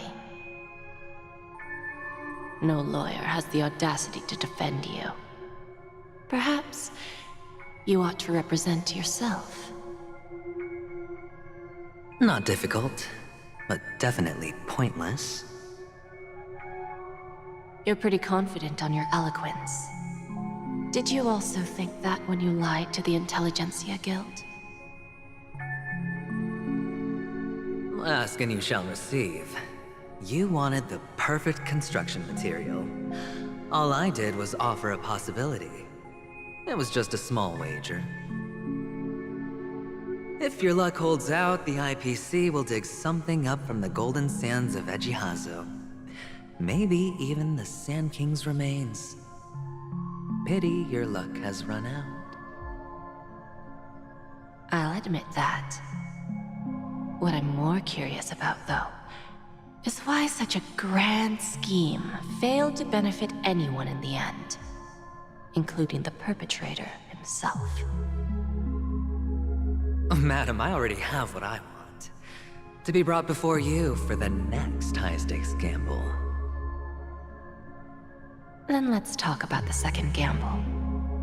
Tell me, what are you prepared to wager this time? My life. I bet you won't send me to the gallows. What do you want, then?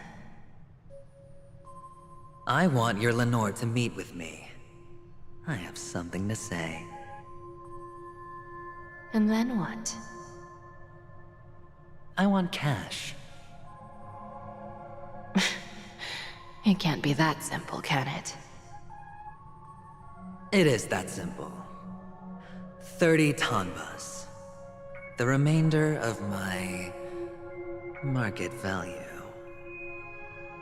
30 tanbas.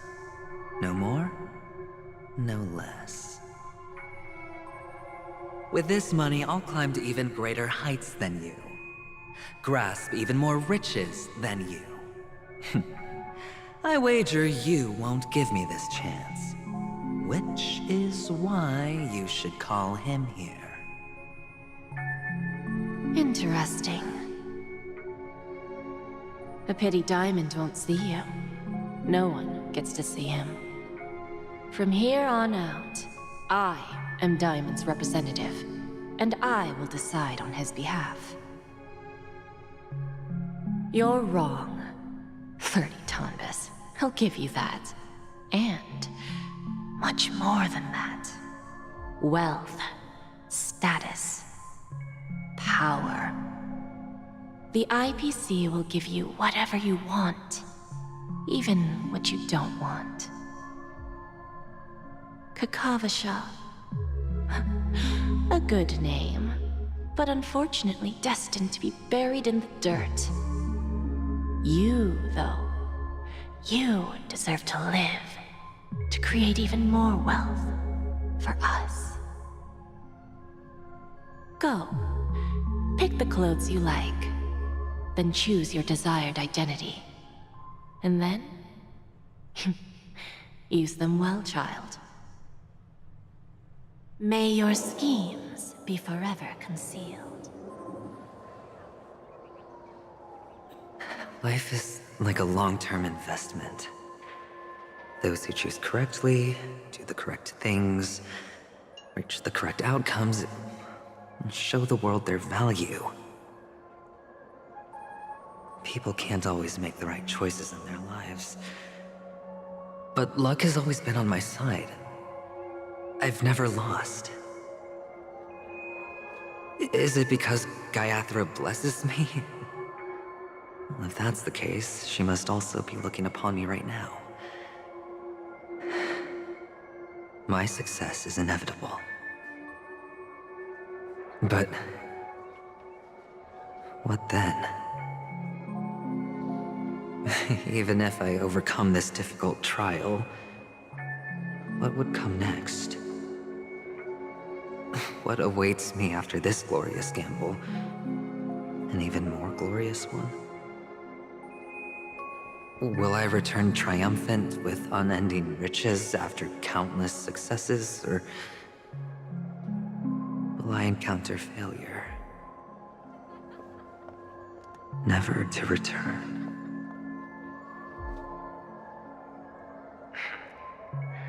I'm pretty sure you already have some ideas. Lowly gambler.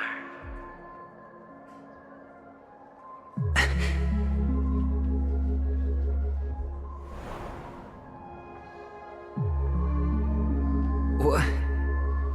What? What?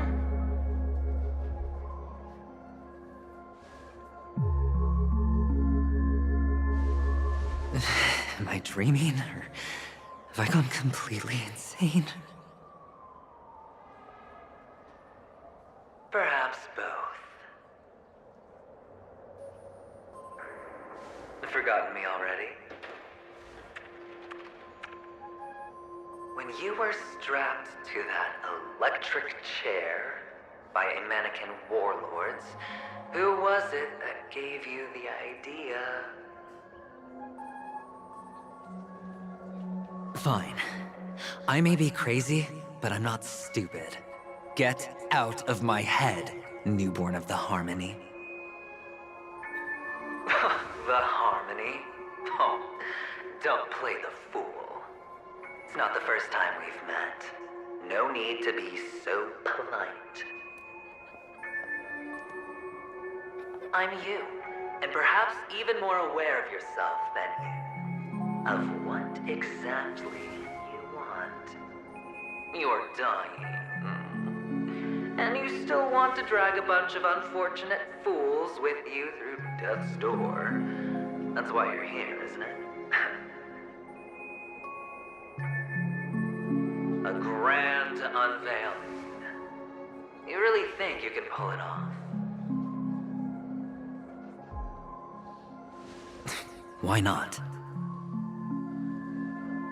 Well, you may have fooled everyone, but you can't fool yourself. I can show you. Before you're entirely gone, I'll be with you for the last stretch of your road. Let's have a heart-to-heart while we walk.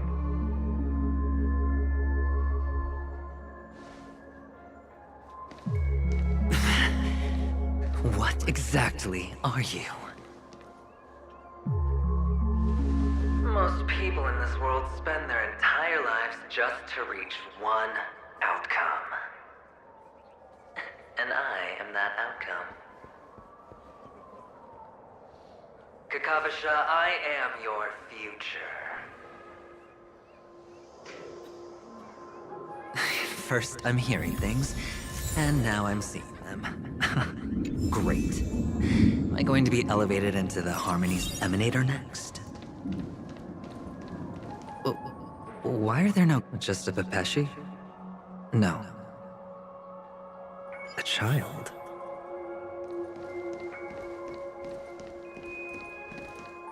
I thought minors weren't allowed in Golden Hour. Hey kid, you okay? Are you lost?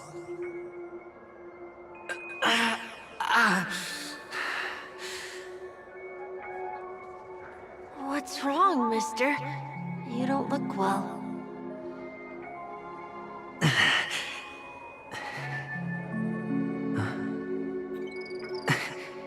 Your eyes. Impossible. Who are you?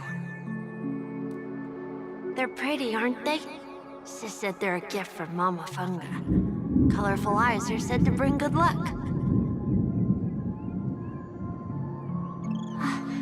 Mister, you have pretty eyes too. Beautiful.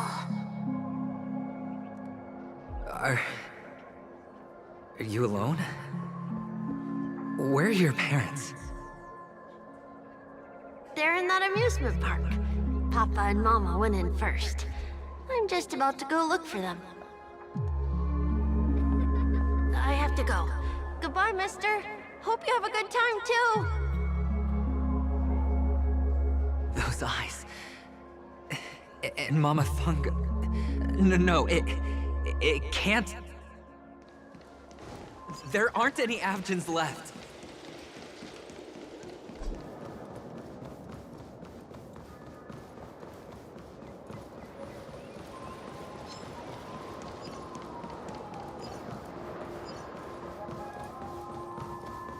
Papa, Mama, wait for me. Only on Penacony, am I right? What are you still doing here? Well, you've known all along. The family truly showed leniency to everyone who came seeking help. Why would there be a need for such high walls and deep moats? However, people don't see it like that. Especially since the flavor of the drink syrup is so alluring. You will receive no charity on Penacony. And relying on your own strength alone to topple high walls? Not a likely fate. Which is why, once you step into the hotel, you remove your high hat and beg everyone you come across for help. Like a hyena scavenging for scraps in the desert. Because you know that opportunities are fleeting. Oh, when you put it like that, even Ratio's a teeny peacock analogy sounds pleasant. Well, you know how rare it is for me to give you the straight dope, so listen while you can. It's good timing that you mentioned the doctor. I'm especially fond of what you and he have in common. The conspiracies, calculations. Especially the part about the finale, a magnificent act of betrayal. Oh, when everyone thinks this way, who would even suspect that it was another trap you've meticulously devised?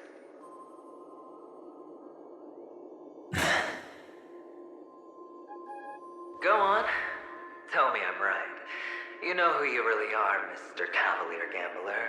Uptight, sober, cautious, massive inferiority complex. You want so much, you're still so afraid of losing.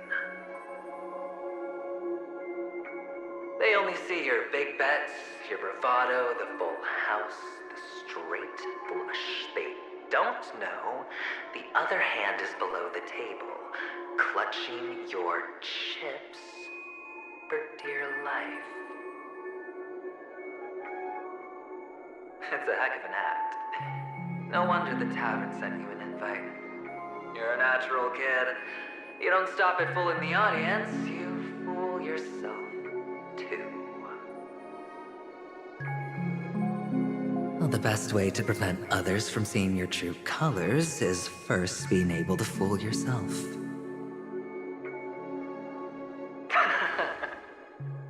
Of course. I know you all too well. But it's strange.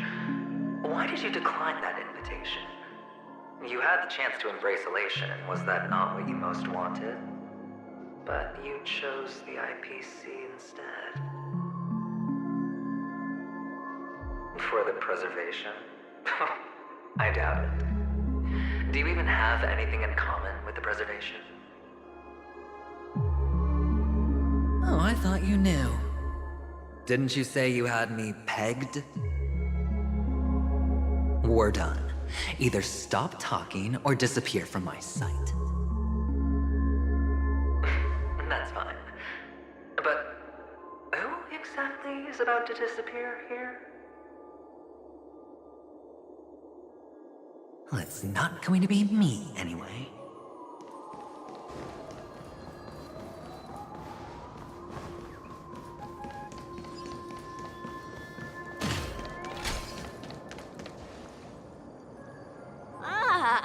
playing hide and seek.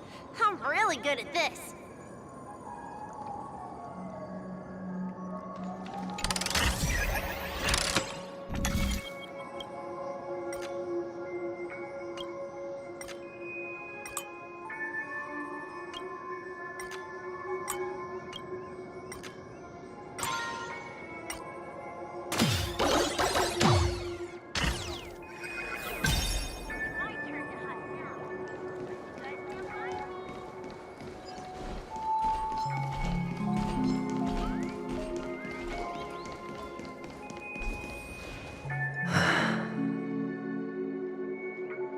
Hide and seek.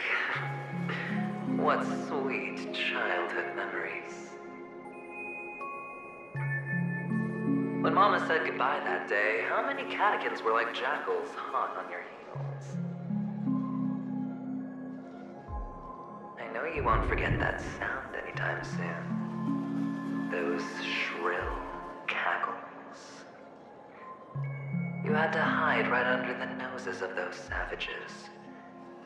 You and Big Sis, playing dead, drifting in all that bloody water.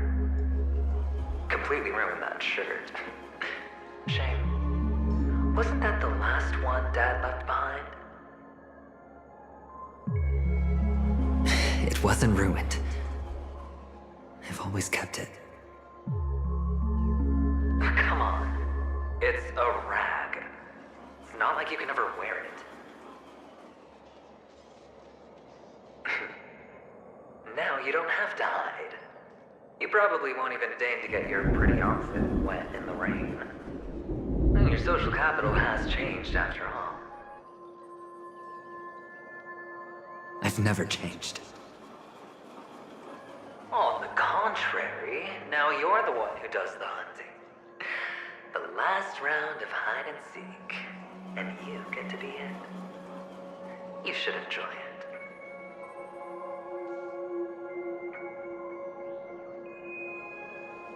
That child. Could he be in here?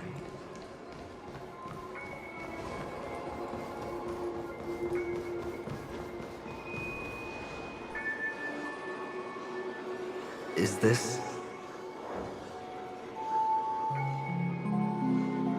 a topaz? What is this doing here?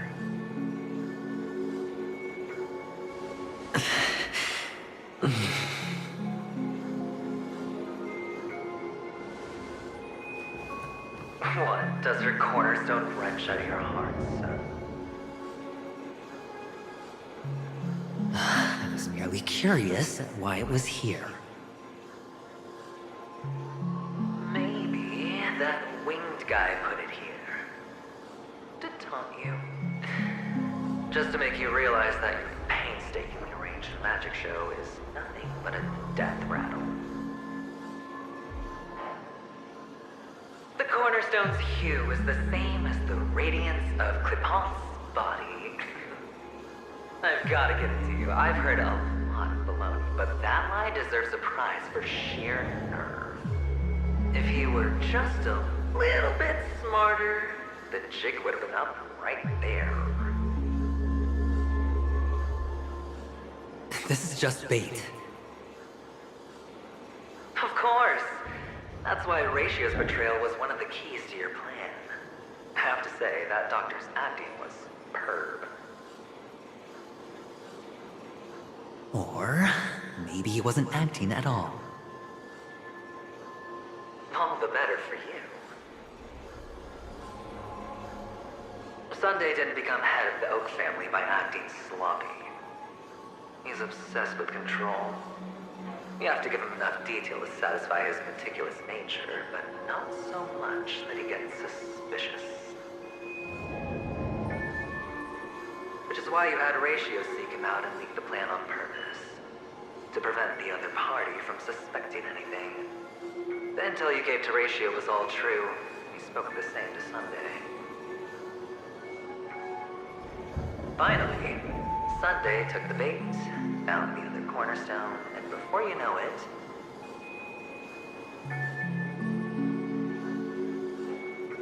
everyone's distracted enough for you to steal the third stone right out from under them. Why don't you stop rummaging through my mind?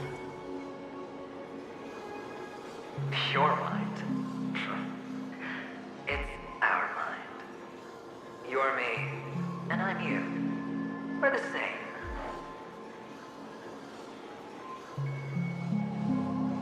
The best way to prevent others from seeing your true colors is to first be able to fool yourself. Really? You can't even fool yourself. You just got lucky this time.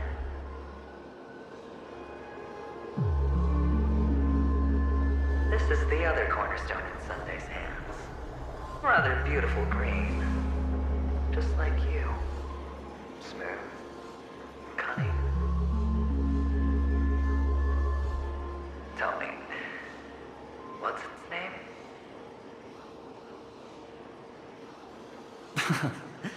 Why are you even asking me? Must I do all the work? Aventurine is the stone of luck and trickery. That's what she said when you received the stone, wasn't it? This type of stone isn't rare, but its hue is very similar to a certain gem. In fact, it's often used as a substitute. And that more precious gem is...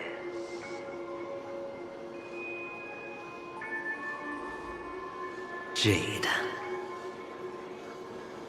Even Sunday can't tell the difference. Well, looks like jade can be substituted for aventurine, too. Sauce for the goose. Aventurine, topaz, jade. 3 elites, 3 cornerstones who, for a measly Penacony, offered their everything. Oh, you're even more united than the family.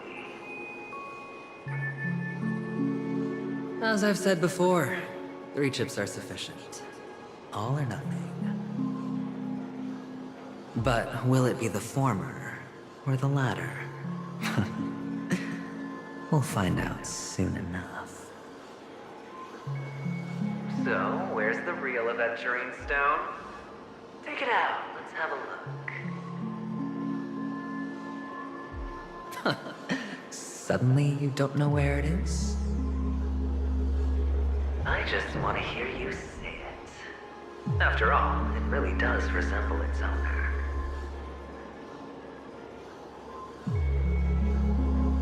As you wish, then.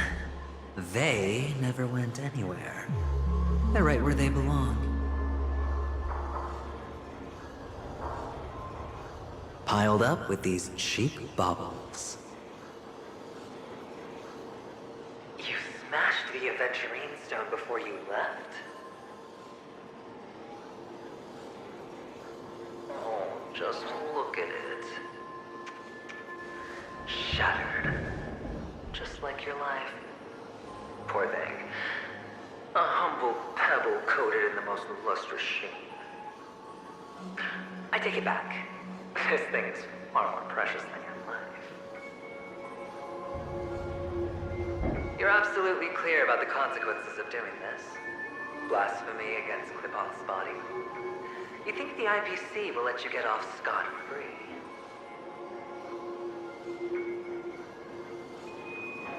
Well, Diamond has always been all about results. As long as I could create value far beyond the cost, the ends justify the means.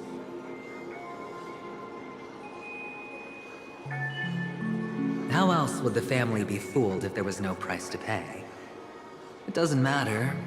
Even smashed to smithereens, the preservation's cornerstone can still be used. Its effect may be greatly diminished, but it's enough for me. Now I'm really curious. Why does every step you take involve reckless risks, and the choices you prepare for yourself always come with a strong impulse for self-destruction? Do you truly believe that the greater the risk, the greater the rewards? I wouldn't have guessed you'd be so loyal to the IPC. There is so much you don't see. Which is also why you'll never see how I'll win it all. That is, if you can do what it takes. We'll just have to wait and see then. The cornerstone is gone. Another illusion of the harmony. Huh? Hello. We meet again, Mr. Pretty Eyes. Yes. We meet again. Did you find your mother and father? Of course. Big Sis is there too. The four of us were just playing hide and seek. I'm so happy. On our way here, Papa even brought me to see a blimp. I think you mean film. Yes, that's it. Putting many drawings together and turning them into a moving wall painting. They put me, Papa, Mama, and Big Sis together, turning us into one big family. You should give it a try too, mister. You look sad. The amusement park will cheer you up. Sure.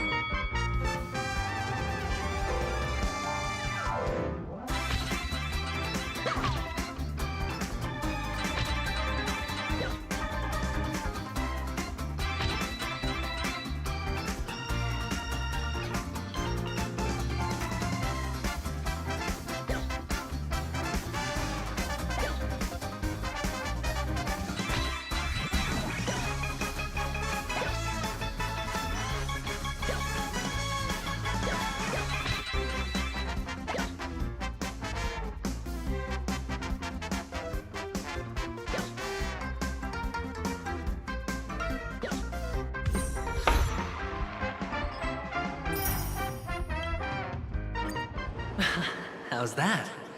Not a bad score, eh?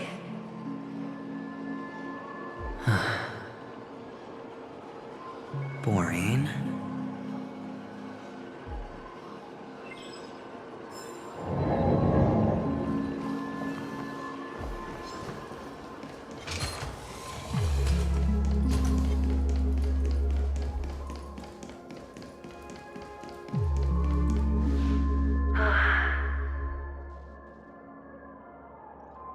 Why aren't you talking?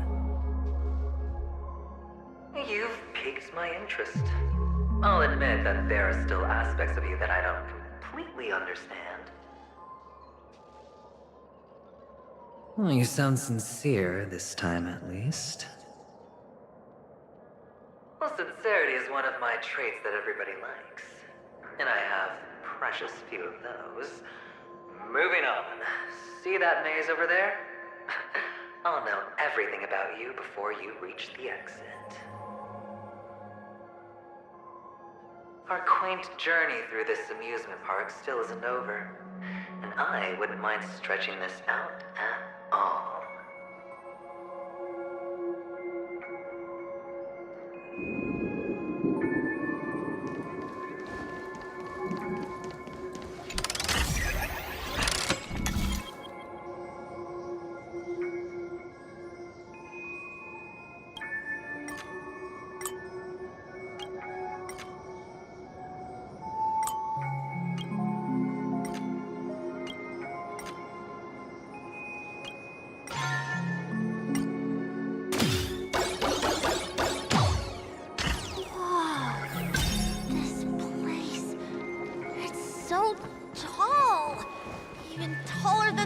tallest rocks in the desert. There are so many flowers here. Fix this. This one's for you.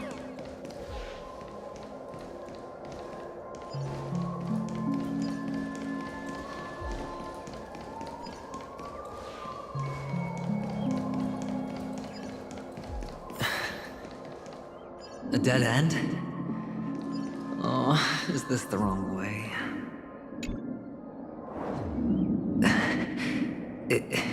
Is this? Oh, what's on your mind? It's got nothing to do with you. Do you need a hint? These are manacles on you. That man gave you your first job. You made your first pot of gold. I remember it all too well. You wrapped that iron chain around your fist, for that is the only tool you could find. Then, in that maze, you... Shut up. Oh, you don't wish to face your past. Unwilling to admit that your life is worth only 60 tamas. Well, from what I see, you refuse to confront it, because it only proves your weakness. How could a weak person take such daring risks? Oh, that's right. You love the thrill of danger. But you refuse to let go of meaningless sentiments. Even in this beautiful dream, the only thing you dare allow yourself is death. In your hands, those who follow you could have become Joker cards. They're far more useful that way. It's not like this is the only place the family ever cut corners. You could have had tons of action if you weren't so all or nothing. All it takes is a meager sacrifice. I bet Opal would have resolved this without a fuss. A pity you're not him. Well, you wouldn't be in this state if you could just get with the program. And why couldn't you? Out of professional integrity? Those techniques you mentioned are highly efficient, but it's not that I don't know about them. It's more like I couldn't care less. Get it? What fun is it if the fight isn't fair? Fair? You assume your opponents would fight fair in the first place. The odds are obviously not in your favor, so how are you just breezing by? Did that masked fool's words awaken something in you? Well, she gave me an answer that could turn everything upside down. Everything? You mean it could make all the cards on the table just disappear?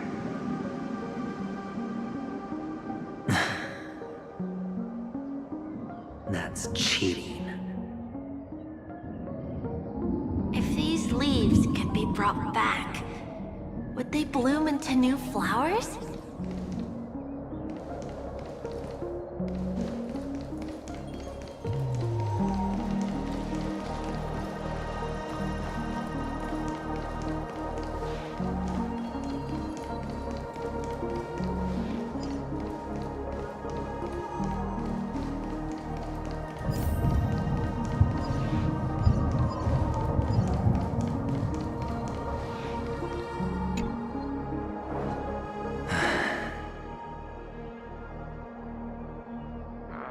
Your expression right now is hard to put into words. The lucky charm Mama left you is made from gold. Why did you never consider selling it? You obviously could have lived a normal life like Big Sis that way. Looking back, that was the better choice. Mama only left us with 2 pieces of jewelry. A necklace and a lucky charm. There won't ever be a 3rd piece. That's what you always say, but you actually regret it, don't you? That you didn't sell them. You can zip it if there's nothing to talk about. I know. You must remember what Big Sis told you. You are a child blessed by Gaiathra Triclops, and can lead the clan to happiness. So always remember to protect yourself and never resent the pain and poverty you're going through. The words still ring in your ears, don't they? You're a good kid, so you definitely won't have forgotten. So, you surely won't forget how tragic her last moments of life were. How the piercing laughter behind you felt like it was drilling into your heart. You ran away without looking back, just as she told you to. Tisk, tisk. A lifelong regret, indeed. Enough! Do you not have anything better to talk about? Oh, shut me down like a champ! Well, I guess when it comes to mind games, this isn't exactly your first rodeo. I think I finally get you. And woo! You are nuts! In the end, I'll ruin this beautiful dream and create the grandest death. Well, you stuck to that start to finish. Think about it. There's a Stellaron in play, the fabulous Robin loses her voice, 2 unsolved murders, cryptic messages from a masked fool, and a chance to go head-to-head with Sunday himself. And the only thing to pique your interest is one word. The last word. A word that's right there at your fingertips. Death. But whose exactly?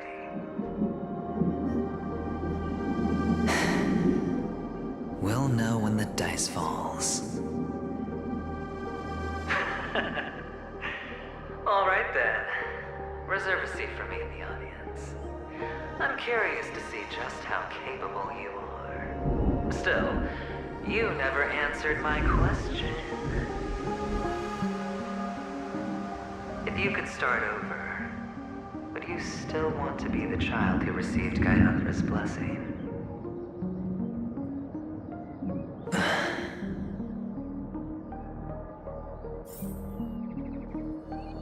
It's so quiet this time. Is he finally gone? Or am I the one about to disappear? Finally, made it out of this place. We're going home? But I don't want to go back yet.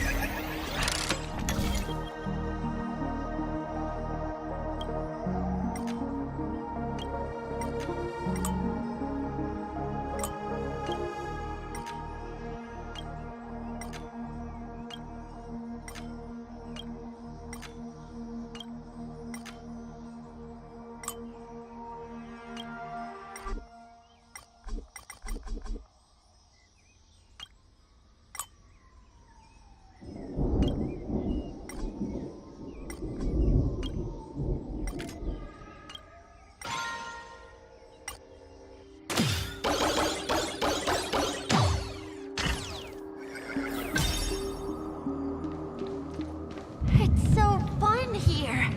I want to stay here forever.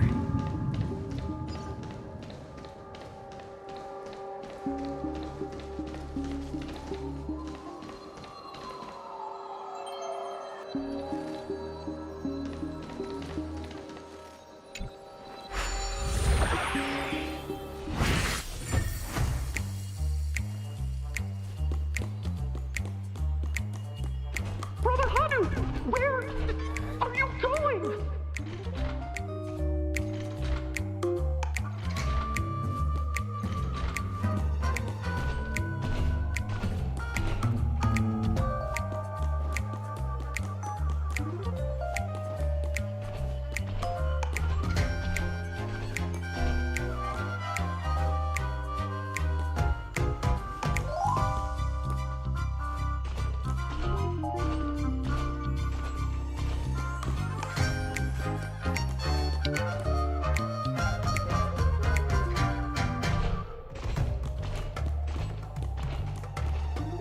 There's only one place he can be going, whether it's in the past, present, or future.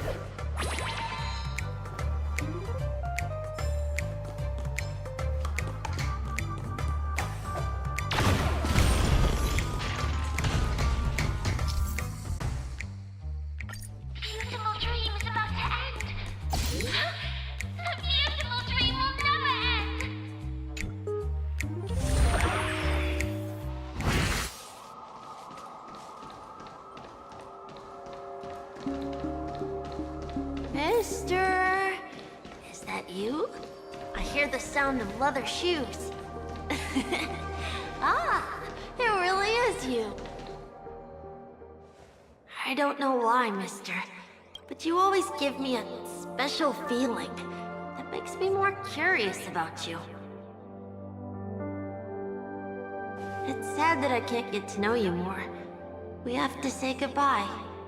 Did you have fun? You're going back? Yes, I should go home. The day's getting dark, and it's going to rain. I don't want to worry the others. You're home. Where is it? What a strange question. It's where Papa, Mama, and Big Sis are. In this dream.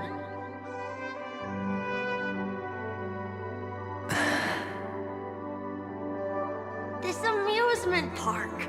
This beautiful dream. They really are peaceful. Everyone loves it. But, mister, why don't you like it? Because they're not here. Where are they then?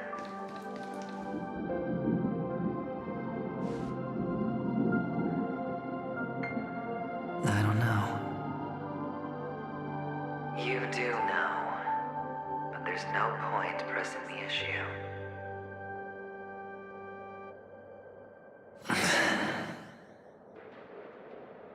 Admit it. You're tired.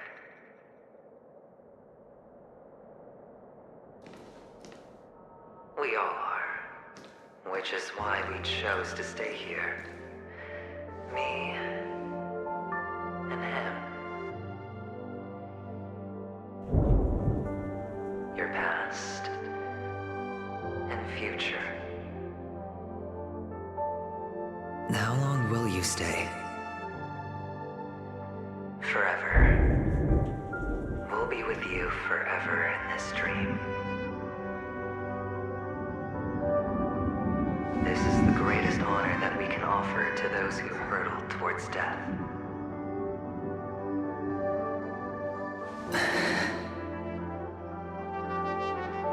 The road less traveled is less traveled for a reason.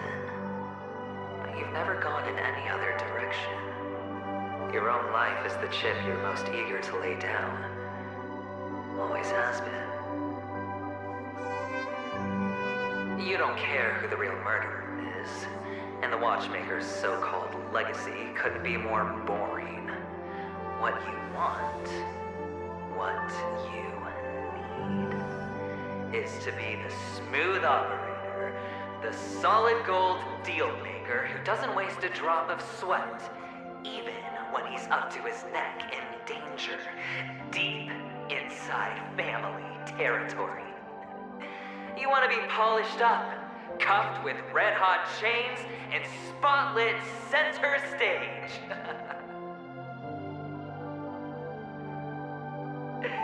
You'll be the closing act, the final sacrifice. I can do it. And it will be flawless. Of course you can. Your luck will help you at the right time. A Stellaron and an Emanator. It's that simple now.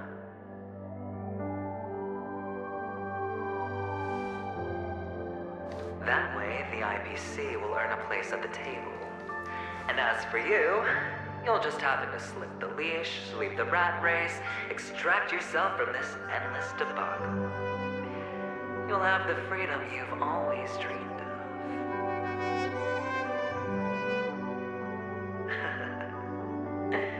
This isn't the first time.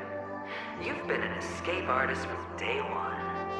This fiasco started with a death, and its curtains will fall on another death. Oh, so that's why Diamond chose you. He's just after Penacony. No matter the means, no matter the price. It's not personal.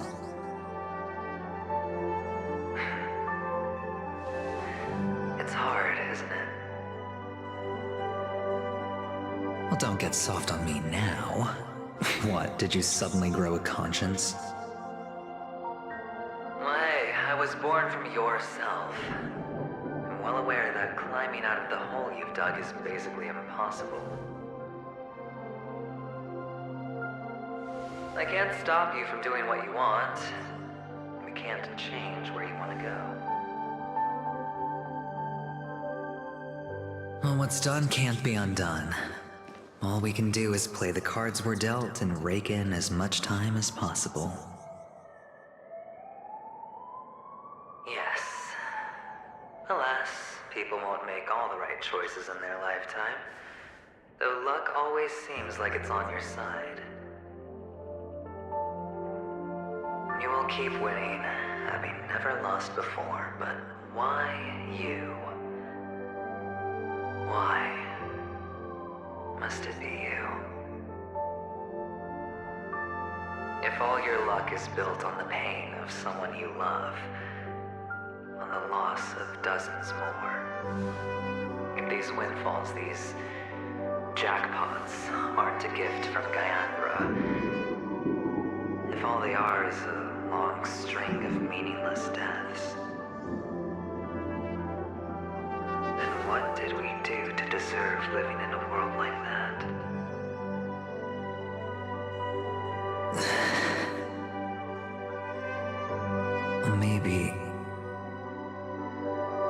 Maybe when I get to where I'm going and look back, I'll know what the trip was all about.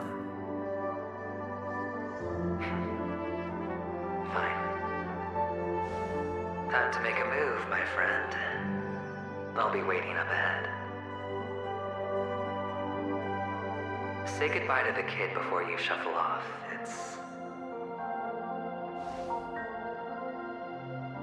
It's best to die without regrets.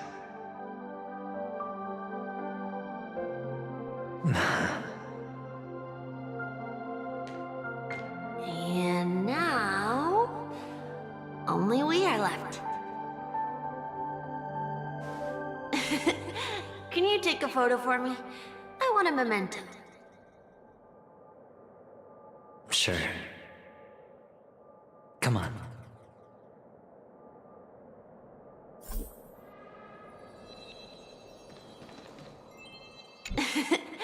Can you take a photo for me? I want a memento.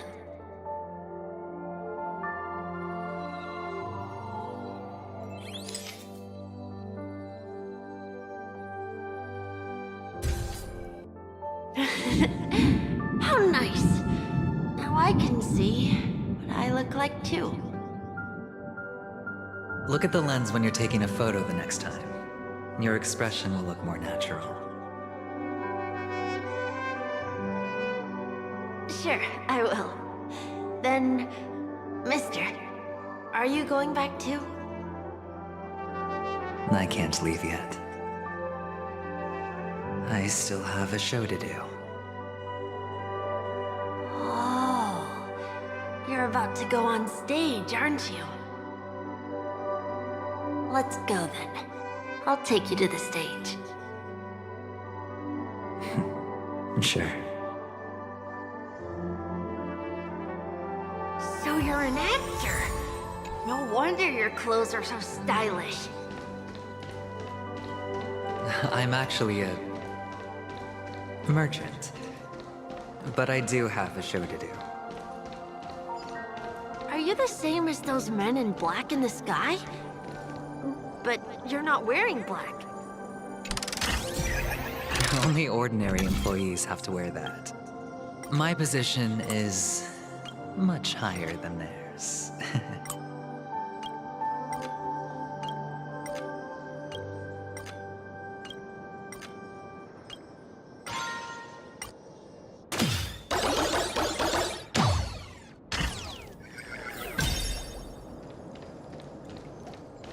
Awesome. I hope I can become as good looking as you when I grow up. Of course you can. You'll be better and stronger than me.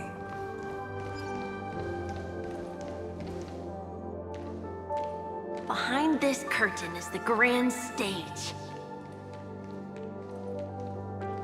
It's almost time to go on stage. Are you ready? Good luck with your show. Thank you.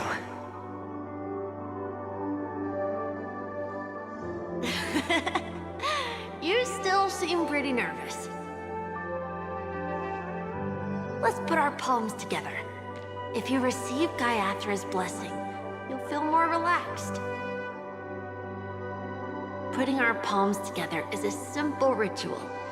By putting our palms together and reciting the prayer to Mama Funga, she will bless us. If you're not familiar, I can guide you. It's all right. I know how to do it. Of course I know.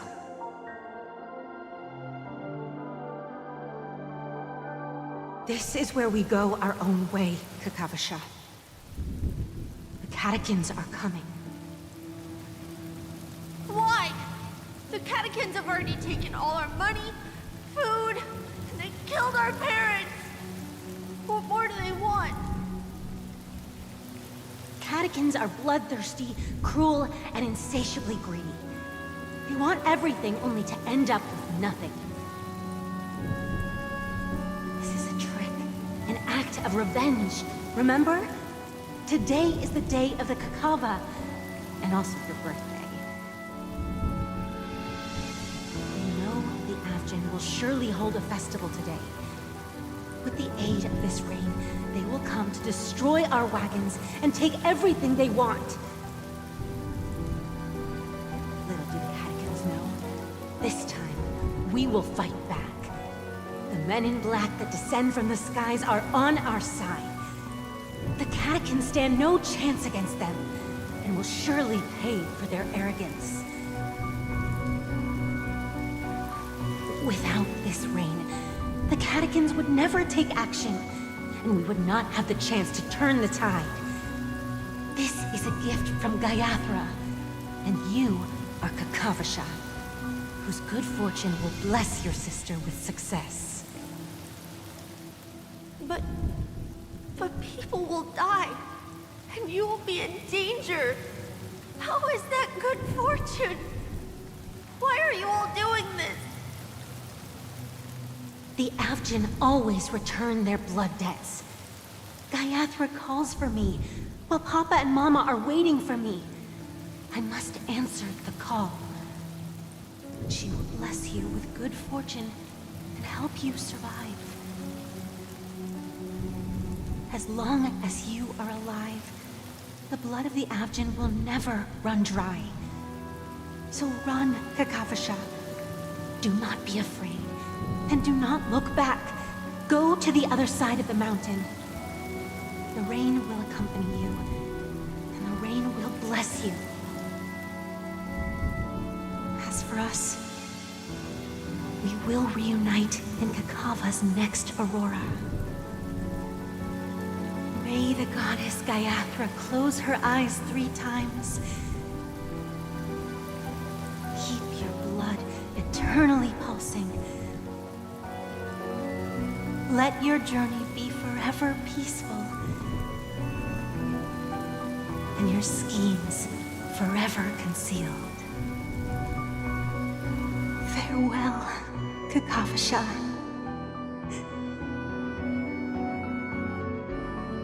Newsflash from the Interastral Peace broadcast. The IPC Marketing Development Department spokesperson confirms that a small-scale rebellion has broken out in the unclaimed region of Sigonia.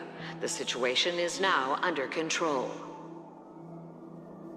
The insurgents are from a local clan known as Kataka, which has a long history of disdain towards the IPC.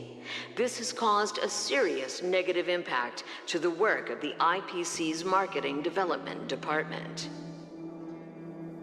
The clan launched a massive attack on the Abjin, who were under the protection of the IPC, resulting in 6,728 deaths and 3,452 missing. The casualties are currently under the care of the frontline trauma team. The spokesperson expresses his deepest condolences for this devastating humanitarian disaster. At the same time, delivering an important message on this matter to all interplanetary citizens. Finally, he proclaims, the hammer of preservation will fall for all beings, regardless of life or death, regardless of race, regardless of ideology, to uphold the basic rights we inherently possess.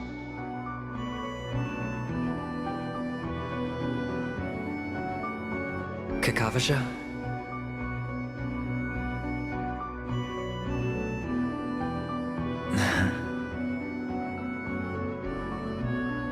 Bye.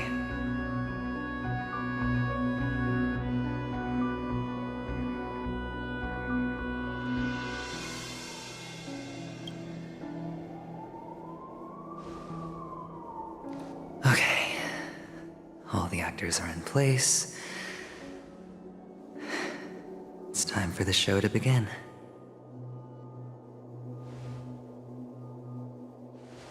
This act is dedicated to you. I hope it'll be an unforgettable memory for you.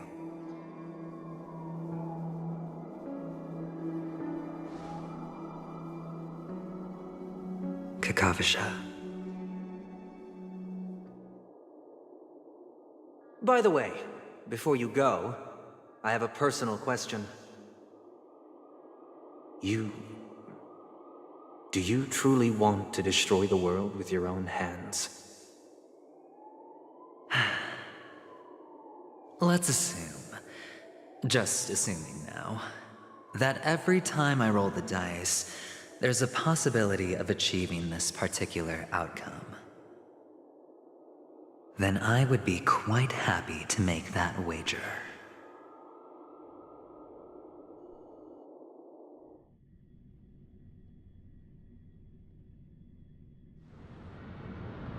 Is this Miss Acheron? Hello, I'm Himiko, the Astral Express's navigator. Hello, I'm March 7th. I'm sure he needs no introduction, as you definitely know him. Hello? None of you seem surprised by my arrival. Since Welt has decided to travel with you, it means that he trusts you. And we trust his judgment. I envy your close friendships. Miss Acheron here doesn't present a danger, and she's of no threat to the Astral Express. Aventurine's prior accusation was based on nothing more than his own subjectivity. Which is why, before we continue working together, he has a duty to explain himself. You want to create a situation where all three parties are present? There must be some deeper meaning behind Aventurine's actions. I suspect he's been aware of Penacony's secret from the beginning and has been continuously strategizing to unveil it. In that sense, the Astral Express's role in his plans would be imperative. In the worst-case scenario, he may use us to do something unexpected. Assuming things do escalate to that stage, having an extra ally is a good insurance policy. Penacony has numerous factions, and the state of affairs is significantly more intricate than that of Bellabog and the Xianzhou.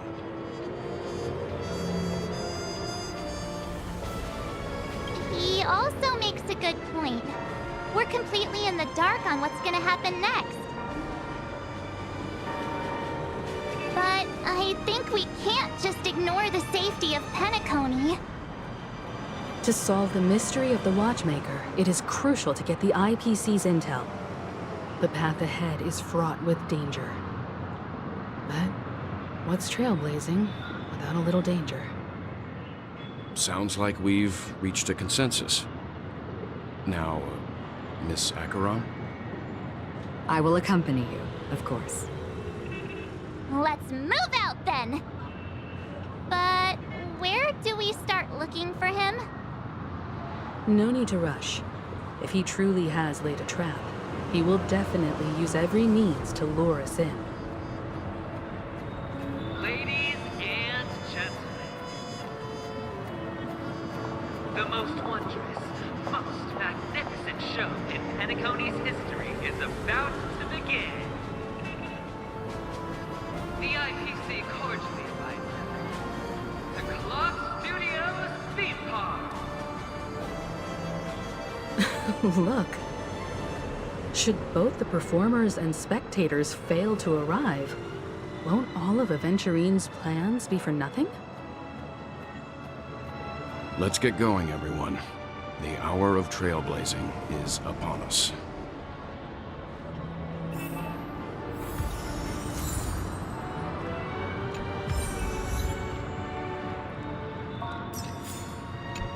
I have a bad feeling that something big's gonna go down. Are you ready? Let's waste no time and head to the theme park then.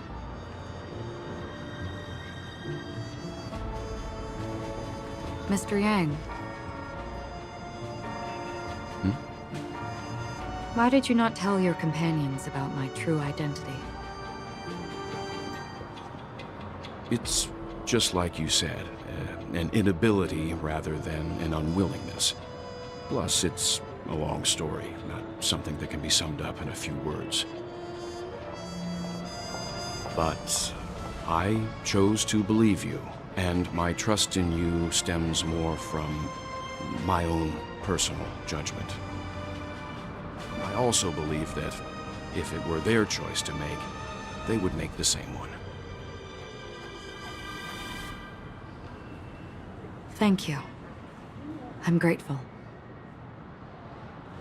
To reciprocate, in the upcoming confrontation, if the odds aren't in the Astral Express's favor, I will stand with you, if my meager strength is required.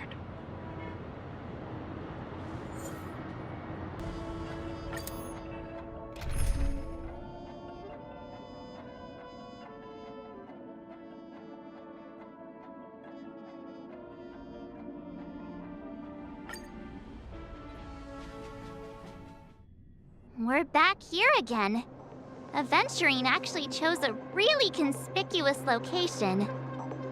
That guy's really taking it to a whole new level. Does he really think he's a superstar or something? Not a soul in sight. The hounds drove out the visitors, and now their whereabouts are unknown too. Everyone, pay attention. The other party has obviously come prepared.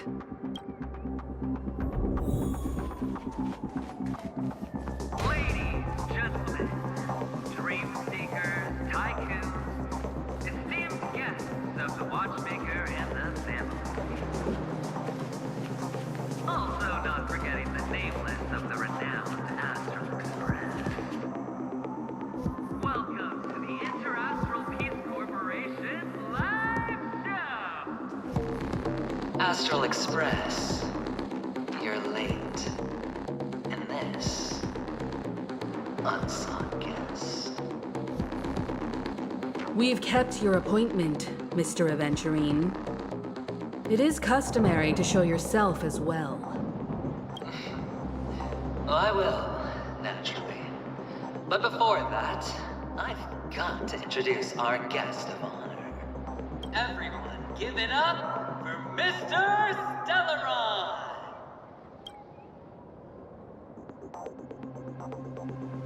Let me remind you that in all likelihood, this stage and his identity have nothing to do with the wanted murderer. Oh, no, they do. Of course they do. Otherwise, why would I work so hard to gain your trust and then invite you all here?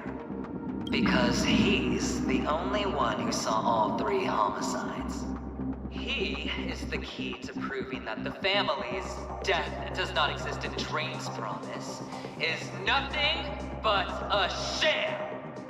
3 homicides? That's right, madam. The 3rd one is about to happen right now, right here, in Clock Studios theme park. A truly grand death. You, and you. All of you are going to die. And it's all because of Mr. Stellaron. You will become the personification of death.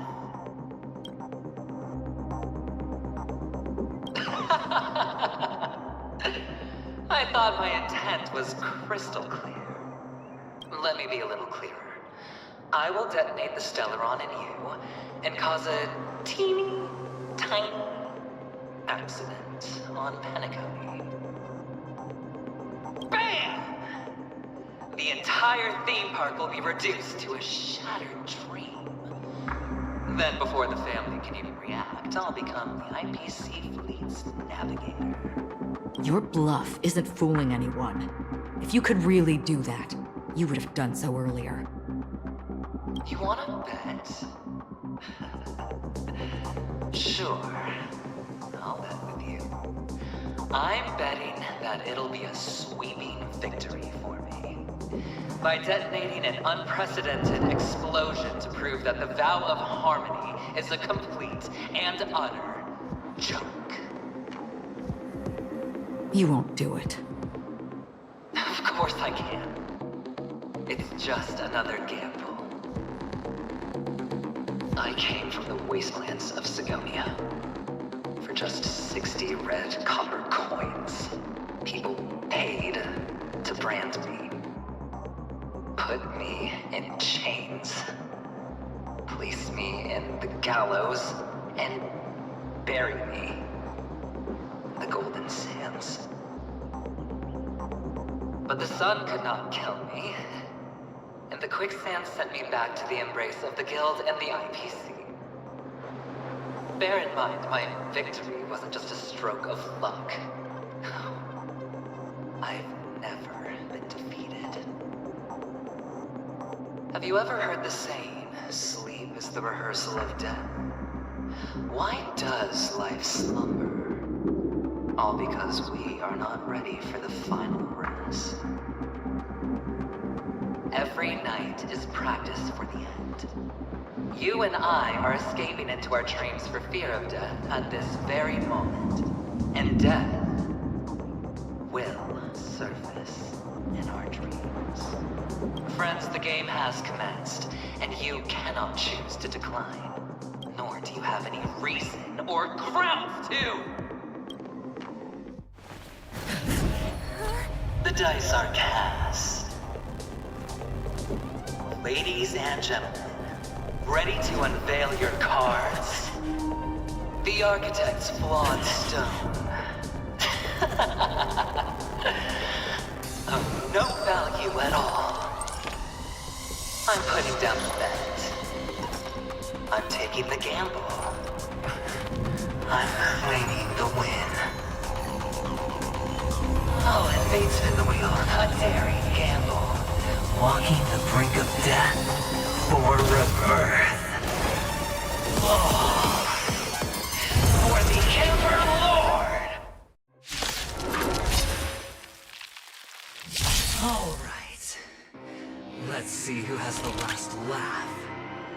Let the game begin!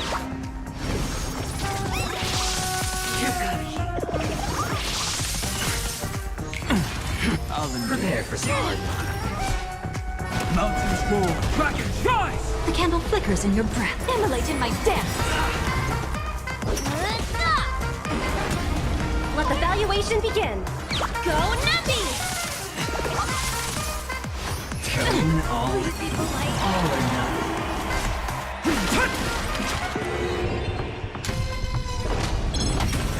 And last words. Etched in your bones. Hope I don't mess up. Easy, Numby. Liquidation! Down from above. The candle flickers. Let's start today's duties too. It all done. So beautiful. Bringing up now! My purpose is to How much protect. time?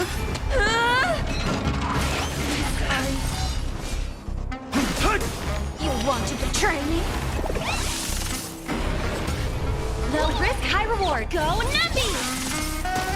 The market is unpredictable. Right! Investing in victory means playing the long game!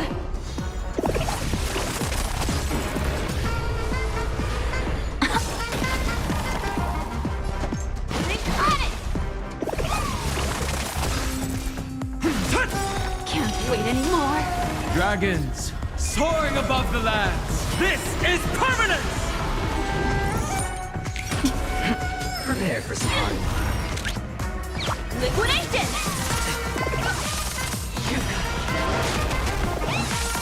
And last Bringing up now! We have... You want to betray me?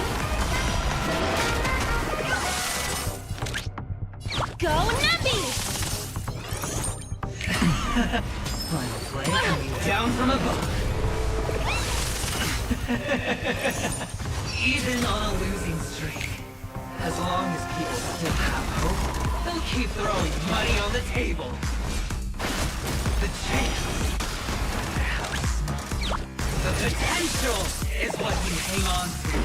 That's what justifies the gamble.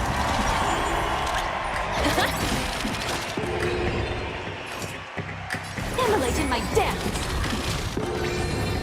Hope I don't mess up. Mountains roar, dragons rise! It's all or nothing! Let's see the antsy this wrist. It all done. So beautiful. How much time?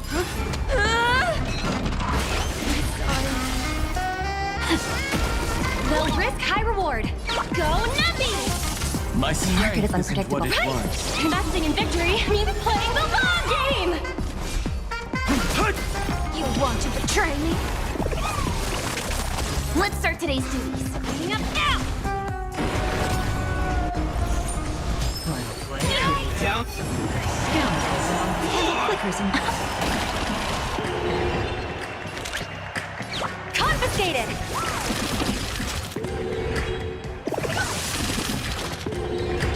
My purpose is to protect.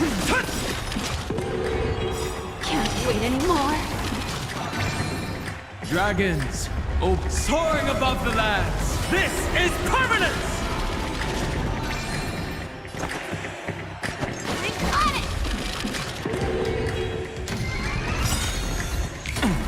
I'll enjoy it all in. It's too. It all done. So beautiful.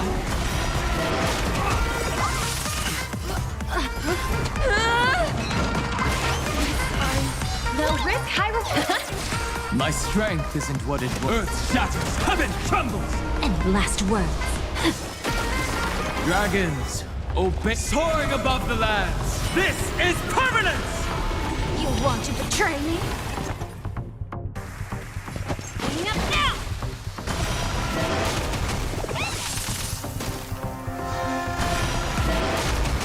Everybody's like that. Down to the last player. So why can't I be happy too?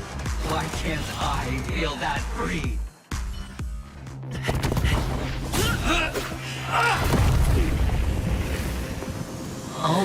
drive your ace with a straight face.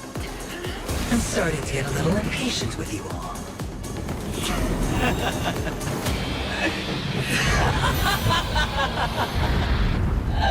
Friends, to fully relish this, I'm betting every last chip. Only by casting aside reason does one truly gamble.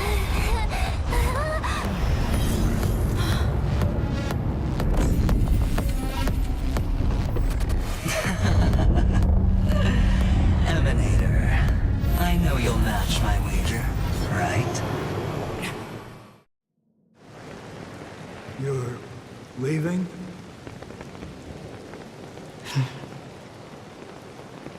Perhaps. I might pass through the place you mentioned. Penacony. What do you hope to find within a dream? I'm not looking for anything. They aren't in a dream.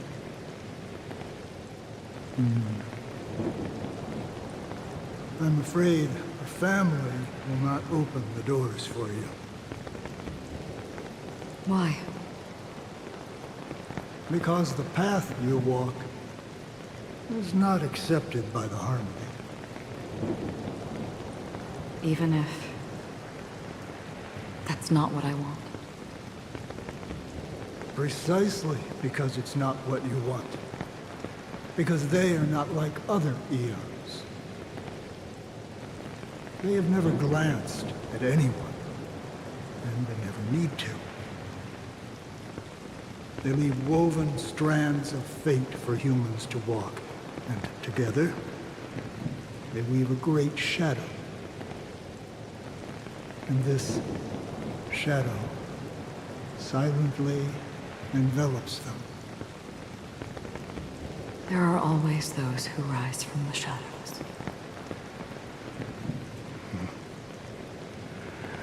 They mostly become a part of the shadow. In your eyes, am I the same?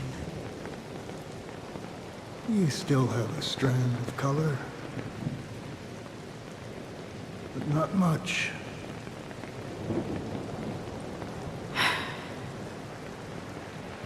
That is enough. Before they vanish completely, I will reach the nihility's end.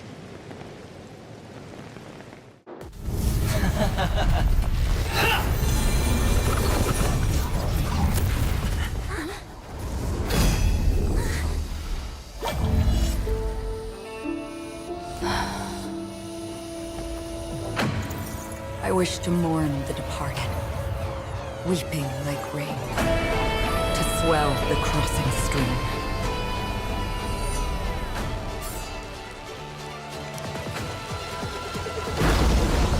As the tide arrives, leading you back home.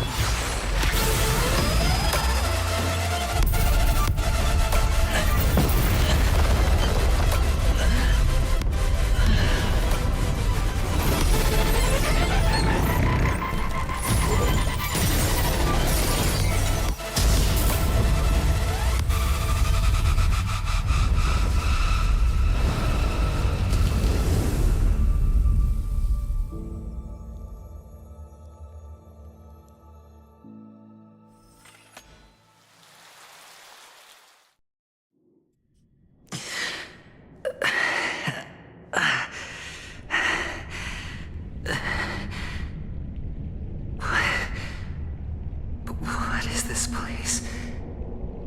A gigantic black hole. And see? Have I succeeded?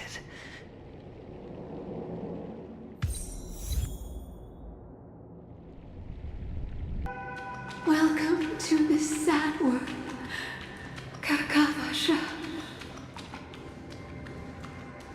Your good luck is the most precious wealth we, all Avgin, have. If you come out alive after 2 days, It proves that you're the real deal. Wealth, status, power. The IPC will give you whatever you want. As for us, we will reunite in Kakava's next Aurora. It's a pity this is not the place you were expecting.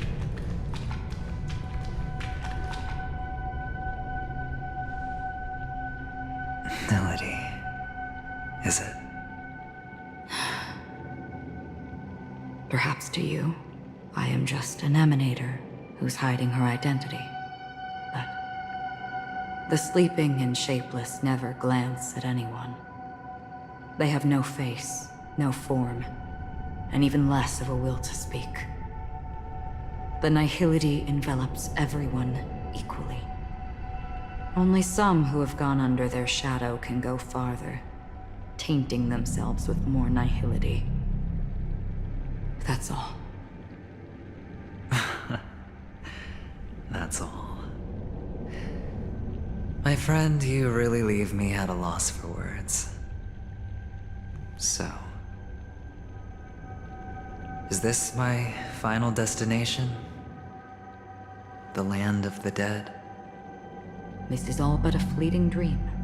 One of the thousands of manifestations of IX.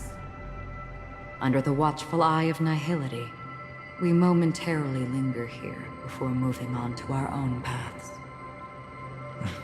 It seems that my death has already been determined. Even if you wish for it, I can't promise you anything. Now that you've accomplished your goal, I think you can be a little more forthcoming. What do you mean? Your performance at the theme park was wonderful and grandiose. A simple yet practical technique that fooled almost everyone. No one would have ever thought that you would have gone to such lengths, even staking your life just to prove a fact that had seemingly been disproved long ago. Real death does not exist in Penacony's dreamscape. Why would I do this? Because this is the only way you can uncover a secret that is even more unspeakable than the serial murders. To use this dream death to get there. To that promised land people constantly seek in this grand gathering. Penacony. The legacy of the Watchmaker. The true land of exile. How did you find out? I never imagined that something I learned about unexpectedly would become the key to connecting everything. It's that person's identity, isn't it? I see you're in the know. Let's just say I put money on the possibility. The murder isn't nearly enough to disrupt business as usual. Even if there were 1 or 2 murders on Penacony, most people wouldn't be personally affected. And that won't create any waves. This dream of theirs isn't a boundless sea. It's a lonely island. The family used the Harmony to build a high wall and isolate them from the vast and treacherous ocean of the outside world. That barrier they built keeps death out, but it also keeps the secrets that are lost in that watery abyss from floating to the surface. In a beautiful dream, free of suffering, who would want to go fishing for those secrets? No one. Unless someone goes to the other side of the barrier and lives to tell the tale. Someone already has. I got the idea early on, chewing on that masked fool's little hint. If a mute isn't someone who cannot make a sound, then it has to be someone who cannot speak. Someone who survived the treacherous depths, but is unable to take the stage and speak the truth. Well, I'm happy to know she's safe and sound, and still on Penacony. Hint. Is that not proof? Well, proof is the one thing I don't have. The only thing that can prove these conjectures is for the family to come clean. And with the way they buttered up these outsiders, it seems pretty clear they're intent on covering their tracks. But you don't need proof to have a suspicion. And for me, suspicion is enough. I didn't need to find the memory zone meme. I just needed for someone to kill me like it killed that silver-haired girl. You don't sound very confident to me. Going out of your way to make citywide broadcasts in an attempt to involve more people. You are simply betting on the possibility of someone being able to break down the barrier. You're very lucky that fate has decided to let us cross paths. I happen to be equipped with a very sharp blade. Sharp enough to slice through the veil of dreams. I can also carve the Harmony's brand off of you. You possess great cunning, deliberately setting us up to be on opposing sides, constantly repeating the words of the Emanator in front of others, leaving me no choice but to draw my blade against you. And that's how you win. Opportunity and strategy, both are essential. And in your plans, the IPC always wins. Even if you lose the bet. To the family, the life of an ambassador is still invaluable. Well, it's a huge gamble, isn't it? But allow me to point out a mistake. The IPC's success is not guaranteed. I, unfortunately, have no contingencies for such an important matter. Detonating a Stellaron. I can't do it. The aventurine stone is too broken to even safeguard my escape from the stage. If, at the end of the day, you did not unsheath your blade, I would have lost the bet. It is pointless to discuss what-ifs. You have won. Your prize is an entry ticket into that deep sea. And after this, whether you can return from the abyss is another gamble of yours.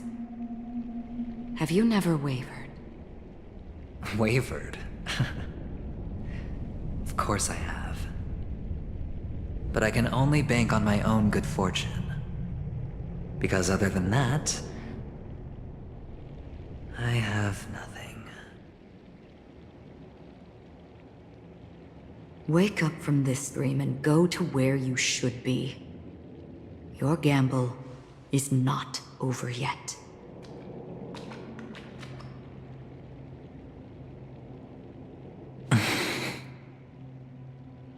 Before we part, can you answer one more question? As someone who has traveled on that road, can you tell me, why are we born into this world? If it's just to die. I don't think this and never have. Nor do you. But the nihility envelops you and I. And everyone. And because of that, it's pointless.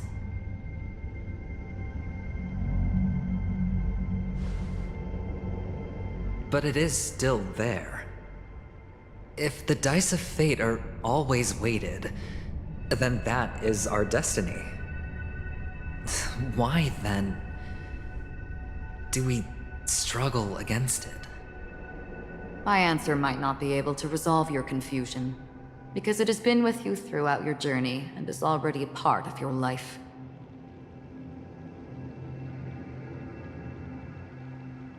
But you said, sleep is the rehearsal of death. So why does life slumber? Because we are not ready for the final rest. So you can definitely understand why we want to be prepared. Even if the ending has been predetermined, that's fine. There are countless things that humans cannot change. But before the end, There are many things that humans can do while on their journey.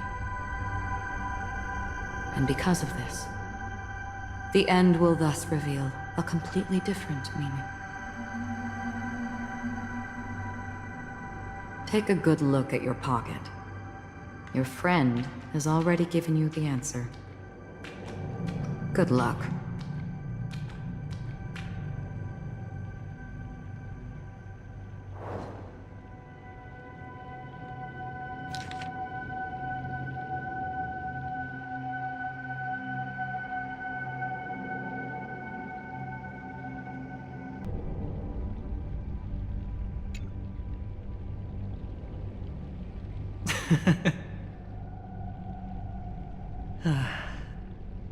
Then I shall get going.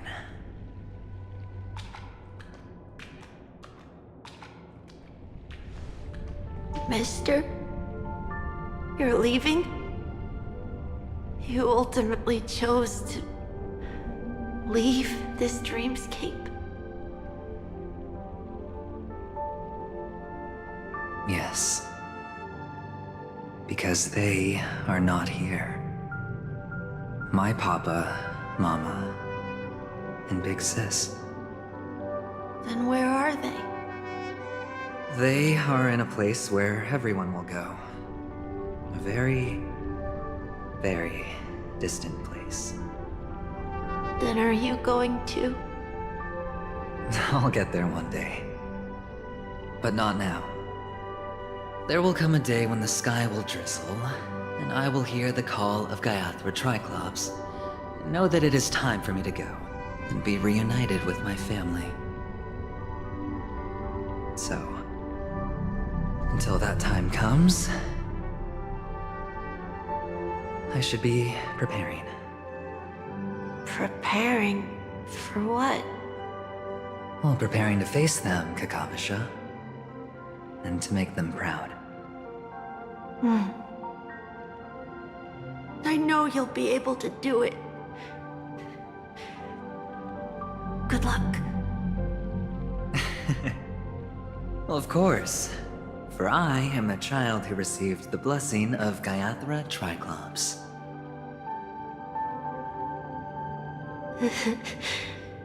But you still seem nervous. Well, I seem that way because I am nervous.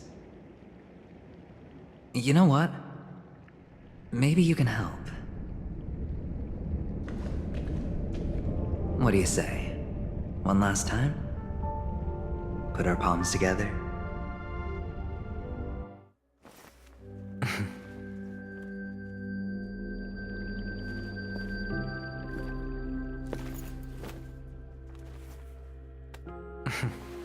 Are you going now? Yes.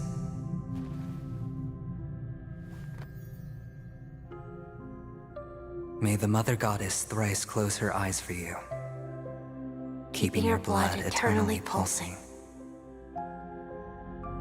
May your journey be forever peaceful, and your schemes forever concealed. Our paths will cross again beneath Kakava's shimmering auroras. Farewell, Kakavasha.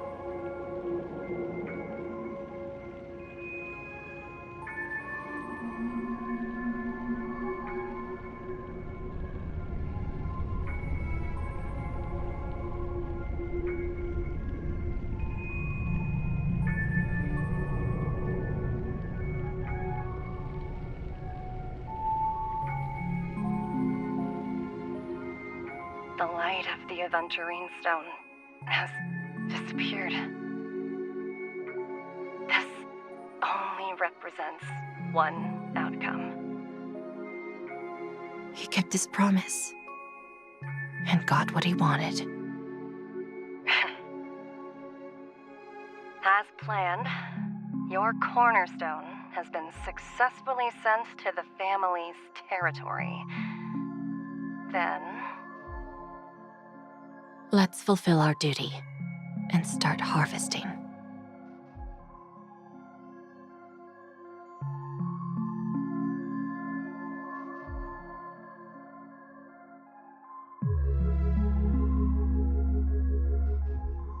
Here I greet, here I whine, here I claim.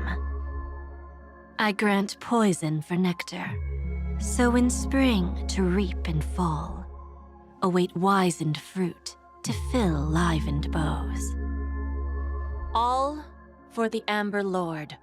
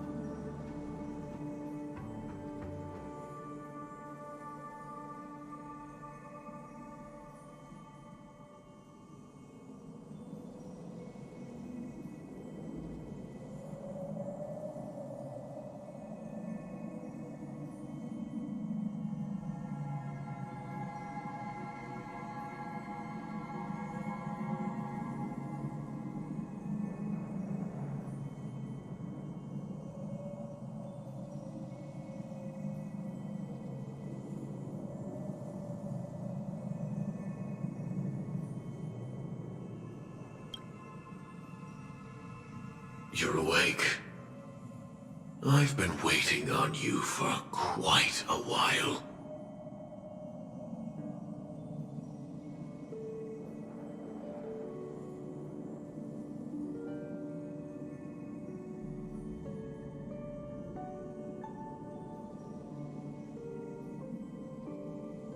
A crevice between dreams.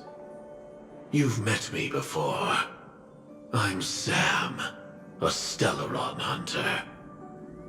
I originally planned on showing up earlier to reveal some truths to you.